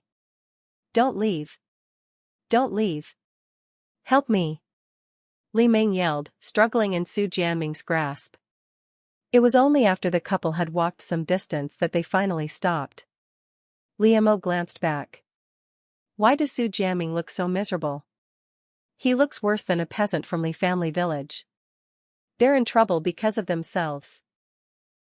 I heard that these past few days they've been scrambling to pay back that 100,000 plus they embezzled, Sun An explained, holding her hand and warming it with his breath. Liu Mo scoffed. Good. Considering their selfish, greedy faces, it's about time they faced consequences. Exactly. From now on, if we see them, we'll stay far away. After your exams, we'll have the Su family elders witness the removal of their names from our household registry. From then on, their affairs won't concern us, Sun An said calmly. Chapter 83, Rewards. At that moment, the exam hall staff were already broadcasting reminders for students to enter. Liu Mo quickly took her exam supplies from Sun An's hands. I'll go in first. Don't just stand here waiting. You go home first. I'll be in there a while, and you can pick me up when I'm done. Sun An smiled. I know. Go ahead. Don't worry about me, I can take care of myself. Liu Mo looked around to make sure no one was watching, then her lips curved into a teasing smile. She beckoned with a finger. Crouch down a bit and come closer. I have something to tell you. Without thinking, Sun An leaned closer. In the next moment, his lips were brushed by something soft and fragrant, sending a ripple of warmth through him. Before he could savor the fleeting sweetness, Liu Mo dashed into the exam hall, leaving him behind with a bittersweet smile, slowly reliving the warmth she had left on him. The gaokao lasted 3 full days. When Liu Mo finally walked out of the exam hall, the lingering tension from those 3 days hadn't fully faded before she almost teared up at the sight of a familiar family waiting for her. Dad, Mom. You came too? She quickened her steps, feeling touched as she approached them. Sun An took her stationery bag with a smile. They knew it was your last exam day. They wanted to pick you up themselves. Also, we won't eat at home afterward. I booked a private room at Jinrong Restaurant for a celebration of your successful exams. Old Madame Su, smiling kindly, held Li Mo's hands. Xiao Mo, now that it's over, no matter the results, the whole family will support you. Li Mo's heart warmed. She leaned into her mother-in-law, pouting slightly. Thank you, Mom. Meanwhile, Li Meng walked out of the school alone, not a single person waiting for her. Compared to Li Mo's warm scene, her situation felt cold and lonely. She quickened her pace, thinking Liu Mo and her family hadn't noticed her. But as she exited, Liu Mo and the others had already seen her. Old Madame Su pushed up her reading glasses. Was that your cousin? She seems much thinner than last time. And what happened to her face? Liu Mo recounted everything she knew to her in-laws, no details spared. It's terrible. Back then, the eldest two wouldn't allow Jianming to date your cousin, yet he didn't listen. Now they finally got together, and they end up fighting daily, leaving her hurt like this. Old Madame Su sighed deeply. Sun An interjected, Mom, let's not worry about such trivial things. Let's go eat. Xiao Mo's been at it all day, she must be hungry. Old Madame Su grabbed Li Mo's hand, smiling. Right, right. Let's eat. My mind gets busier the older I get. Soon, the family joyfully walked to the car and drove off, blending into the city traffic. Jinrong Restaurant, a newly opened private eatery in town, had a few famous dishes that Liu Mo had wanted to try. She had never come before due to exam prep, so she was surprised and delighted that Sun An had chosen this spot for them. You picked a place I really like today. Tonight, I'll let you indulge a little, Liamo whispered in his ear as they followed the elders, a playful smile on her face. Sunan, startled, twisted his right ankle and stumbled forward. Liamo immediately reached out, grabbing his arm with concern. Are you okay? The Sioux elders, hearing the commotion, turned back worriedly. After Sunan explained, old Madame Sioux shook her head, half annoyed. You're an adult now, yet you stumble on such a flat road. Isn't that embarrassing? Sunan, blushing slightly, mumbled an excuse. I wasn't watching where I was going. I'll be careful. The elders returned their attention to the path ahead, thinking the matter resolved. Finally, when the parents were no longer watching, Sunan hadn't even exhaled in relief before Limo's muffled laughter reached his ears. You heartless man. Wait until tonight, I'll make sure to get back at you, she teased. Who's afraid of who? Let's see who ends up in charge tonight. You or me, Liamo added, pinching his waist playfully. Sunan grunted, catching her mischievous hand with his warm palm, then leaned down and kissed her. Limo's heart fluttered at these small gestures. Hand in hand, they continued following the elders into Jinro restaurant. As they approached the entrance, a chubby man ran out enthusiastically to greet them. Sugo, welcome, he beamed at Sunan, then turned to Liamo and the elders with a warm smile. This must be the wife and the uncle and aunt. Welcome. Your private room is ready, just go upstairs and start enjoying your meal. Sunan patted his shoulder in thanks. Much appreciated. Bai Hua, smiling with a rosy face, said, Sugo, don't mention it. If it weren't for your help before, I wouldn't be here today. From now on, whenever you come, eat whatever you like for free. Sunan quickly interrupted, no, business is business, friendship is friendship. If I accepted that, we wouldn't come again. Bai Hua reluctantly adjusted. Alright then, we'll give you a discount at the cashier whenever you come. Is that okay? Sunan finally agreed, albeit reluctantly, to the compromise. Chapter 84, Didn't expect that. Bai Hua had arranged a private room for their family, the quietest one in the restaurant. Sitting inside, they couldn't hear any of the noise from the customers downstairs. Because business was busy, Bai Hua stayed with their family in the room for a while before going downstairs to handle work matters. Madame Sioux looked around the private room with satisfaction and smiled at her son and daughter-in-law. This restaurant seems to be doing well, looks like it's full downstairs. Liamo poured tea for her and Mr. Sioux, smiling, life is getting better for everyone now. People can even afford to come out to restaurants to maintain their quality of life. Seeing this, Sunan took the teapot from her hand and poured a cup of tea for her. Liamo took a sip. The aroma was strong and lingered in her mouth long after drinking.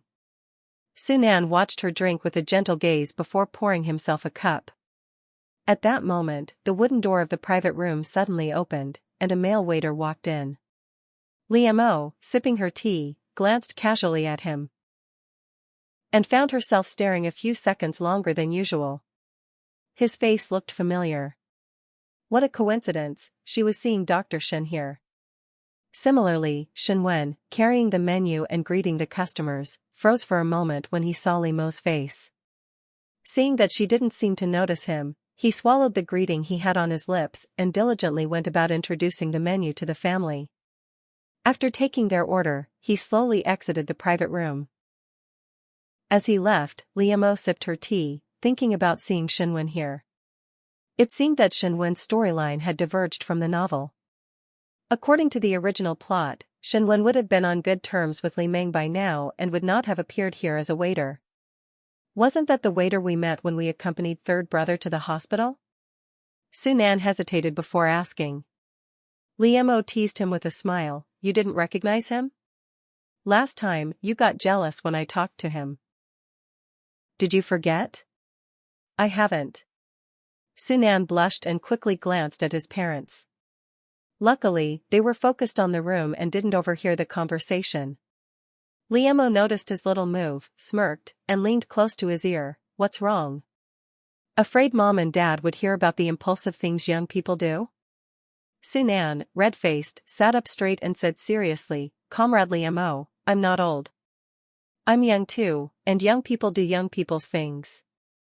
Isn't that normal? Yes, you're definitely not old, especially at night, you're even stronger than young people, she whispered playfully in his ear. Sunan's face turned bright red. He quickly grabbed her hand, wife, stop talking. Liam couldn't help laughing at his flushed, embarrassed face, the way he looked like he wanted to disappear into the ground. What are you two talking about? You're laughing so happily, let us old folks hear too. Madame Sue, curious from hearing their laughter, asked. Nothing, Mom.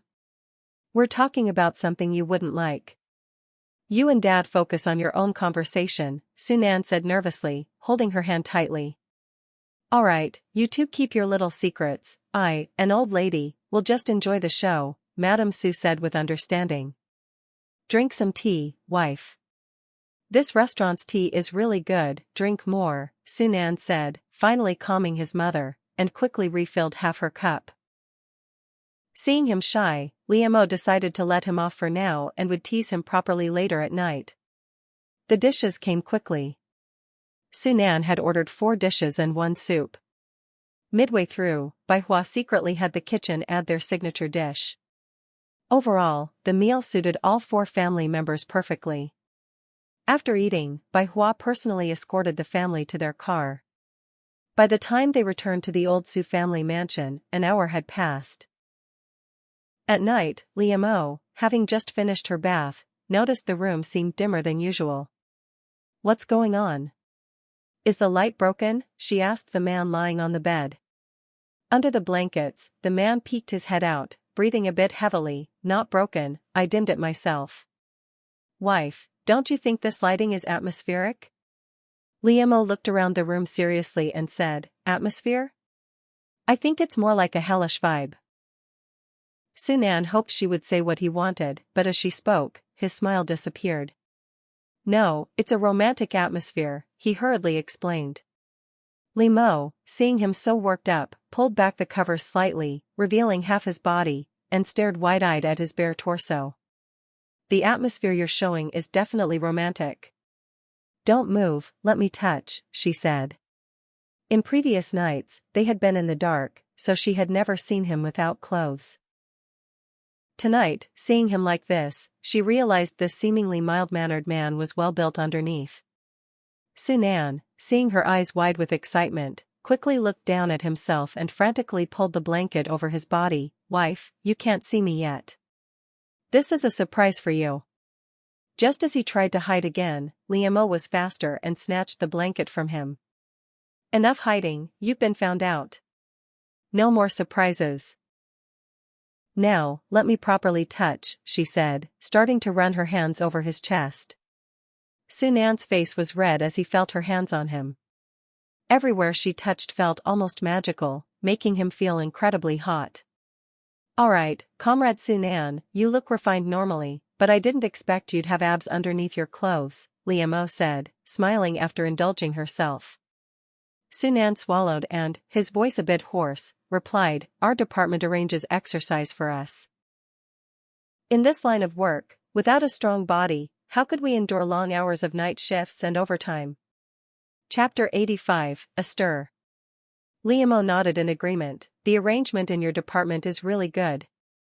Everyone needs a balance between work and rest.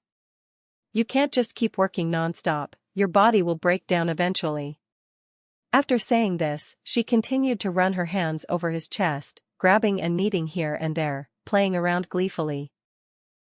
She was having fun, but the one being played with was suffering. Sunan felt as if his whole body had caught fire, burning with heat. Wife, stop playing. It's late. Let's rest, he said, his voice a bit rough. Liam stopped her hands, and a shy thought suddenly crossed her mind. Comrade Sunan, since you've already been so generous, be even more generous tonight. Sleep by my side, and I want to touch your chest while I sleep. Sunan's eyes burned hot as he looked at her, grabbing her hand with his large one. All right, I'll do as you say. But we have more important things to do now. You promised me that tonight. I can handle you however I like, you can't go back on your word. Before she could reply, he immediately pulled the blanket over both of them. Under the dim blanket, Limo's voice protested teasingly, did I say that? I don't remember saying it. Comrade Limo, are you trying to cheat? Too bad, it's too late. Just wait for my punishment. Sunan's voice sounded slightly breathless beneath the blanket. Soon, the room was filled with sounds that made hearts race and faces flush. That night was destined to be a crazy one. The next morning, Limo once again held her lower back as she went downstairs. The main culprit, however, had woken up early and gone for a 1-hour run outside before returning. Limo ran into Sunan coming back from his run at the staircase. Thinking of the boundless energy he had shown last night behind her, Limo glared at him in exasperation. Sunan saw his wife angry and felt a little guilty. He immediately stepped forward to help her downstairs. Wife, Wang Ma made your favorite sour cabbage wontons today. Eat a lot later. Limo pointed to her lower back like a boss, massage this area for me, it hurts. Sunan knew he had angered his wife, so he didn't dare delay even a second. He quickly placed his hands on her lower back and began massaging it slowly. You went running early in the morning? How far did you go? She asked, noticing he was dressed in what looked like workout clothes. Went for a run, Sunan replied while continuing to massage her. After last night's session, he had realized one thing, if he wanted more intimacy with his wife, he needed to keep in good shape, so he could eat more meat, so to speak. That was why he had run an extra half-hour this morning. Hearing this, Limo was even more annoyed. Clearly, he had exerted more effort last night, how was she now the one who seemed exhausted? Massage it properly, she said, still annoyed. Sunan immediately lightened his touch and asked, is this better, wife? Limo, who had been planning to tease him further, saw his pampering expression and the anger in her heart vanished. Wang Ma returned from buying groceries.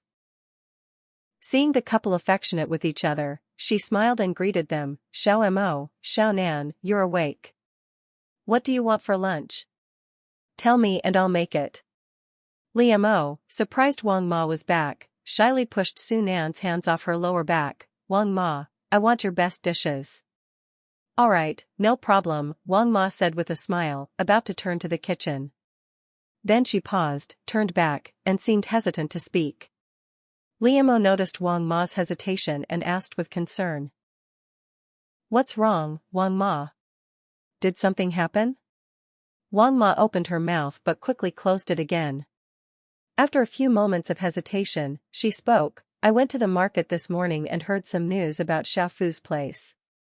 Limo glanced at Sunan, who was still massaging her back, and seeing no reaction on his face, she asked Wang Ma, what happened there? Wang Ma stole a glance at Sunan, and seeing he wasn't angry, she continued. I heard that a few people came to Xiaofu's house last night, and shortly after, Xiaofu was taken away. He hasn't returned yet. Limo looked at Sunan again. Fine, this guy's face shows no reaction, he seems completely unconcerned. Alright, Wang Ma, we understand. Go about your work, Limo said with a smile. After Wang Ma went into the kitchen, Limo tugged on the man's sleeve, what do you think about this? You already knew this morning, didn't you? Sunan stopped massaging, took her hand, and led her downstairs slowly. Then he helped her sit on the sofa, sat beside her, and finally spoke, I heard about this during my run. This was inevitable. The amount involved is over 100,000, he couldn't possibly repay it. Since he can't, he had to be taken, this is the price he must pay. Limo worriedly glanced toward the room where the elderly lived, it's best not to let our parents know. They'd worry too much. They're already old. I don't want them to suffer this shock. Sunan held her hand, lifted it to his lips, and kissed it, we can't keep it from them forever. But don't worry about Mom, she doesn't care much about that side anymore. Dad's a bit tricky, he's soft-hearted. As Limo was thinking about how to keep this from her parents, suddenly Yang Qinghua's crying voice rang outside, growing closer. In less than half a minute, she appeared in the Su family hall. Liamo looked at Su Nan in exasperation, lowering her voice. Forget trying to hide it, they came straight here themselves. At the door, Yang Qinghua, seeing Su Nan in the living room, ran over like she had seen a savior and knelt down. Little brother, please save your older brother. He was taken and hasn't returned. You can't just do nothing, she cried, pressing her forehead forcefully to the ground in front of Su Nan. The commotion in the hall naturally alerted the elderly inside the house. Chapter 86, Parting. The elderly couple walked out of the room hand in hand. What's going on? What happened? Old Mr. Su asked angrily when he saw Yang Qinghua kneeling in the hall. Seeing the couple come out, Yang Qinghua immediately stood up, ran toward them, and knelt again heavily, crying as she said, Dad, Mom, Su Fu has been taken away and hasn't returned yet. Please, help him. Old Mr. Su, upon hearing this, was so shocked that his vision went dark and he almost fell backward. Dad. Liamo called worriedly, about to run forward to support him, but suddenly a figure beat her to it. Su Nan steadied the nearly collapsing old Mr. Su, looking at him with concern. Dad, you're still worried? Just look at what he's done, he's going to prison for 10 or 8 years. It's inevitable. Old Mr. Su opened his mouth but, seeing his youngest son's resolute expression, sighed and murmured, what a shame. How could he make such reckless choices? Now no one can save him. Seeing that old Mr. Su was convinced by Su Nan, Yang Qinghua first looked incredulous, then angrily stood up, pointing at them and shouting, See? Su Fu was right. You don't consider him part of the Su family. You're so heartless, letting him die like this. Are you really his family? Worried that old Mr. Su might get angry again and suffer, Su Nan gave a subtle signal to his wife. Liamo understood and quickly coaxed the elderly couple to go back inside. As for the rest of the situation, she left it to him to handle. Yang Qinghua stared with eyes full of resentment as the elders went inside. She wanted to speak again, but a cold voice froze the words at her lips. Sister-in-law, if you dare let anything happen to my parents, I will make sure neither of you will have a good life again. You will lose your jobs, everything around you. If you don't believe me, you can try, but see if I can really do what I said. Yang Qinghua's face went pale as she stared at Su Nan. Was this still the same carefree youngest son she once knew? I'll say it again, Su Fu did what he did, and none of us could help him. Since he dared to do it, he has to accept the consequences, Su Nan continued, expressionless. If you understand, leave now. From now on, you and your mother stay away from this family when there's nothing urgent, he said, turning to follow his wife and parents into the room. Yang Qinghua stood there in shock for a long while. When she finally recovered, the hall was empty. She stood alone in the hall for a while before finally leaving, dejected. Inside the room, Liamo was consoling the deeply shocked old Mr. Su. Dad, it's not that Su Nan won't help, it's that he can't. There's nothing he could do. What our eldest did was far too serious. If Su Nan had helped, he would be in trouble too. You understand? Madame Su, still angry at her husband's reaction, huffed and looked at her daughter-in-law, Xiao Mo, don't mind him. The older he gets, the fussier he is. He really thinks what Su Fu did is something anyone could help with. I tell you, if you let Xiao Nan go help him, I won't forgive you. Old Mr. Su quietly responded, I wasn't going to let Xiao Nan help Su Fu. I know this is serious, I won't let him get involved. Even after this quiet clarification, Madame Su still didn't look pleased. Liamo, trying to prevent the couple from arguing further, secretly chuckled at their quarrelsome but cute behavior. When Su Nan walked in, he saw his wife smiling mischievously. What are you laughing at? He asked softly, sitting beside her. Liamo shook her head, then looked curiously toward the hall. She's gone. I told her not to come to this house unnecessarily in the future, he said, holding her hand but glancing at his parents. Old Mr. Su sighed but didn't say anything further. Life continued in this way, and soon it was time for Sunan to return to the research institute. Early in the morning, Liam got up to see him off. "You didn't have to wake up so early to see me off. The car is right at the door, it's just a few steps," Sunan said, yawning several times on the way, looking a bit pained. Liam couldn't help but yawn again, then said, "It's fine. After I see you into the car, I can go back and sleep a bit more." Seeing this, Sunan gently stroked her tired-looking face. "Then I'll get in first. Go back and rest. Also, when the college entrance exam results come out, call me. I want to share the good news with you immediately." "I will. If I get them, I'll definitely call you," Liam said, half closing her eyes, nodding, her voice a little hurried. Sunan smiled, kissed her hand, and finally got into the car. He watched her from the car for a moment before telling the driver to leave. The car soon drove away from the gate of the old Su family mansion and disappeared from view. Only then did Liam return inside to continue sleeping. She really needed the rest. Last night had been exhausting thanks to someone's antics. Perhaps he knew she would be away from home soon, so he made up for all the time she'd been working outside. The one satisfied was him, the one suffering was her.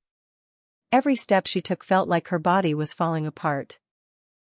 She didn't wake up until 3 in the afternoon, feeling alive again. After getting up, she ate the warm meal Wang Ma had prepared.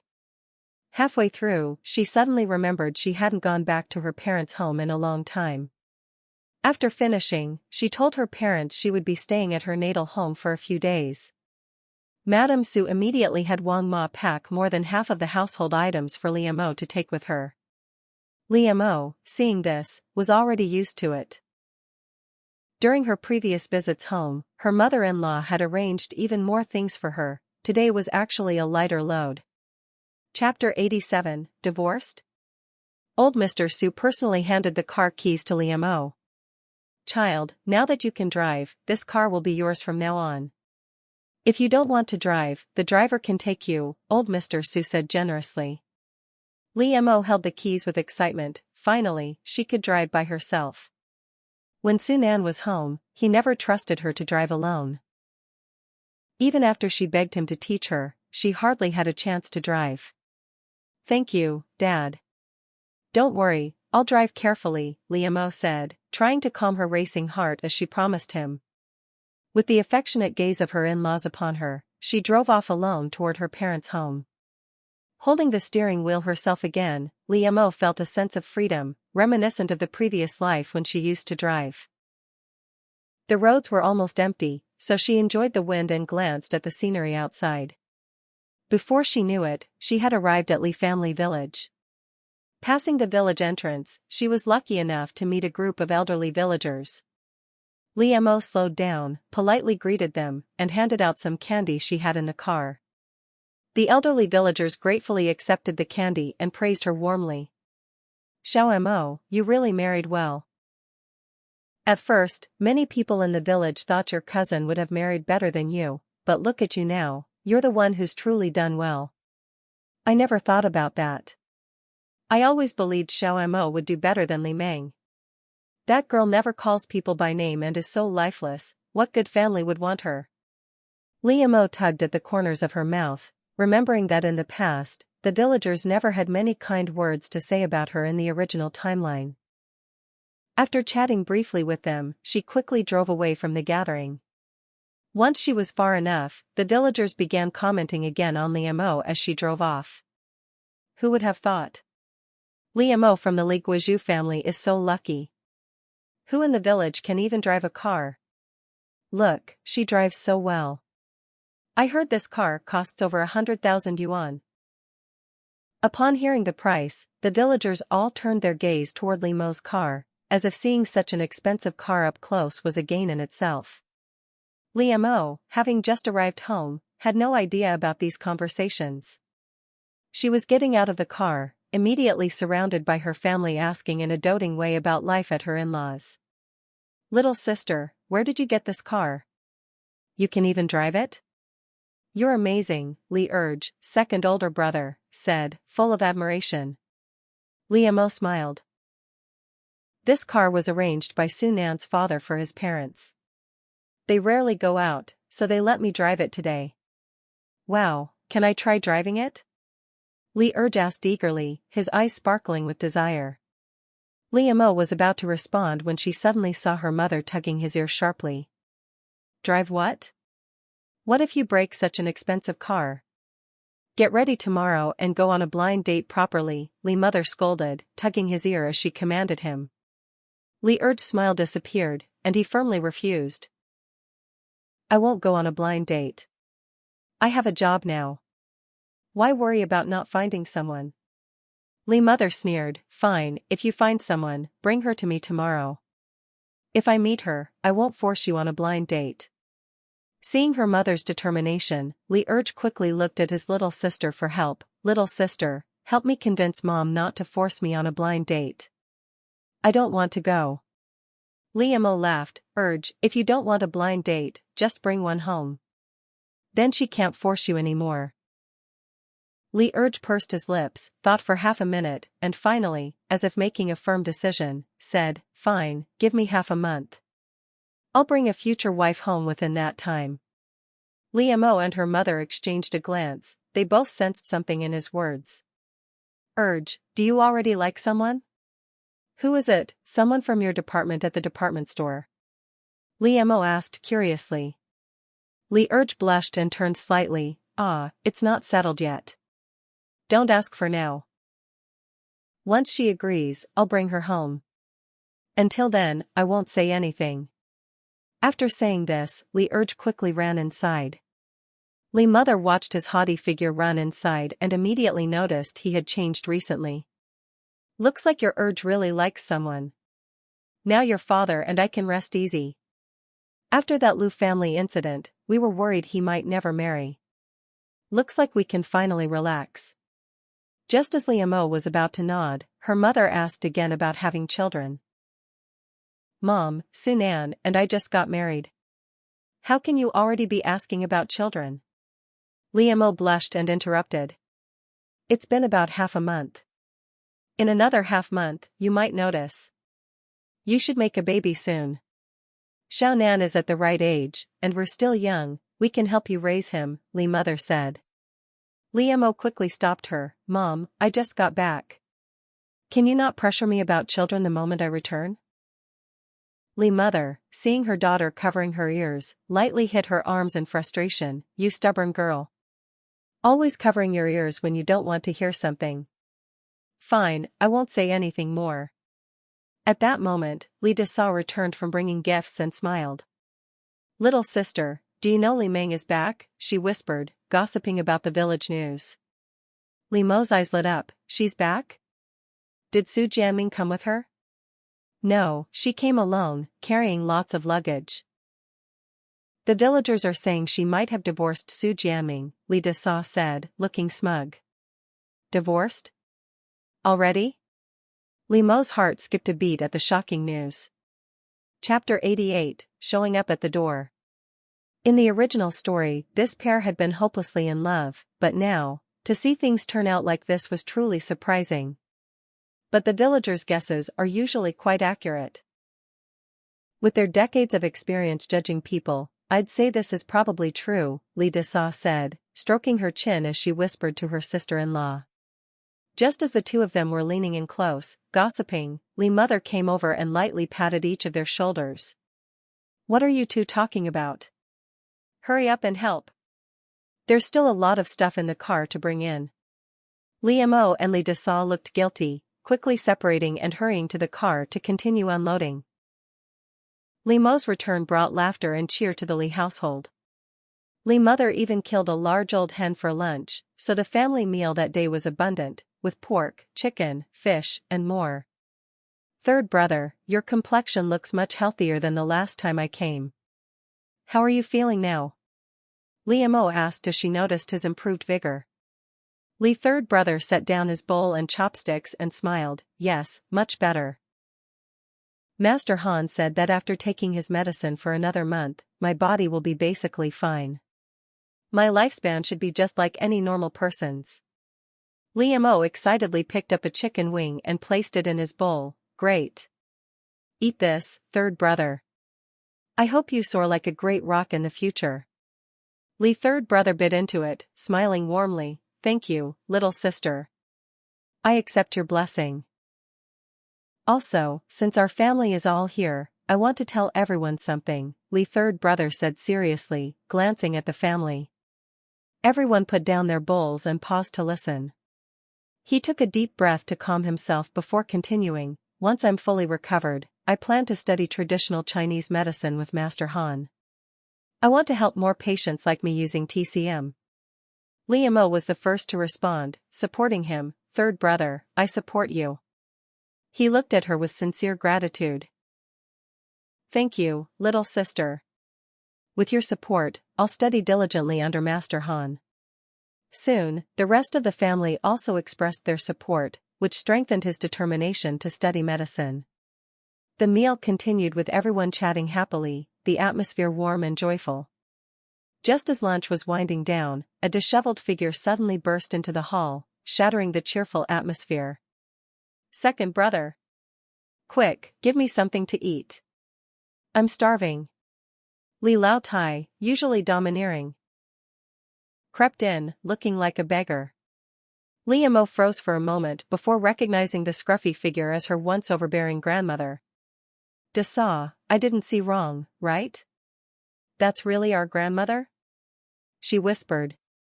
Li Dasa, suppressing a smile, leaned in and whispered back, "Yes, it's her. She can't act domineering anymore. Ever since third uncle's family left her in the village, she's lost all her authority." Li father, seeing his old mother in such a state, felt conflicted. Though he had long resented her favoritism, seeing her like this stirred his conscience. "Oldest grandma, go get a clean bowl and chopsticks from the kitchen," he said to Li Dasa. Li Degu didn't say anything and went straight to the kitchen. Li Lao Tai squeezed into an empty spot and immediately eyed the delicious food on the table with longing. "Second brother, have you forgotten me, your mother? Your family is eating so well at home, and I couldn't even get a sip back there." "Don't you have a conscience?" she said, clutching a chicken drumstick while glaring at Li father. Li mother, concerned for her husband, slammed down her chopsticks. "Ah. What's going on here? Why are you making so much noise? You nearly scared me to death."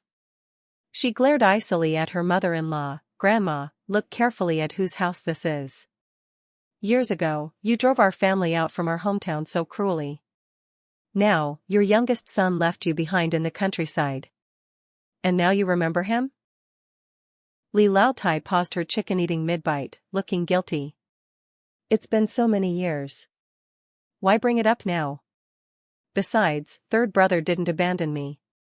I just didn't want to live in the city," she mumbled while munching on her drumstick, defending her youngest son.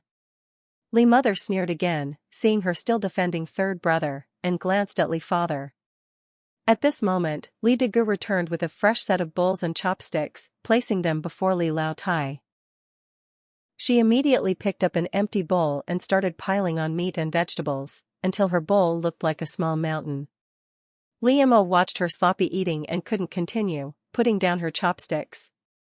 After about 10 minutes, a half-full Li Lao Tai finally lifted her head and looked around the table.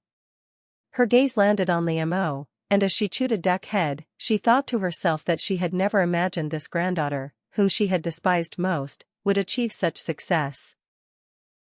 Seeing the small car parked at the door earlier, she regretted not having maintained a good relationship with second brother's family. "Xiao Mo, among our two granddaughters, you're still the most accomplished. Not like your cousin, who just got married to the city but divorced within 2 months, and even terminated the child in her womb." Normally, Li Mo wouldn't care about her rambling, but hearing the last part, she perked up her ears.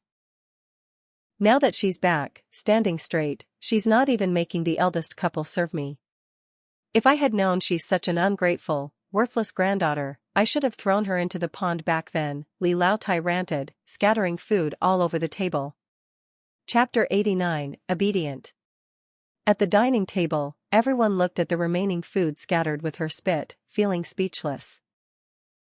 The entire meal had been spent listening to the old lady's complaints, and now, finally full, she eyed the newly built house of the second brother's family. Glancing at the leftover dishes, she didn't want to return to the cold old house. Second brother's family, can your mother stay here? Don't worry, I won't eat or sleep for free, I'll help with chores, okay? Li Lao Tai's eyes shone brightly as she asked Li father. Li mother snorted coldly. No. There's not enough space in this house, and when the family was split, we agreed to give 15 yuan a month for your upkeep. You live with your youngest son, that's fine, but don't be shameless. Li Lao Tai's face darkened. Second brother's family, this is my son's home. Who are you to speak here? Li mother's eyes blazed. I make the rules in this house.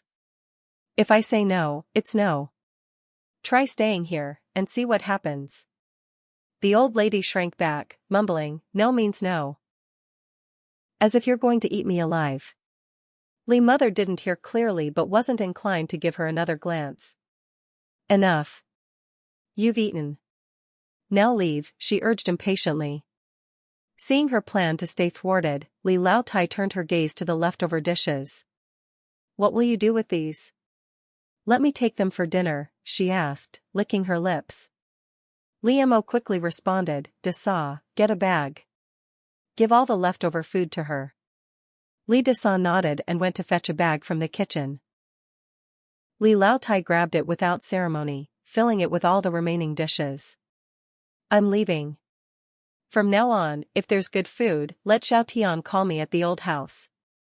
With that, she stomped off like a grand master, fully satisfied.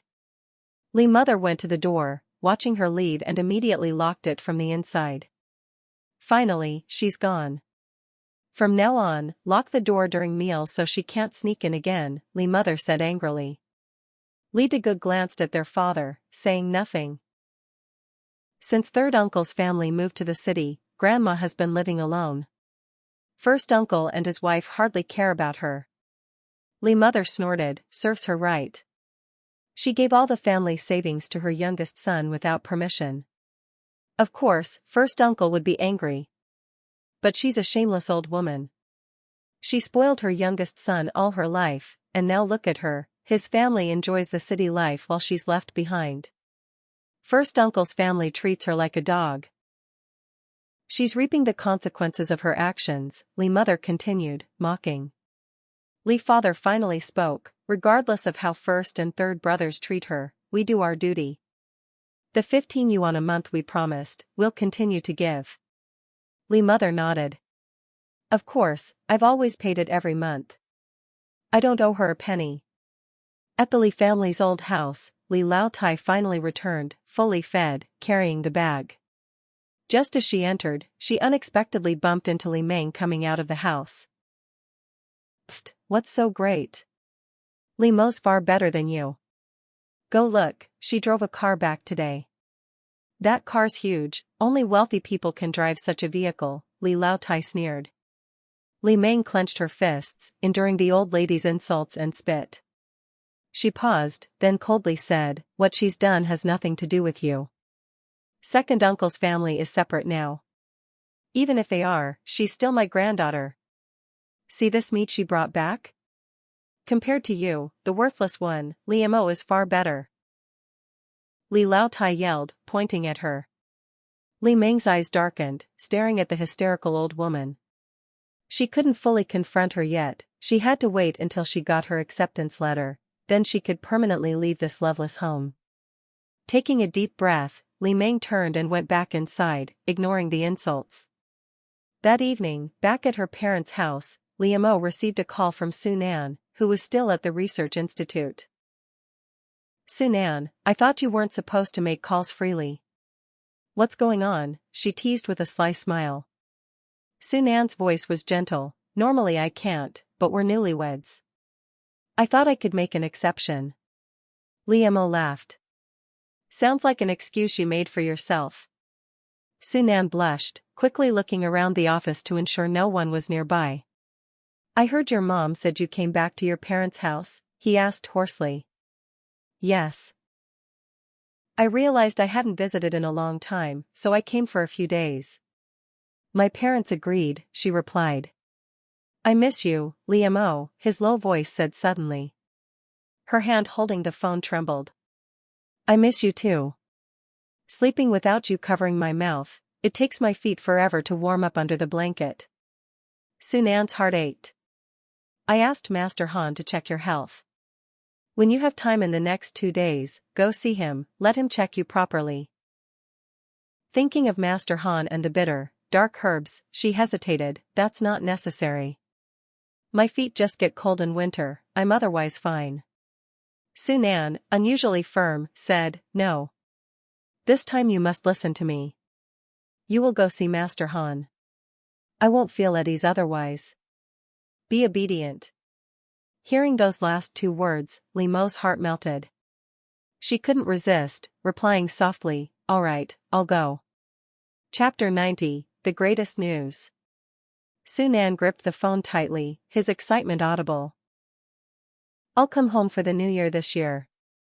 Wait for me. I'll wait, Liam replied, her heart tightening as only his voice reached her. She longed to see him immediately. The young couple chatted for over 10 minutes on the phone. If phone charges weren't so expensive, they probably would have talked until dawn. After hanging up, Liam sat beside the phone for a while before heading to her room to sleep. For the next 2 days, she lived at her parents' home much as usual. Writing novels or taking her nephew and niece for walks around the village, passing her time pleasantly. That afternoon, Liam took the kids to the village entrance to listen to the elders' gossip. Just as they arrived, she noticed someone new among the group, Li Meng, her rival. Spotting Liam, Li Meng's eyes lit up, and she called out, cousin. The college entrance results are out. Have you received your acceptance letter yet? Liam stopped in her tracks, clutching the children, and coldly replied, oh? You've got yours? Why not show it to all the elders in the village? Big news should be shared, shouldn't it? The elder group immediately congratulated her, mistaking her for the successful student. What? Li Meng, you passed? Incredible. Your ancestors must be celebrating. Li Meng's face darkened, forcing a strained smile. I haven't received it yet. Liam silently laughed at her expression. Trying to humiliate her, but she was the one in control. The elders quieted down, one aunt saying encouragingly, don't worry, you'll pass next time. Li Meng's face blackened. She snapped, I haven't failed. My acceptance letter will arrive any day. Stop cursing me. The aunt, seeing her expression, quickly turned to chat with others.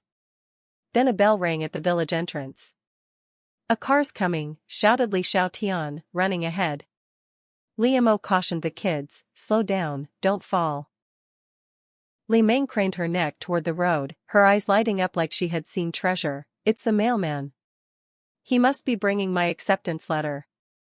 Liam saw the mailman approaching and was momentarily surprised. Could it be that Li Meng really had passed?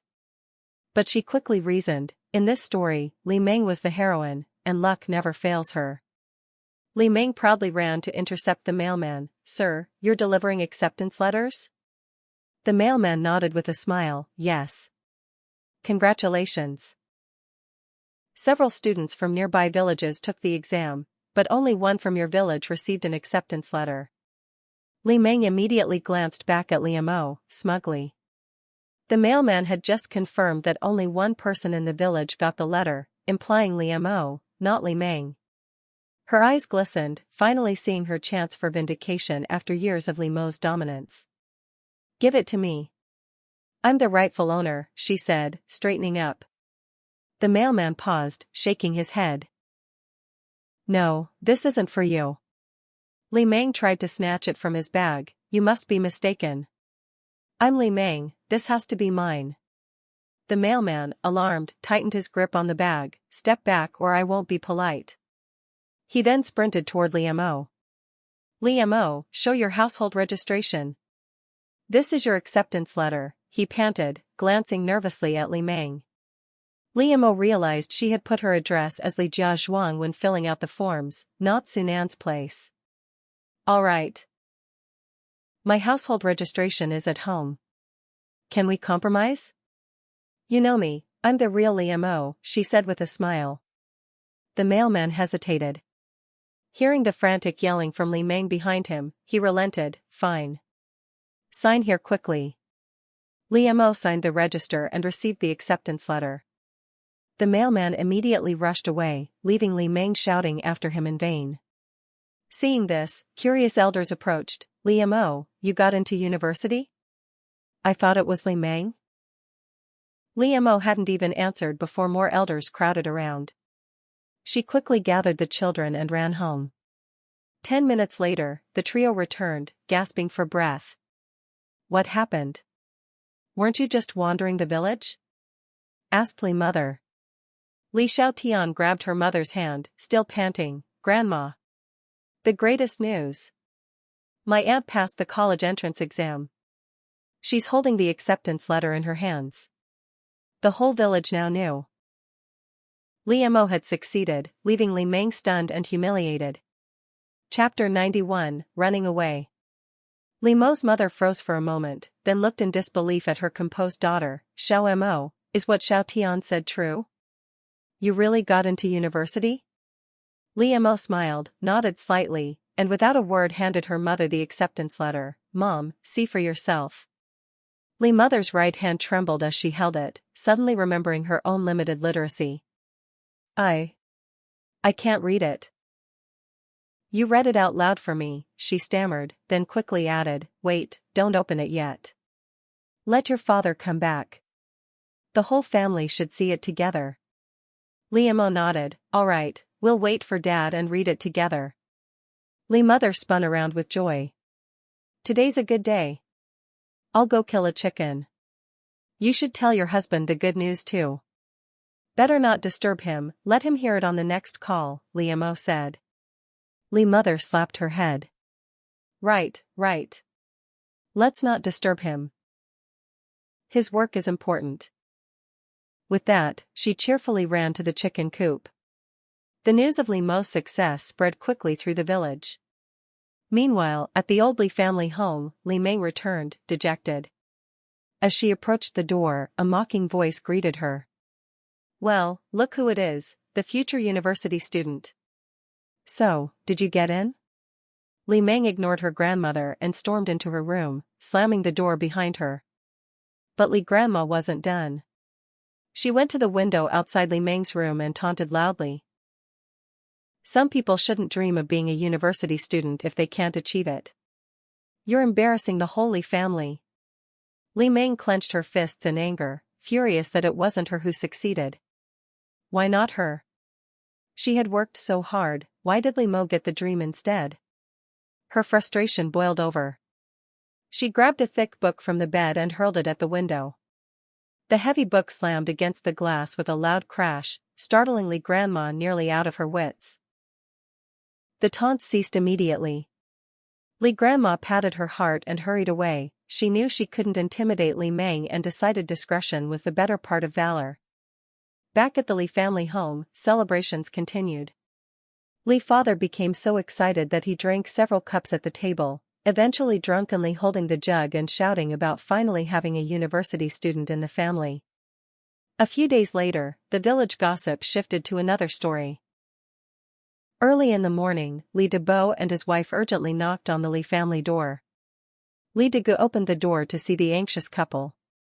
Jiangua, is your father up? Asked Li Debo, worried. Li Degu nodded, yes, he's watering the vegetables in the backyard. Without waiting, Li Debo hurried in toward the backyard. Soon, both Li father and Li Debo emerged from the yard, both wearing troubled expressions. Don't worry, Degu, we'll help you search, Li father assured him. Li Debo's lips trembled, thank you, RD. I really can't manage on my own. It's fine.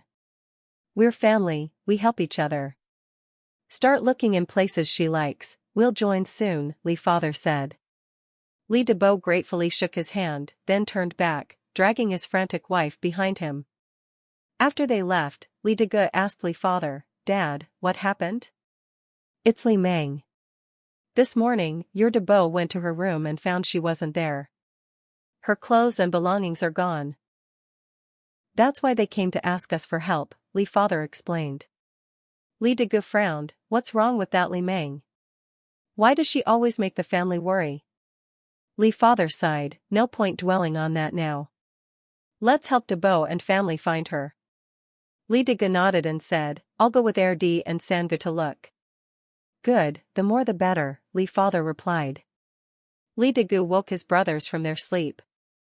The commotion also woke Li Mo. She slipped on a jacket and came out. Degu, what's wrong? Is something happening at home? Li Degu, seeing his thoughtful little sister, thought how considerate she was. Fortunately, Li Meng was only his cousin. Sorry to wake you. Go back to sleep. Nothing's wrong at home. It's Debo's family. Li Meng ran away, and Dad wants us to help find her, he explained. Li Mo instantly became fully awake. She ran away? Yes, the whole village is looking for her. Who knows if they'll find her? Li Degu sighed. Just then, Li Erge and Li Sangu emerged from their rooms. Degu, I finally get a day off. I wanted to sleep in, Li Erge complained. Li Degu tapped his face, enough. Wake up and help search. Li Meng ran away. Debo's family is worried sick. Li Erge muttered, that Li Meng, always causing trouble. Enough complaining. Let's help find her, Li Samga said. Li Degu nodded, let's go. The three brothers walked out together. Li Mo returned to her room, trying to sleep, but the worry about Li Meng kept her awake.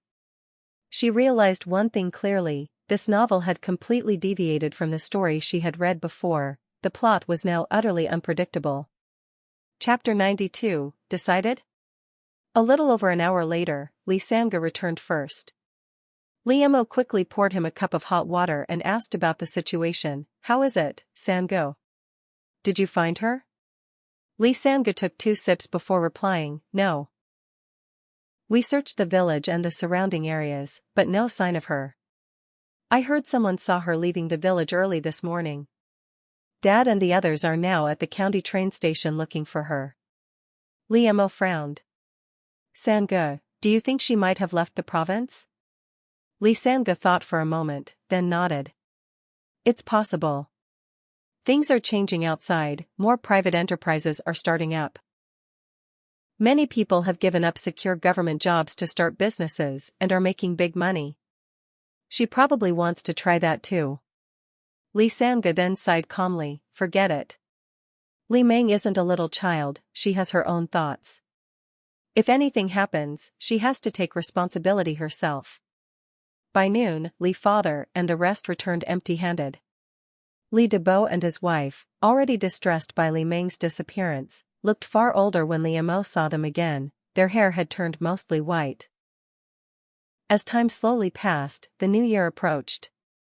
At the Su family, Li Mo, Su Laofuran, and Wang Ma were in the kitchen, frying meatballs for the New Year feast. Su Laofuran smiled warmly, taking in the festive kitchen and her daughter-in-law helping out. In previous years, it was just your father, Wang Ma, and me. The house felt cold and empty, we had no spirit for celebrating. But this year is different, with you here, my daughter-in-law, it feels lively and joyful. Wang Ma nodded, exactly. Everything feels energetic now, all thanks to Xiaonan's wife. Li Mo wanted to say something but was distracted by a familiar voice from the living room. She and Su Laofuran both perked up to listen. What's going on? Did I just hear Xiaonan's voice? Su Laofuran asked. Li Mo smiled. Yes, Mom, he's back. Mom, I'll go see him, Li Mo said, eager. Seeing her urgency, Su Laofuran smiled, go ahead. Wang Ma and I will handle the meatballs in the kitchen. Li Mo blushed and ran off. In the living room, Su Nan was talking to his father, his gaze darting to the kitchen repeatedly. Su Laoi noticed. Your wife is in the kitchen with your mother and Wang Ma, frying meatballs. Su Laoi chuckled, with her here, the house feels full of New Year's spirit. If you had a child soon, it would be even better. Su Nan immediately caught his father's meaning. Dad, we discussed this before. We just got married, and we're not ready for children yet. Plus, I'm busy with work. If Xiao Imo were pregnant, I couldn't be with her, I'd be failing as a husband. Su Leoi grunted. So you just don't want children yet? Fine, it's your choice. We're just making a small suggestion. Su Nan smiled. Dad, it's my decision. Xiao Imo had no say, she wanted to, but I didn't allow it. Su Leoi laughed and let the subject drop. When Li Imo arrived, she noticed the unusual interaction between father and son. Dad, she called to Su Leoi. Su Leoi smiled at his excited son. I'll check on your mother and Wang Ma in the kitchen. You two can talk. Thanks, Dad, Su Nan said happily. As Su Leoi turned to leave, he felt a twinge of emotion watching his son's gratitude. He finally understood what it meant to have a son who prioritizes his wife. Su Nan couldn't wait and immediately pulled Li Imo onto the sofa, holding her close. What are you doing? Dad isn't in the kitchen yet, Li Imo teased. No matter. He won't come back yet.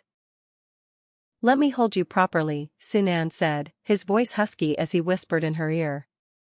Li Imo struggled briefly, but he held on tighter, so she gave in and let him embrace her. I've nearly gone crazy waiting these 2 months. Xiao Imo, I want to hold you for a long time, he murmured, burying his head in her neck. Li Imo smiled, gently patting his back. All right. I missed you too, day and night, every day. After lingering together, they began discussing Li Imo's university plans. You really decided to choose a university near me? Su Nan asked, a pained expression on his face. With her scores, she could have attended a top university in the capital, but she chose one nearby for him. Li Imo saw his concern but reassured him, I've really decided. Don't feel bad for me, it's my choice, my decision, no one else's business. Chapter 93, Don't Talk Nonsense. Wife, I promise, I'll never let you down in this life. I'll always listen to you, Su Nan said, leaning in to place a gentle kiss on Li Imo's forehead. Li Imo pressed her lips together, smiling happily, and hugged him. You said that yourself. I hope you won't regret it later. Absolutely won't regret it. If I ever betray Ms. Li Imo, let me be lonely forever, and... Before he could finish, his mouth was covered by a fair, small hand. Say what you want, but don't swear such a dangerous oath. Don't you know promises can't be made lightly? Li Imo scolded, glaring at him. Su Nan moved her hand away and placed it back on his lips, giving it a gentle kiss. I'm not afraid. I'll definitely keep my word. After this tender exchange, the couple chatted about Su Nan's experiences on the train. By the way, didn't you tell me your cousin ran away from home? Su Nan asked. I saw someone on the train who looked a lot like her. It should be her. Li Imo sat up straight, holding his hand eagerly. Are you sure? How's she doing? Is she alone? Su Nan smiled at the way she clutched his hand, thinking to himself that his wife really loved gossip. Sure enough, bringing this news back home made her instantly curious. Don't worry, I'll tell you slowly. I'll tell you everything you want to know, he said, gently pulling her onto his lap. Li Imo, too excited to notice, didn't realize she was now sitting on his lap. Quick, tell me. I really want to know how my cousin, who disappeared for over a month, is doing out there. Su Nan began. She's dressing fashionably, with large wavy hair that's in style. Also, there's a middle-aged man with her, he's quite fat. From what I saw, their relationship seems a little improper, arms around each other and all. Li Imo laughed coldly. Looks like my cousin is doing well outside. It's a pity for our elder uncle and aunt, though, they aged a whole night for her sake. Her sympathy for them was sincere. Not wanting to dwell on others, Su Nan quickly changed the topic. Some friends of mine know I came back today. They're throwing a welcome dinner for me. Would you like to come? Li Imo nodded. Sure, though I hope your friends won't feel uncomfortable. Sunan smiled, holding her hand again and pressing it to his lips. They won't. They're easygoing people, and I'm sure you'll get along with them. Noticing the time, Sunan said, I'll tell my parents in the kitchen, we'll leave soon. He quickly went inside to give a few instructions to the busy elders. 10 minutes later, the couple, dressed in festive outfits matching the holiday spirit, prepared to leave. At the gate, Liemo stopped Sunan, giving him a mysterious smile. Today, I'm driving. It's time you see my driving skills. She slipped into the driver's seat. Sunan, full of affection, smiled at her and took the passenger seat. After fastening his seatbelt, Liemo started the car. Soon, the sleek black car glided steadily out of the Sioux residence. Sunan watched her drive with admiration, though his eyes softened with a hint of worry. Wife, these days I've left you to manage everything alone. You even have to drive now. Liemo smiled blissfully. It's okay. Compared to other women, I'm happy. My in-laws are considerate and supportive, life is good, and I don't need to worry about household expenses. I don't feel burdened at all. Sunan pouted playfully. You didn't mention me and all that. Liemo paused, realizing she had indeed forgotten. Sorry. I didn't think about it, since you've been at the research institute. Want me to add you now? Sunan sighed softly, no need. As long as you have me in your heart, that's enough. Hearing the slight disappointment in his voice, Liemo quickly added, Of course I have you. My whole heart belongs to you. Sunan's earlier sulk instantly turned into a shy flush, which remained even when they arrived at the venue. Entering the private room, someone teased. Sue, you didn't drink without us, did you? That's unfair. We've all been waiting for you, you owe us 3 drinks. Liemo noticed Sunan's lingering blush and finally understood the joke. She winked at him, pressing her hands to his reddened cheeks. Slowly, Sunan realized what she was signaling and blushed even more. Don't talk nonsense. I haven't been drinking. My face is flushed from the car, he stammered, feeling slightly embarrassed. Chapter 94, I'm being good. Oh, so it's just from being cooped up? Then why is your face so red from the car? Someone teased, eyes playfully scanning the couple. This must be the new little sister-in-law, right? Hello. I'm an old friend of Sunan from childhood. I couldn't make it to your wedding last time because of family matters, so please don't mind, said a stylish man in a leather jacket, hair slicked back with gel. Liemo smiled politely. It's okay, family matters are important. Little sister-in-law, sit here with us women. We can chat together, one of the female guests called, waving to her. Liemo smiled and turned to Sunan briefly before walking over to join them. Soon, she began to regret her choice of seat. The women chatted about shopping plans, mahjong games, and how to spend money, topics she hadn't really been involved in before. The 4 women noticed her quietness. Little sister-in-law, want to come shopping with us at the new department store tomorrow? Asked the woman who had invited her, her hair styled in waves. Liemo nodded politely. Sure. Great. Then it's settled. We'll meet at the entrance of Guang department store tomorrow, the woman said happily. Okay, see you then, Liemo replied politely. By the time the meal finished, an hour had passed. As the group left the restaurant, someone suggested moving elsewhere to continue the gathering.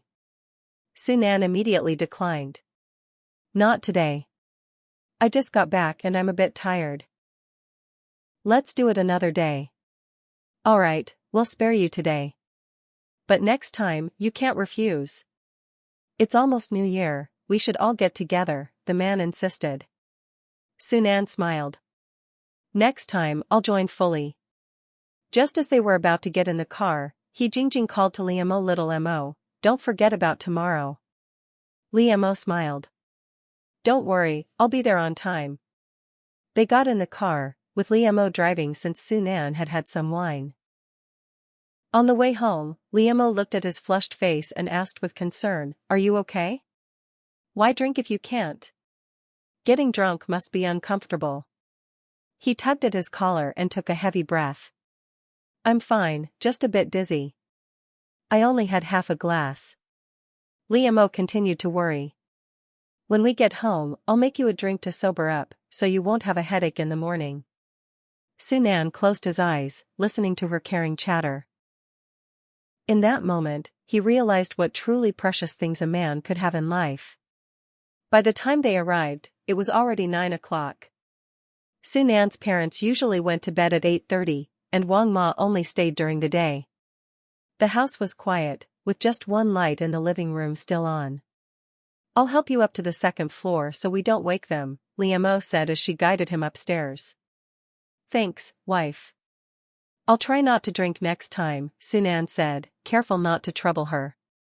Liam smiled. What's the trouble? You're my husband. Caring for you is natural. And if I were drunk, you'd care for me just as attentively, right? Sunan immediately replied, without hesitation, of course. I'd care for you wholeheartedly. While working at the institute, besides work, I spent the rest of my time thinking about you. I missed you so much, Sunan said, words spilling out quickly. I missed you too. Stand steady, I'll open the door. Liam finally reached their bedroom door, carefully placing him against the wall while she unlocked the door. Once she returned with the hangover drink, she expected to find him lying obediently in bed. Instead, she was met with a shocking view. Sunan, freshly bathed, stood at the bathroom doorway wearing only a towel around his waist. Wife, I'm back. I showered myself. Am I being good? He said with a goofy smile, droplets of water still glistening on his 8-pack abs. Lima's heart skipped a beat, and she almost let a little drool escape, quickly turning her head to regain composure. You showered? And why aren't you wearing clothes? Her eyes betrayed a hint of mock scolding. She realized, this wasn't just casual, it was practically him daring her to commit a crime with that sight. Chapter 95, The Cute Side. That man really trusted her too much. Did he really think she wouldn't be tempted by his body? After a hot shower, Sunan felt mostly sober. I can't find my clothes, wife. The ones I left in the wardrobe? He asked, pointing at the double wardrobe in the room. Liam followed his gaze and remembered that last time, she and Wang Ma had moved his clothes out to dry, then later she'd placed them in the next room. Oh, I forgot to tell you. I put your clothes in the other room. Wait a moment, I'll bring you a fresh set to change into, she said, placing the hangover drink down and hurrying to fetch clothes. She returned with a casual outfit. Change into this, then come drink your hangover soup. Obey me, Liam instructed. Sunan obediently nodded, taking the clothes and heading back to the bathroom to change. When he came out again, the young, vigorous, handsome man in front of her immediately caught Lima's eyes. Normally, he wore only formal Zhongshan suits due to work, which made her almost forget he was still just a man in his 20s. This set. I don't think I've seen it before, Sunan said, glancing down at the unfamiliar outfit. Liam smiled, satisfied. I bought it for you. Your usual clothes are too formal, young people should dress more casually sometimes. Sunan's eyes widened. Wife, how do I look in this? Good? Liam took a moment, studying him, then smiled broadly and gave a thumbs up. You look amazing. No doubt about it, you're my man. Hearing her praise, Sunan's heart, which had been racing nervously, finally settled back into place. That night, the newlyweds enjoyed the joy of reunion so much that the lively atmosphere lasted late into the night. The next morning, Liam woke up with a sore waist and went to breakfast. Sunan, having just returned from his morning run, hurried to the stairs to support her. Wife, why didn't you sleep a bit longer? Last night. Before he could finish, Liam's small, white hand covered his mouth. Sunan. Shut up. It's early. What are you saying? Someone might hear. She pinched his lips playfully in mock admonishment. Sunan looked at her, eyes softening at her worried glances around the room, and whispered in her ear, "Relax, your parents aren't here, they're in the yard tending flowers and doing Tai Chi." Liam glanced around the living room and saw it empty. He was right. "Alright, I'll let it slide this time. But if you speak recklessly again, I swear you'll be back on the floor next to me like when we first married," she warned, pinching his arm. Sunan immediately shook his head, terrified at the memory of sleeping on the floor without being able to hold his wife. "I won't say a word. I'll control my mouth." At the breakfast table were the oil residue stuffed buns Wang Ma had prepared the previous night and 2 large bowls of soy milk. After eating, Liam looked at Sunan. "Today, I'm going out shopping. You can arrange your own day, I can't accompany you." Sunan held her hand, unwilling to let go. "Can't I come with you?" "Sorry, I'm going with Jingjing and the others." "It's a women-only outing, how would it look for you to tag along?" she teased, pinching his cheek. Still reluctant, Sunan held her hand tightly. "Then come back early." "I'll try. I'm not very close to them, so we won't shop too long," Liam said. Sunan personally drove her to the entrance. Watching her drive off, he returned home a bit downcast. Meanwhile, Liam arrived at the new department store. Jingjing and the others had just reached. Seeing her drive up alone, the 3 women looked on enviously. "Little sister-in-law, amazing. You drove yourself." "I could never do that," Jingjing said admiringly. Liam smiled politely. "It's not scary, just requires courage and attention." "I guess I don't have that courage." "I'll just hire a driver," Jingjing said, visibly nervous. Liam paused, deciding not to push the topic. Parking the car, the 4 women entered the new department store laughing and chatting. It was Liam's first time here. Compared to her second brother's workplace, this store seemed to have a more complete selection. The 3 friends, used to wealth and influence, started shopping like nothing cost a thing. Within half an hour, each left a store carrying bags full of purchases. Liam herself bought a few clothes for her family, totaling nearly 100 yuan, a minor expense now, but in the past, she would have felt it sting. "Looks like there's a lingerie store ahead. Let's check it out. I heard they have trendy pieces from Gangcheng," Linchin whispered. "I heard that too. Supposedly some make you look amazing." "My husband hasn't been interested lately, I'll get one to tease him," Wang Hong whispered shyly. Liam chuckled inwardly. She hadn't expected this open side of him. Suddenly, the shopping trip felt fun rather than dull. Chapter 96, The Unwakeable Ones. Jingjing immediately grabbed Liam's hand. "Little sister-in-law, let's go into that store. We'll pick out a set of lingerie that will drive Sunan crazy. Tonight, you can really tease him." Liam almost choked on her own saliva at the boldness of these women in this era. "Alright, let's go see," she said. Having lived a past life, she had seen all kinds of lingerie, but after hearing them, curiosity got the better of her. The 3 women's faces lit up at her enthusiastic agreement. This is how you make friends, you find ones who share your tastes. Soon, the 4 of them walked toward the lingerie store. Upon entering, they noticed a couple already inside. Liam paused, thinking, I definitely didn't check the stars before coming out today. The couple inside also noticed them. A stout man immediately fixed a lecherous gaze on the 4 women. "What are you looking at? Keep staring and I'll gouge your eyes out." Linchin shouted, glaring at the man. "Oh, beautiful ladies, why so angry? Beautiful women are meant to be looked at." "Don't be so petty," the stout man replied in Cantonese accented Mandarin. "Heh, so you're from Gangcheng? Think you're special? Around here, locals are the real bosses. Even if you're from Gangcheng, you still need to show respect. Got it?" Jingjing scoffed. The man's smile faded. He assessed the 4 women and realized they were not ordinary. Fine, hurry up," he snapped at the woman beside him. "Stop dithering or I'm leaving." Li Meng's expression was grim. She leaned into the man, speaking softly, "Darling, don't be angry. Wait a moment, I'll be quick."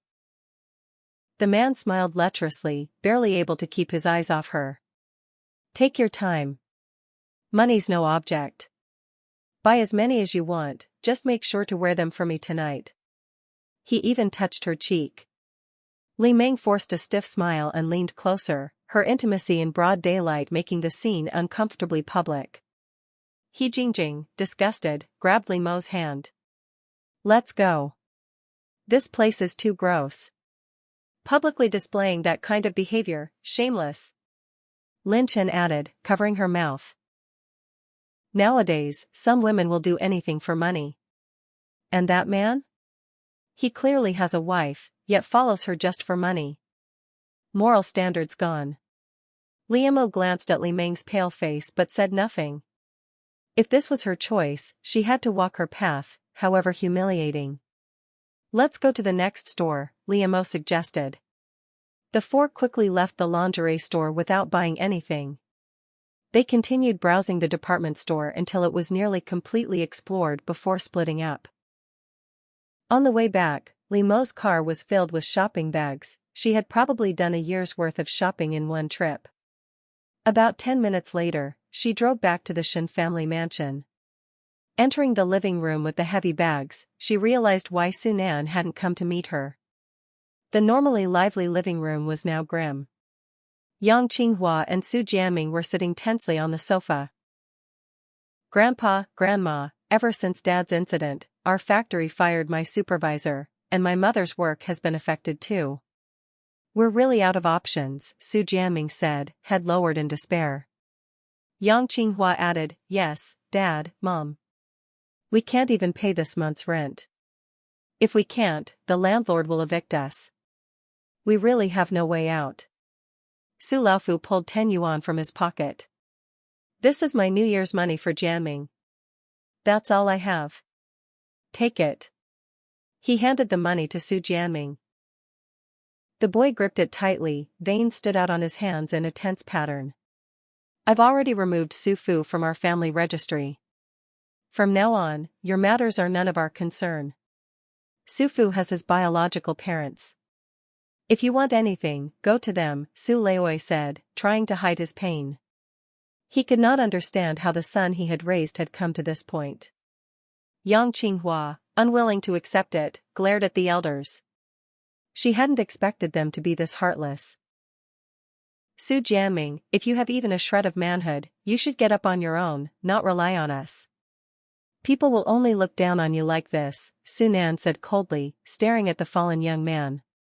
Su Jianming clenched his fists, saying nothing, but his eyes were stormy with emotion. Yang Qinghua could not bear her son being scolded and immediately defended him. "Xiao Shu, how dare you? Jianming's already worked hard enough. If it weren't for his father failing, he could have been a deputy director." Su Nan scoffed. If this mother-son pair couldn't wake him up, nothing he said would work. Before she could finish, her arm was grabbed by her son. "Mom, enough. Let's go home. We won't come back here. If they don't treat us as family, we'll act like we have no family here," Su Jianming said firmly, pulling her up, his voice full of resolve. Chapter 97, Mine? Finally, the mother and son left the Su family mansion, supporting each other. "Daughter-in-law, you're back." Su Laofu's wife was the first to notice Li Mo. She stood up excitedly to help carry the shopping bags. Li Mo quickly stopped her. "Mom, no need. Let Su Nan help." Su Nan smiled and stepped forward, taking the heavy bags from her. "How was the shopping? Did you enjoy yourself?" Li Mo gestured to show off her haul. "Look at my achievements, do I look like I wasn't happy?" Su Nan glanced over and laughed. "It's obvious, you had fun."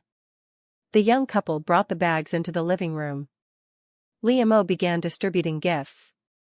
"Dad, Mom, I bought each of you a new outfit. Try them on and see if they fit. If not, I'll exchange them in the next few days." She pulled 2 sets of clothes from the bags. Both elders were delighted, Su Leoi even immediately comparing one of the new outfits to his own. "How do I look, dear?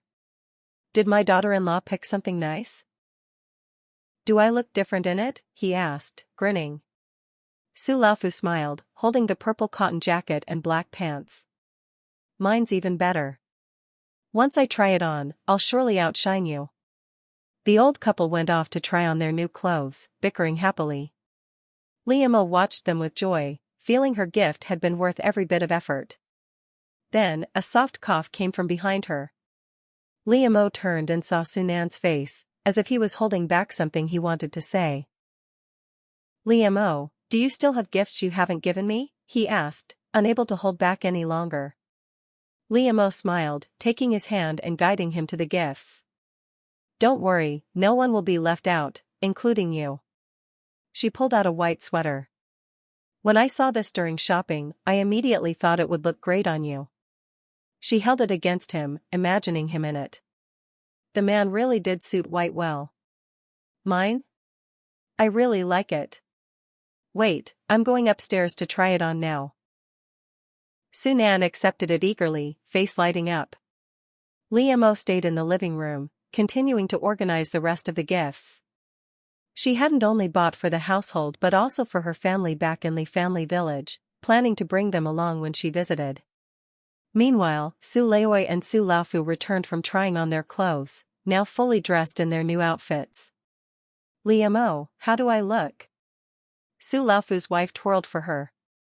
Liamo inspected her carefully and smiled. "You look beautiful, Mom. I guarantee you'll be the most elegant grandmother in the compound." Su Laofu's wife blushed, smiling shyly. "You exaggerate, you little flatterer." Su Leoi stepped in. "Daughter-in-law, how do I look?"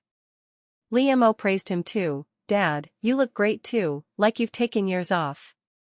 He puffed up his chest, grinning at his wife. "See, dear? Our daughter-in-law says I look younger." His wife rolled her eyes. "Daughter-in-law's just flattering you. Don't think you're young again." Su Leoi flushed but swallowed the retort, thinking of his wife's health. Liamo watched, amused, at how their bickering still carried warmth. Soon, Sunan came down from upstairs, looking sharp in the white sweater Liamo had bought. "Son, you're only wearing that sweater? Aren't you cold?" Su Laofu's wife asked, concerned. Sunan, smiling warmly at Liamo, replied, "Not cold. As soon as I put this on, it feels warm. You young people, I'll never understand you." "Alright, if you say it's not cold, then fine," she said, waving her hand. By evening, Liamo noticed he had kept the white sweater on all day since noon. "Are you planning to sleep in that?" she asked, seeing he still hadn't taken it off. Sunan glanced down at the sweater, then nodded. "Yes.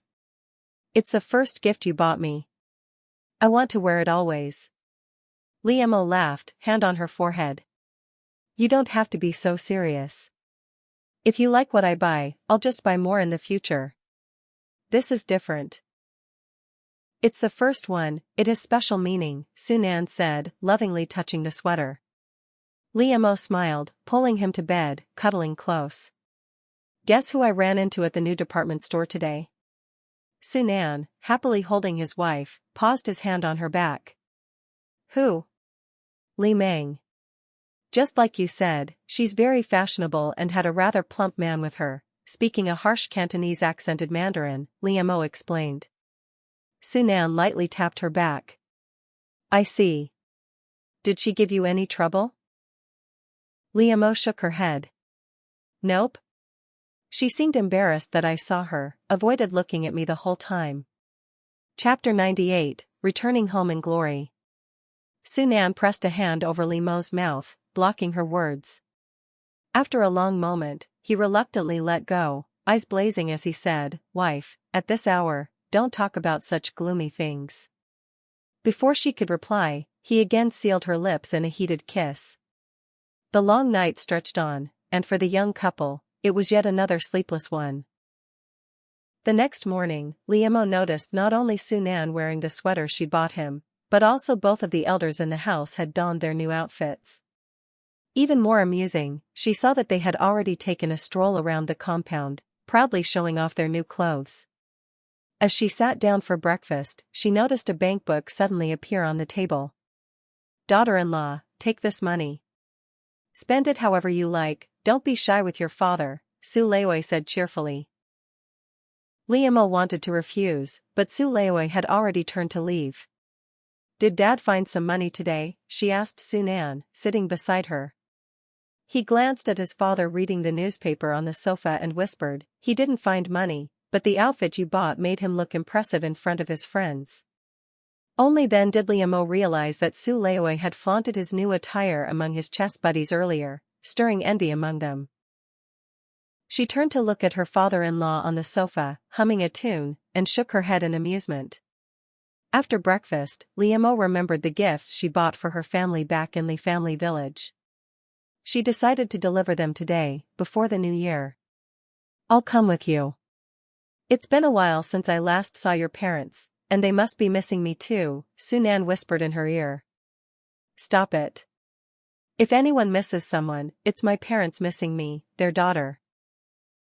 "You're just their half-son," Liamo teased. Half an hour later, the couple set off with a car full of gifts and New Year supplies. Upon entering Lee family village, they slowed down as usual near the village entrance, handing out candies to the elders gathered there. "Oh, little Mo, you're so thoughtful. Unlike your cousin, she came back in a fancy car and didn't even stop for us. She even rolled her eyes at us, what a heartless girl," one grandmother exclaimed, laughing as she held Mo's hand. Mo learned that her cousin had indeed returned today, also in a car. "But don't worry, the man she brought is as fat as a pig, and he spoke words we couldn't understand. We really can't figure out why Meng would like such a man," the grandmother added, shaking her head.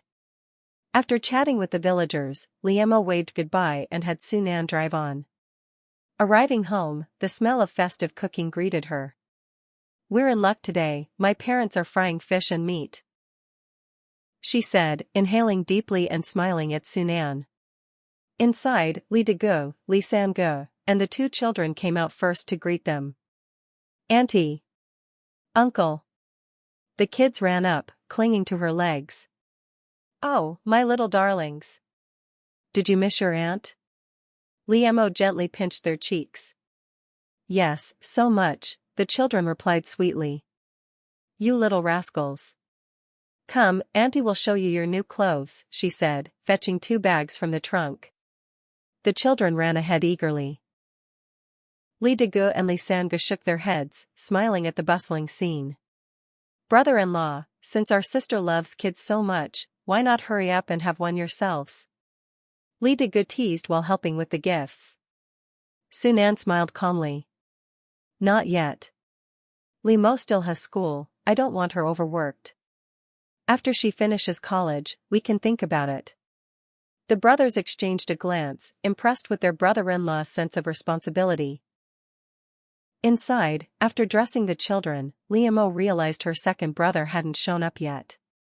"Mom, where's second brother? It's almost New Year. Hasn't he gotten time off?" she asked, noticing the aroma in the kitchen. Her mother frying fish replied, "He got off a few days ago, but today he had something to help with at his girlfriend's place." Mo's curiosity piqued. She immediately sat by her elder sister-in-law and asked, "Mom, sister-in-law, have you met my second brother's girlfriend?" Sister-in-law shook her head. "Only from what your brother said. Mom told him he has to bring her home before New Year, or he won't be coming back at all this year."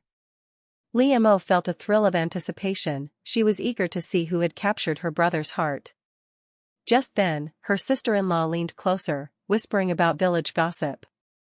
"Little sister, Li Meng is back. She returned in style, in a small car, showing off to the whole village, flaunting that she's made it and found a wealthy man."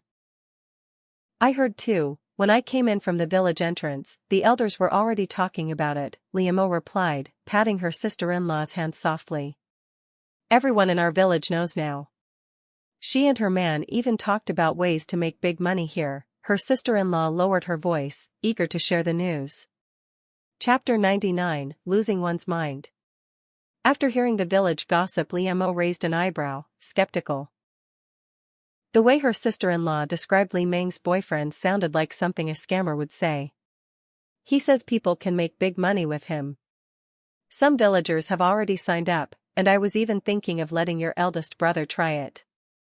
After all, farming all year doesn't bring much income. Maybe he could try his luck in the city and make some real money, Li Desa suggested. Li Mo immediately grabbed her hand.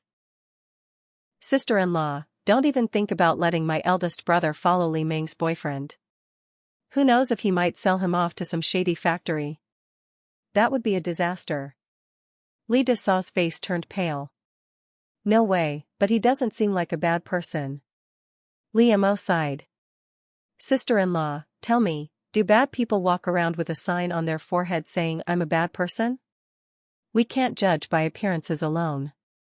She continued, and if he really could make big money, why wouldn't he do it himself? Why get others to join him? He's not foolish, right? Li Desa considered this and nodded slowly. You're right, but that man is fat as a pig. Surely he must have done some shady things to live like that.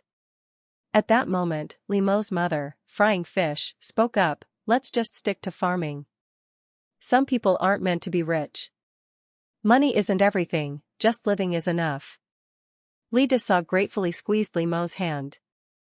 Thanks for your advice, little sister. I was going to persuade my eldest brother to join Li Meng's boyfriend in the city tonight. Li Mo patted her hand. No need, we're family.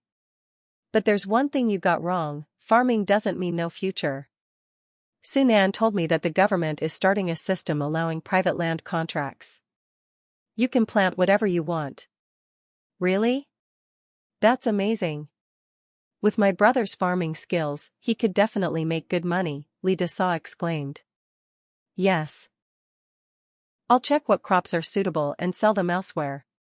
He can make a profit, Li Mo analyzed. Meanwhile, Sunan shared the news about the private land contracts with the men in Li Mo's family. Brother-in-law, is this true? Li Dega asked excitedly. Sunan nodded. Yes. It hasn't been officially announced yet, but I have a friend handling it. It's real. Li father composed as ever said, if it's true we could contract more land. Besides staple crops we could grow other things, like watermelons on sandy plots. Sunan looked impressed. Exactly. The economy is different now, private ventures are encouraged. It's only going to become more normal. Li father agreed, I'll apply for more land when it's implemented. Just as the men were discussing plans, Li Debo walked in wearing new clothes. Big brother. What brings you here? Li father asked, standing. Li Debo smiled, fine lines around his eyes. We haven't had a proper chat in a while.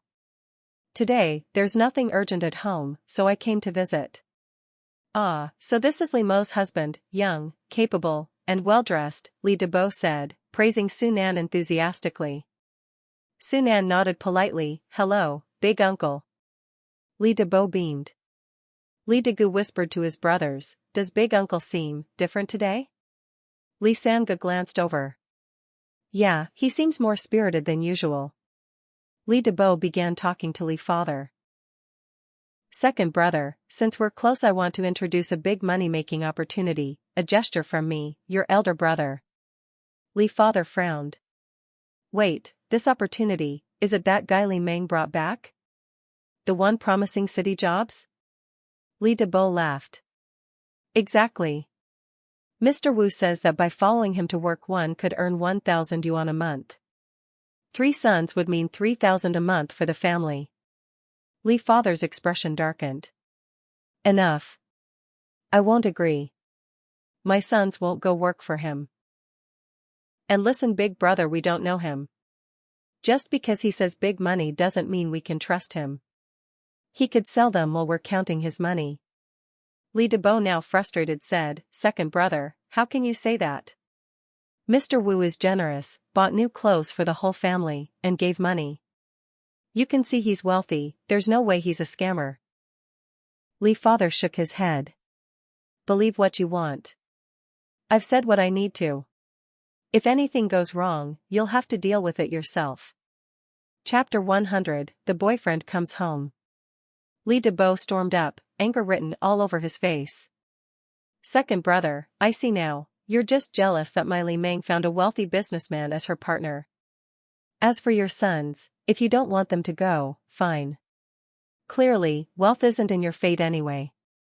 With that, Lee DeBeau stomped out of the Lee family home. Lee's father shook his head, muttering, good advice is hard to give to a stubborn ghost. The young couple, Lee Mo and Su Nan, stayed at Lee Mo's family home until late at night before returning to the Su residence. In the following days, they occasionally went out with friends, but most of the time, they stayed home with family. On New Year's Eve after Wang Ma prepared the dinner she returned home. At 7 o'clock, the Su family sat down for the traditional reunion dinner. Before the meal, both elders handed Lee Mo red envelopes. Lee Mo, this is your first New Year in our family. Your father and I decided each of us should give you a red envelope, Su Lao Furen said with a smile. Lee Mo was delighted, thanking them warmly. The family of 4 enjoyed a happy meal together. Since the elders were old, they retired early after dinner, leaving the young couple to stay up for the New Year countdown in their room. When the clock struck midnight, Su Nan handed Lee Mo a thick red envelope. Happy New Year, my wife. This is for you, he said, smiling. Lee Mo accepted it with a playful tug of his hand, then lightly kissed his cheek. Su Nan's heart skipped a beat, and he could only mumble, you're welcome. The night passed blissfully, with the young couple enjoying each other's company. On the 4th day of the new year, they set out again for Lee Mo's family, bringing a carload of gifts. Upon arrival, the Lee family rushed out to greet them. Happy New Year, Aunt, Uncle. Li Xiaotian and Li Xiaoxiao shouted, running to hug them.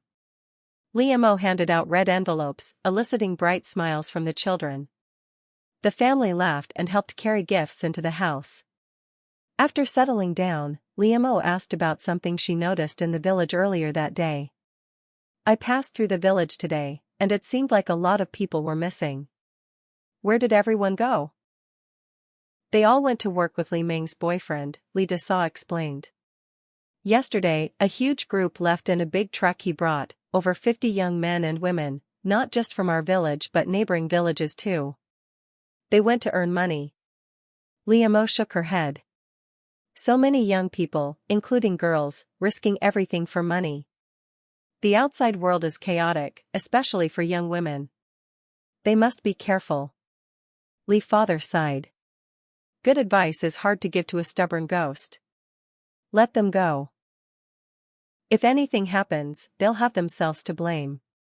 The tense atmosphere in the hall was broken when Li Erge spoke up. I have good news.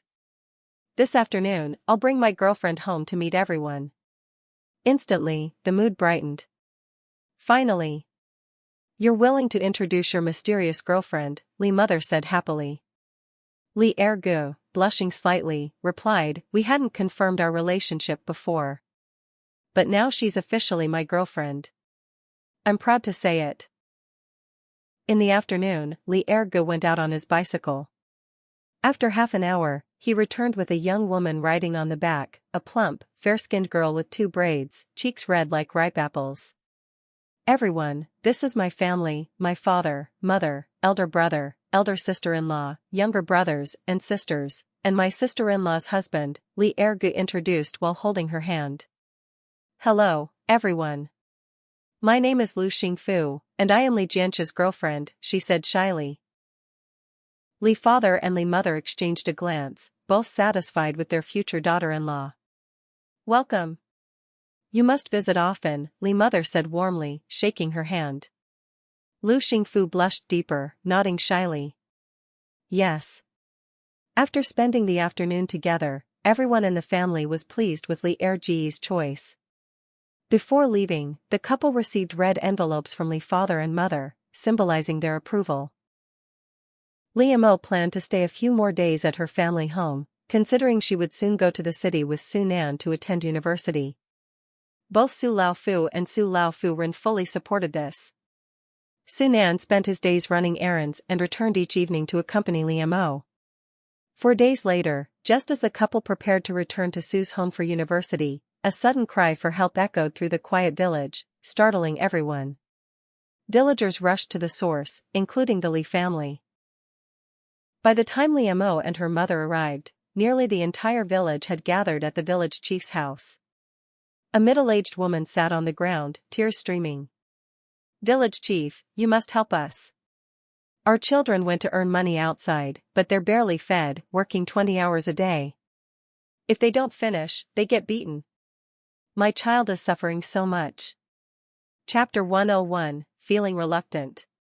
Village chief, my son too, like he's Xiaofeng's child, secretly called home and told us everything. What should we do? The village chief looked down at the 2 distressed women and felt his head spinning. I warned you before not to be fooled by those high-paying jobs. Where in the world does a job pay 1,000 a month? It's impossible. You didn't believe me, and now look at the result, he scolded, shaking his finger at them. By now, Li Mo had pieced things together. The villagers who followed Li Meng's boyfriend had gotten into trouble. Village chief, we know we were wrong. Please, help us get our children out. My son said if we don't rescue him soon, they'll beat him to death. Lu Xiaofeng begged, tears streaming as she kowtowed desperately. The village chief sighed. I can't solve this immediately. Your best bet now is to report it to the county police and see if they can get your children back. At this, the 2 women's hopes crashed, and their wailing shook the entire village. Ultimately, villagers whose children had gone with Li Meng's boyfriend rushed to the county police station to file reports. On the way home, Li Degu patted his chest, visibly shaken. Thankfully, we listened to my sister and her husband's advice. Otherwise, we could have ended up among them. Exactly. If we hadn't listened to Li Mo and her husband, today we'd be at the police station too, Li Desa added, fear written all over her face. Li Mo shook her brother's shoulder, emphasizing, remember this lesson, there's no free lunch. Next time, if something sounds too good to be true, stay away. As for what happened afterward, Li Mo never found out. She and Su Nan returned to the Su residence that day. The couple stayed until the 10th day of the new year, then set off for Nan province. After roughly 2 days on the road, they finally arrived in the pleasant climate of Nan province. Since she had arrived early, the university hadn't yet started, so Su Nan arranged for her to temporarily stay in his dormitory. Li Mo had assumed someone in Su Nan's line of work would have decent living conditions. But seeing his modest tile-roof dorm, she realized she had been entirely mistaken. The place is a bit simple. If it's uncomfortable, we can rent a small inn for a few days, Su Nan said, holding her hand apologetically. Li Mo looked around the small courtyard and smiled. No, don't worry. It may look old, but it's comfortable. Better than a fancy mansion. Seeing her reassure him, Su Nan's heart swelled. He hugged her tightly. Thank you, Li Mo. Thank you for understanding. Li Mo returned his embrace, patting his back. You're the one working hard, my Su Nan comrade. Su Nan felt a warm surge of happiness. Just as he leaned in for a kiss, a familiar, excited voice called out from behind, Old Su. Sister-in-law. You really came. It was Shen Shua, who had just heard from the office staff that his director brought a woman to the dorm. Overjoyed, he dropped his work and ran over. Shen Tongji, long time no see, Li Mo greeted calmly, pushing Su Nan lightly aside. Shen Shua stepped forward. Sister-in-law, congratulations. I heard you enrolled at our university. That's amazing. What major are you pursuing? English, Li Mo replied. She knew language skills were in high demand and wanted to continue her studies in this field. Shen Shua was impressed, giving her a thumbs up. Well done. Just like old Su, your awareness is high. Su Nan's expression darkened as he interrupted, why are you here? Aren't you supposed to work? Have you finished the data I assigned you? Shen Shua's face fell. Old Sue, I was just happy to see my sister-in-law. Must you be so spoilsport? Sunan's calm tone carried a subtle threat. Don't you think it's awkward for you to be here too?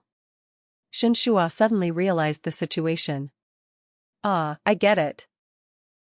You're jealous I'm distracting you and sister-in-law. Fine, I'll go. Sister-in-law, I'll come back another day. Liamo politely asked, Shintongji, won't you stay for a meal? Shenshua glanced at Sunan, whose face was still stern, and shook his head. Better not. If I eat, his glare might ruin my appetite. Liamo understood immediately and tugged Sunan's sleeve playfully. Sunan held her hand and with a serious tone, said to Shenshua, go now. Shenshua rolled his eyes and waved goodbye to Liamo before leaving. After watching him leave, Liamo poked Sunan's chest lightly. He came with good intentions, and you chased him off. Sunan caught her mischievous hand, kissed it and said softly, don't worry. Soon, you'll be back at school. I don't want our time together wasted on trivial people. Hearing this, Liamo felt a pang of reluctance. She snuggled into his chest, her voice tinged with longing. Now I almost don't want to go to school. Sunan hugged her tightly and kissed the top of her head. We can still meet every weekend. On Fridays, I'll pick you up at your school. Chapter 102, I promise. Sunan held Liamo tightly, kissing the top of her head. But we can still meet every weekend. On Fridays, I'll pick you up at your school. Hearing his suggestion, Liamo smiled. I think that works. Meeting every weekend will ease our longing for each other. Just as they settled on this plan, someone's stomach rumbled. Hungry? Sunan noticed her shyly clutching her stomach and chuckled. Liamo nodded. Yeah. I felt a bit nauseous in the car, so I didn't have much appetite.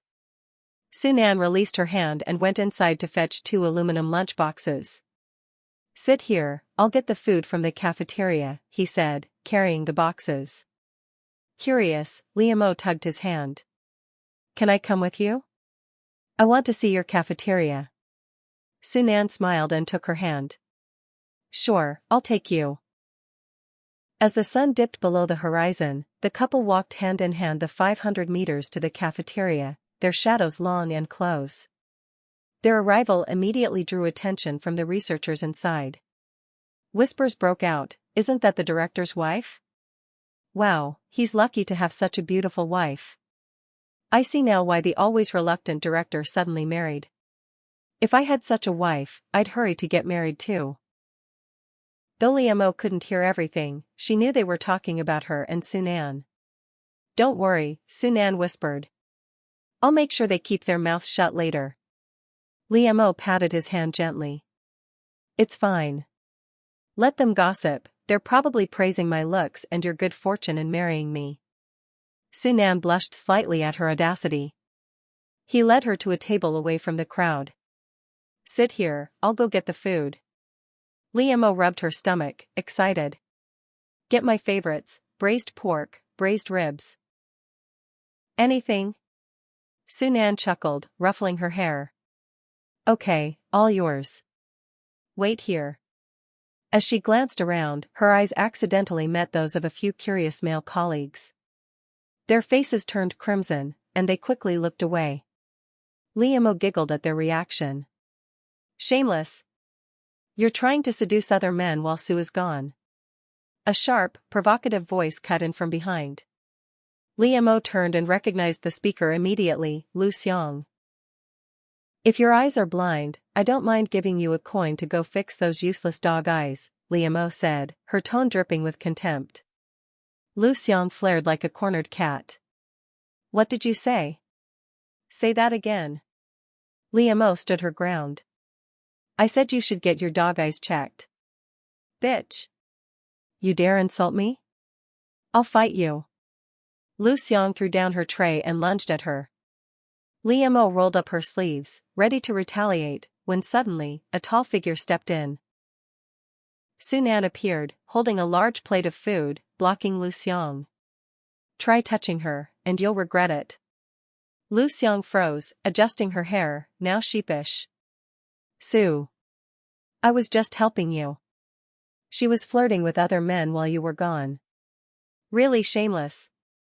Su Nan's face was cold. Control your mouth. People eat with their mouths, not to slander others. But I'm telling the truth. She really was. Lu Xiang stomped her foot, frustrated that he didn't believe her. Leave. Don't show your face around me or my wife again, or I'll have you transferred, Su Nan warned. Tears welled up in Lu Xiang's eyes. She couldn't understand why Su Nan wouldn't believe her truth. Not leaving? You want me to transfer you, huh? Su Nan's tone was icy.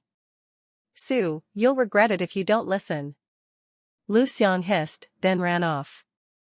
Liu Mo stood behind Su Nan, satisfied with how he had defended her.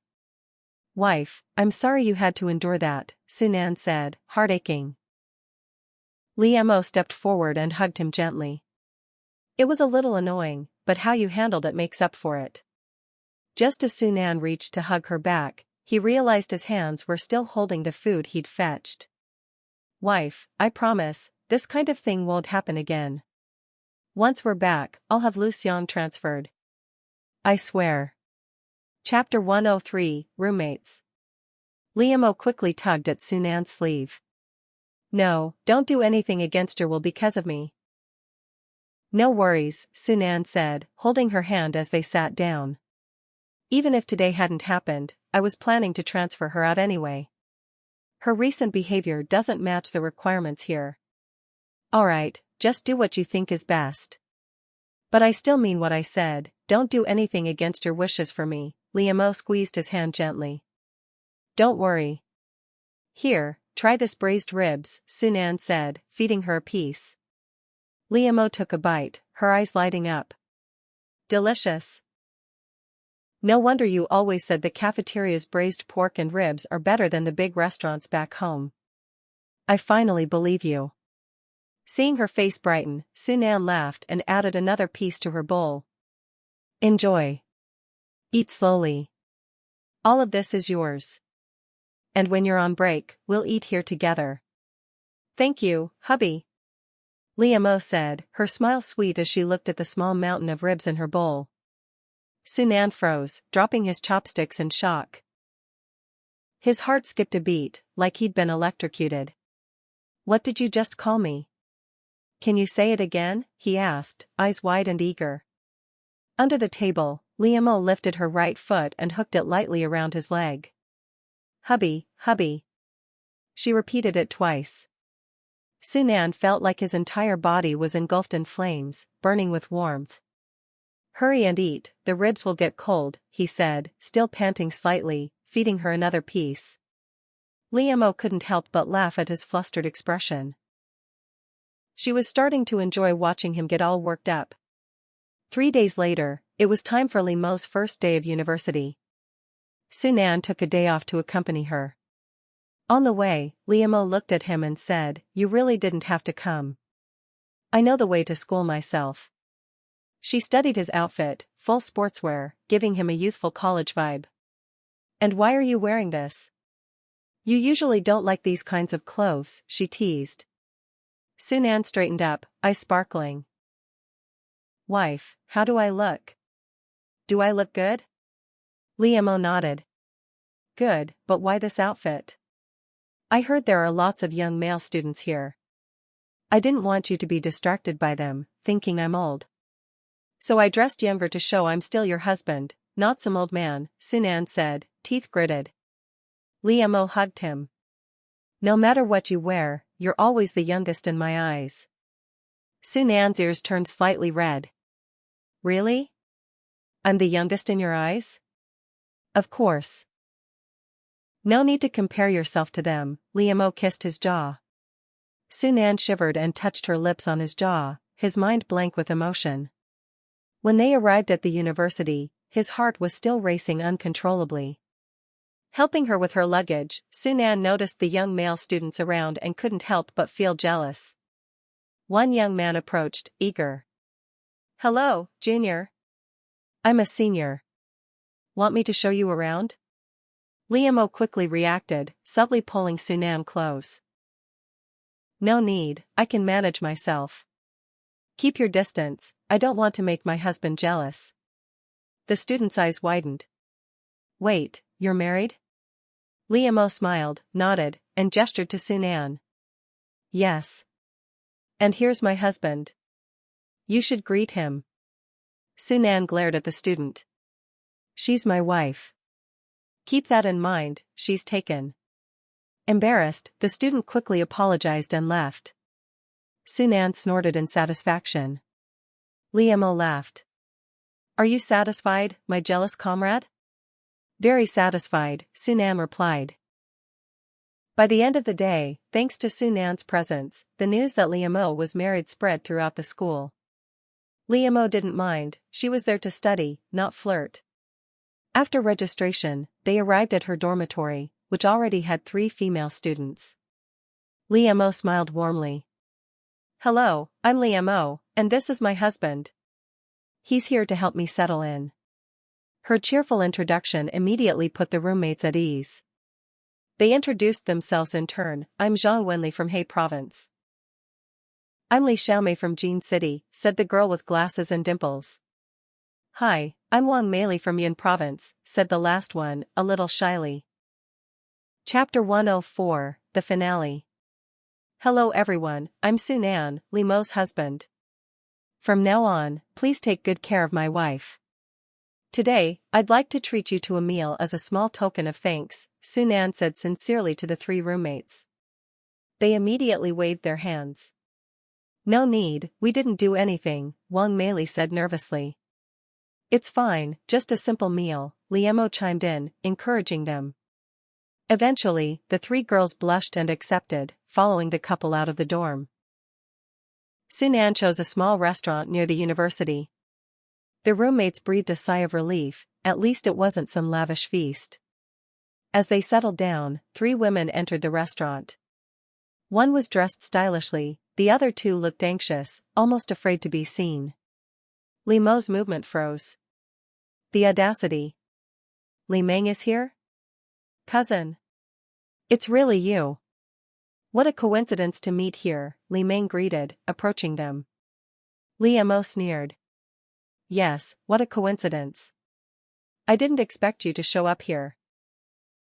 Have you forgotten what you did in the village? The whole village despises you now. Li Meng's face fell, forcing a smile. I didn't know before. I was also a victim. I've separated from that fat guy, what he did has nothing to do with me. Liamo laughed loudly. Don't care. Move aside and don't disturb me and my classmates. Just looking at you makes me sick. I came to reconcile with you. Why do you hate me so much? Li Meng said, eyes pleading. She then turned to the 3 young girls with her. Look at these pretty girls. If you work with me, I guarantee you'll make lots of money and live well. Liamo frowned. This sounds like a brothel madam trying to recruit. No, they won't follow you, Liamo said firmly. Turning to the 2 girls, she asked gently, did you really want to work with her? Did she really help you earn money? Li Meng snapped, anxious. They are my people. You have no right to ask them. Liamo noticed their fearful glances at Li Meng, they clearly wanted to speak. She subtly signaled Sunan. Understanding immediately, Sunan quietly left to fetch reinforcements. Liamo kept engaging Li Meng, asking question after question. The 2 girls answered cautiously, always looking at Li Meng for permission. Li Meng's suspicion grew with every question, while Liamo prayed silently for Sunan to return quickly. Suddenly, Sunan appeared outside with 5 or 6 policemen in uniform, charging into the restaurant. Li Meng noticed them and tried to flee with the 2 girls, but it was too late. 2 policemen blocked her exit. Liamo, was it you who called the police? UB*TCH. I won't forgive you. When I get out, I'll kill you. Li Meng screamed, realizing escape was impossible. Sunan stepped in front of Liamo. You won't get the chance.